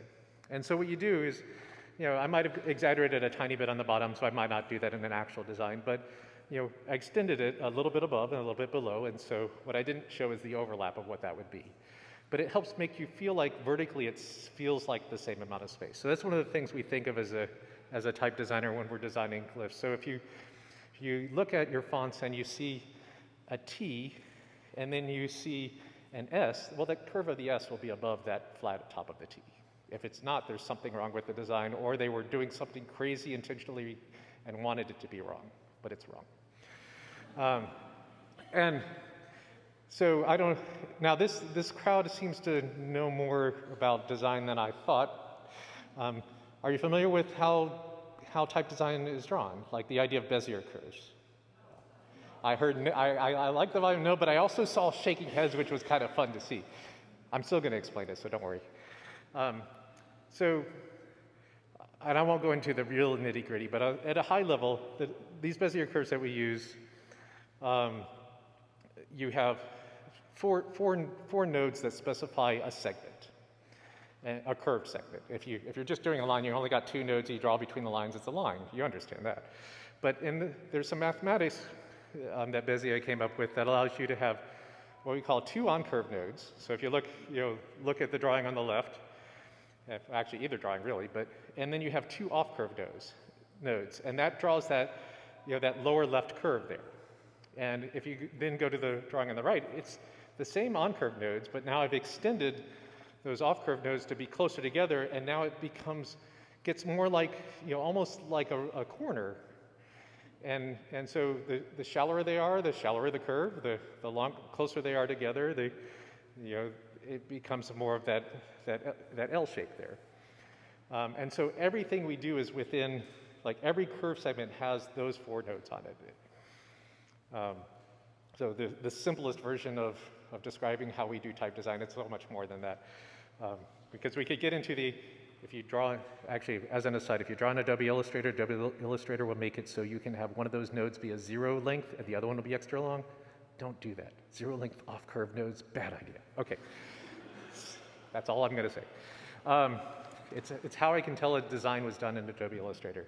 I've cleaned the logo for an organization I'm involved with, had that done, and I redrew it. Anyway, so to get back to how we've sort of talked about shapes of things, these are some of the variety of flags that we drew. Not all of them, but I sort of went through my various layers of what I looked at, and this is probably almost in order from 2020 to 2024. The one on the far right is what we ended up with. And we did do the long flag, so if you looked at 360 in the new book, and then you go back to 360 in your 1991 book, the 1991 has these ridiculously long flags that overlap everything, and this looks much nicer and cleaner. And then you've seen the clefs. This is what the G and F clefs look like. You didn't notice that I had it say F and G clef when I sent you the outline. It said F and G clef instead of G and F clef. It was backwards. I noticed that before I sent it to Will. And so we had fun. Like, these feel like they're old and new. I think that's one of the things I like about the design is it feels like it has history. It feels contemporary. It feels like it was by hand, but it's on a computer.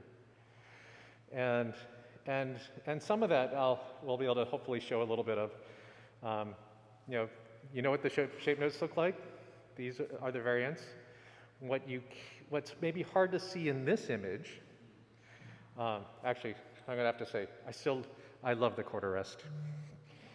It's an old style. Even I sometimes have to get used to seeing it. But I kept getting worried you were going to want a contemporary quarter rest, and I realized, luckily, the reason they never asked for it is because it wouldn't look right. It wouldn't fit with this. And I spent a lot of time drawing that, and I really love how it came out. Yes? And Jeff applied a shape inspired by that swoosh to the quarter rest. So the quarter rest that you see in the historical books is more of a ball. This is an example of taking historical inspiration but finding ways to connect the glyphs to have them speak the same language. I think it's just a beautiful illustration of that as this quarter rest. Yeah, so that's... Yeah, I'm glad we both like it. But one of the subtle things you may not even notice, because it is so subtle, and you can see in this picture, is the 8th, 16th, and quarter note black notes are one size. The half notes are slightly bigger. And then the whole notes are even slightly bigger. And I think the easiest one to see is the sol, that's it's so slight, but it's there. So we worked on that.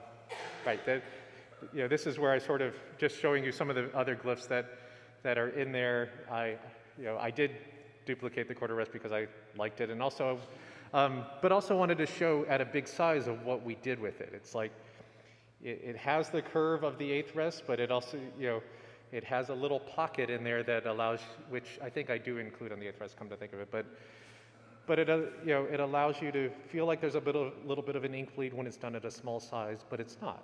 And there are things like that where we did sharp corners, but the sharp corner at small starts to feel rounded. And then other cases like the edge of that tip there on both of where the balls would be of that quarter rest is actually a minor curve. And it was just silly things that we wanted to do there. And it was just a lot of fun to design. Glad to get to work together on this. I'm trying to think if there was anything I wanted to say, because otherwise we got next steps, which is there's more. We're going to make the Collins Shape Note Music typeface available to you all.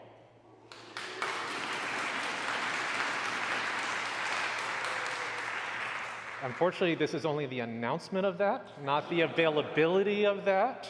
You'll see there's a 2026 going across the back. Actually, can you see the 2026? Yes. Okay. I mean, not the type in the bottom, but the big letters. And that's actually the background letters, if you could see them, the slight overlays, those are all from the Collins font, if it wasn't obvious. And these are the time signatures. And we have 0 through 9 and C and cut common and cut common in there, even though we don't use most of those. But we'll try to support what we can. Dorico, Sibelius, Lillipon, MuseScore 4.6. Afterwards, we'll finally be able to support third-party fonts. They haven't been able to up until the next version of that. We'll hopefully have basic styles and recommendations for each, so you can have a basic style guide to lay out things well. Note that for the songbook, we had at least 4 or 5 basic styles that were used across different songs based on how they were laid out. So we'll provide you with one to start with, maybe. I don't know. We'll talk about that later, Rachel. Thanks for the house styles, by the way. If you care about encoding details, I could tell you, but this is silly to us. There's a layout encoding called the standard music font layout encoding standard, so we don't have to have 8 to 10 individual fonts representing a single music font. We can have a single music font do it. In this case, you had 4 or 5 different font files set up for Sibelius, because Sibelius doesn't yet support this, and so we will still provide those for Sibelius. And otherwise, thanks to the Sacred Harp Publishing Company board for supporting this project. And thanks to the members of the revision committee. I know they're on the screen, but I still want to call them out. Actually, and if you're here, feel free to stand up. Well, Jesse, who was the co-designer of this project. And then on the second or the third line, you can see design contributions by Rachel Hall, Michael Spencer, Finian Tilford Mock, and Lindy Groening.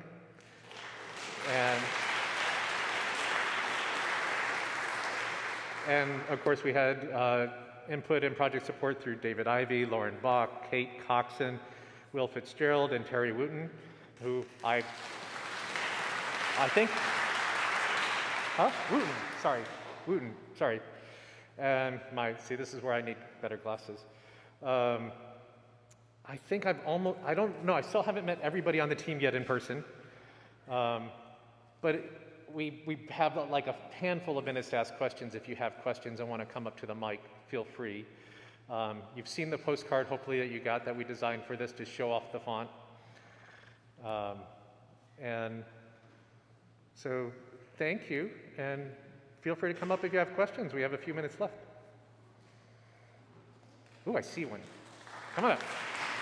Yeah, come on up. They can clap while you're coming up.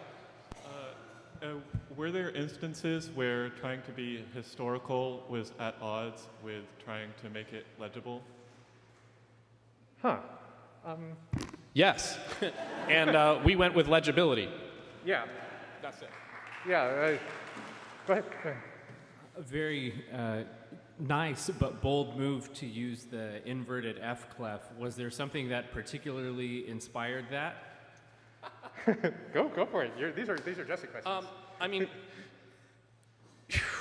it showed up in the early Sacred Harp editions was one thing that it was there in our history. We wanted this typeface to look like itself and not to look generic. We wanted you to notice it, and this is something that immediately sticks out, and it's something that perhaps is one of a few glyphs that might make people think something when they're looking at it. And I just have to say that it was a non-negotiable for me. Like, nobody tried to talk me out of it, but man, I love it so. So that's the honest answer. Thank you. And you know, now that I've seen it, anytime I see a modern clef with it, it doesn't feel right. Yeah, it's awful. The regular one is no. Okay, I'll stop. That's wrong. It is not awful, but I would have had to work hard on that design to make it feel like it fit well. We could do it. I think this looks better. Comment on the law versus me, and this is someone that's being a little more mathy. The law, definitely, I take it you were trying to get an actual square instead of a flat rectangle, more or less, although because I was looking at music, I said, wait a minute, your half note and your whole note laws are a little bit wider, and you confirm that. But then I thought it was interesting, your me, you think of me as a diamond, but really you didn't do a diamond, you did a rotated rectangle. In a way, yeah, in a way. Well, really it does. It's a smaller rectangle, but then you rotated it. Yeah. And what it did, and it was just a little, but making that rectangle instead of a square, it's a little bit wider. Right, and so exactly. It does look a little bit more and visible because it does take up more space than a square would. Right, because which was nice. One of the things I think I didn't say is, even though as a musician I was familiar with shape notes and Sacred Harp singing, I've not experienced it until a few months ago. So yes, see, that's unexpected. Because you brought me in for the type design world. They're the ones that have all the knowledge. I get to take that knowledge and I can design. Like I designed Hebrew, I've designed Greek, I've designed Cyrillic. I don't necessarily. I mean, I read some of those, but I don't have to. And so, when I was sight reading the 91, I would keep missing the me. The me's they were hard for me to read. And so I was kind of happy with what we came up with. I find it easier. Anyways, go on. Hello. When you make it available, like you said it would be available for doing your own compositions. Yep. I do design for like products and surface pattern, and I've created shape note pattern designs where I just traced from the book digitally. Would these be available in any way that you could just kind of put them on things and move them and turn them? Oh, okay. I'll let you answer. Make them bigger and smaller. I was going to answer technically, but you can answer the other way. Yeah, no, there's a technical question about that, which is a yes. And in terms of the license under which we'll make these freely available, we haven't decided yet. Whether it's a non-commercial license or there's things to work out there that we just don't have a final decision on. But yeah, and did you? Thank you. Yeah, thank you. We got to take two very quick questions, and that'll be it because we're short on time. Yeah, Martha.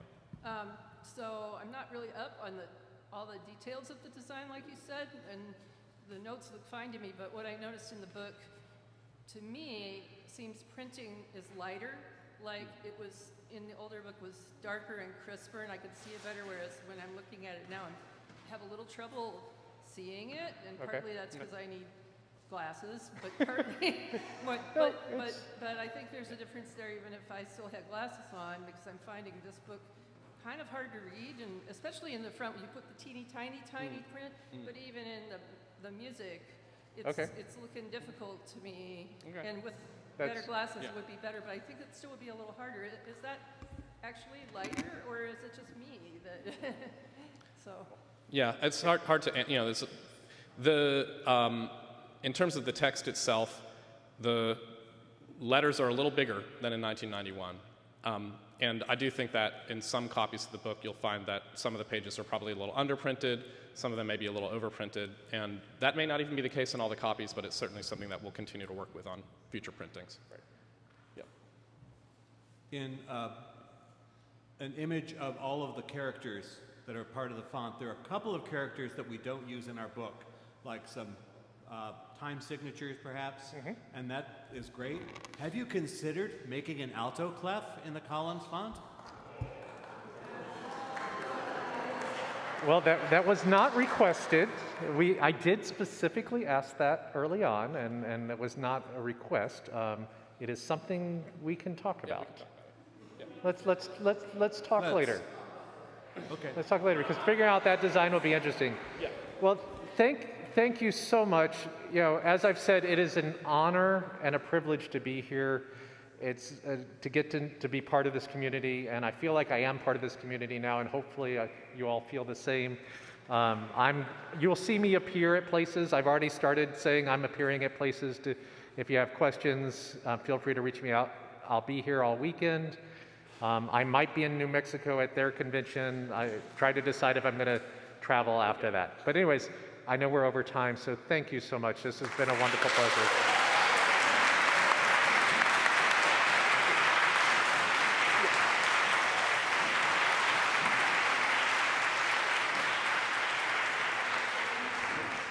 So we have a short break, and I do want to say that we've decided to move the singing, which is the next session, to Tisdale Hall, which is where the tables were set up for lunch. So that is a smaller space. We will not have enough chairs for everyone, but I think we will find the acoustics there a whole lot better. So I'll just invite folks who are comfortable standing. It's about 40 minutes of singing. Folks who are comfortable standing, maybe wait and let folks who need a chair get their space first, because we won't have enough seats down there, but I think we'll be glad we moved down there. Yeah. Oh, great. Yeah, that was great. Thank you, Jeff. Yeah, that was awesome. That was a lot of fun. Yeah. I should have, like I was going through times and going, yeah, that'll be something. And I was like, wait, it always, you and I like to talk about I know. things. It always is. But no, we should take some questions. That was great. Oh. I don't have any objection to designing an alto, but like down here?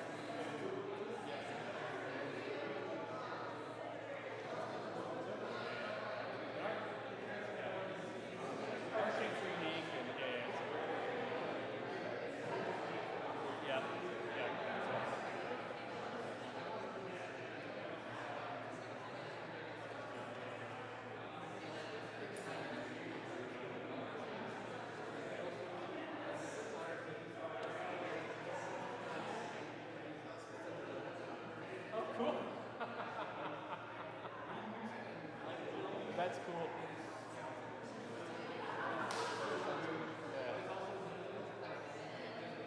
Sure. That's so cool. Yeah. Well, we'll be in touch.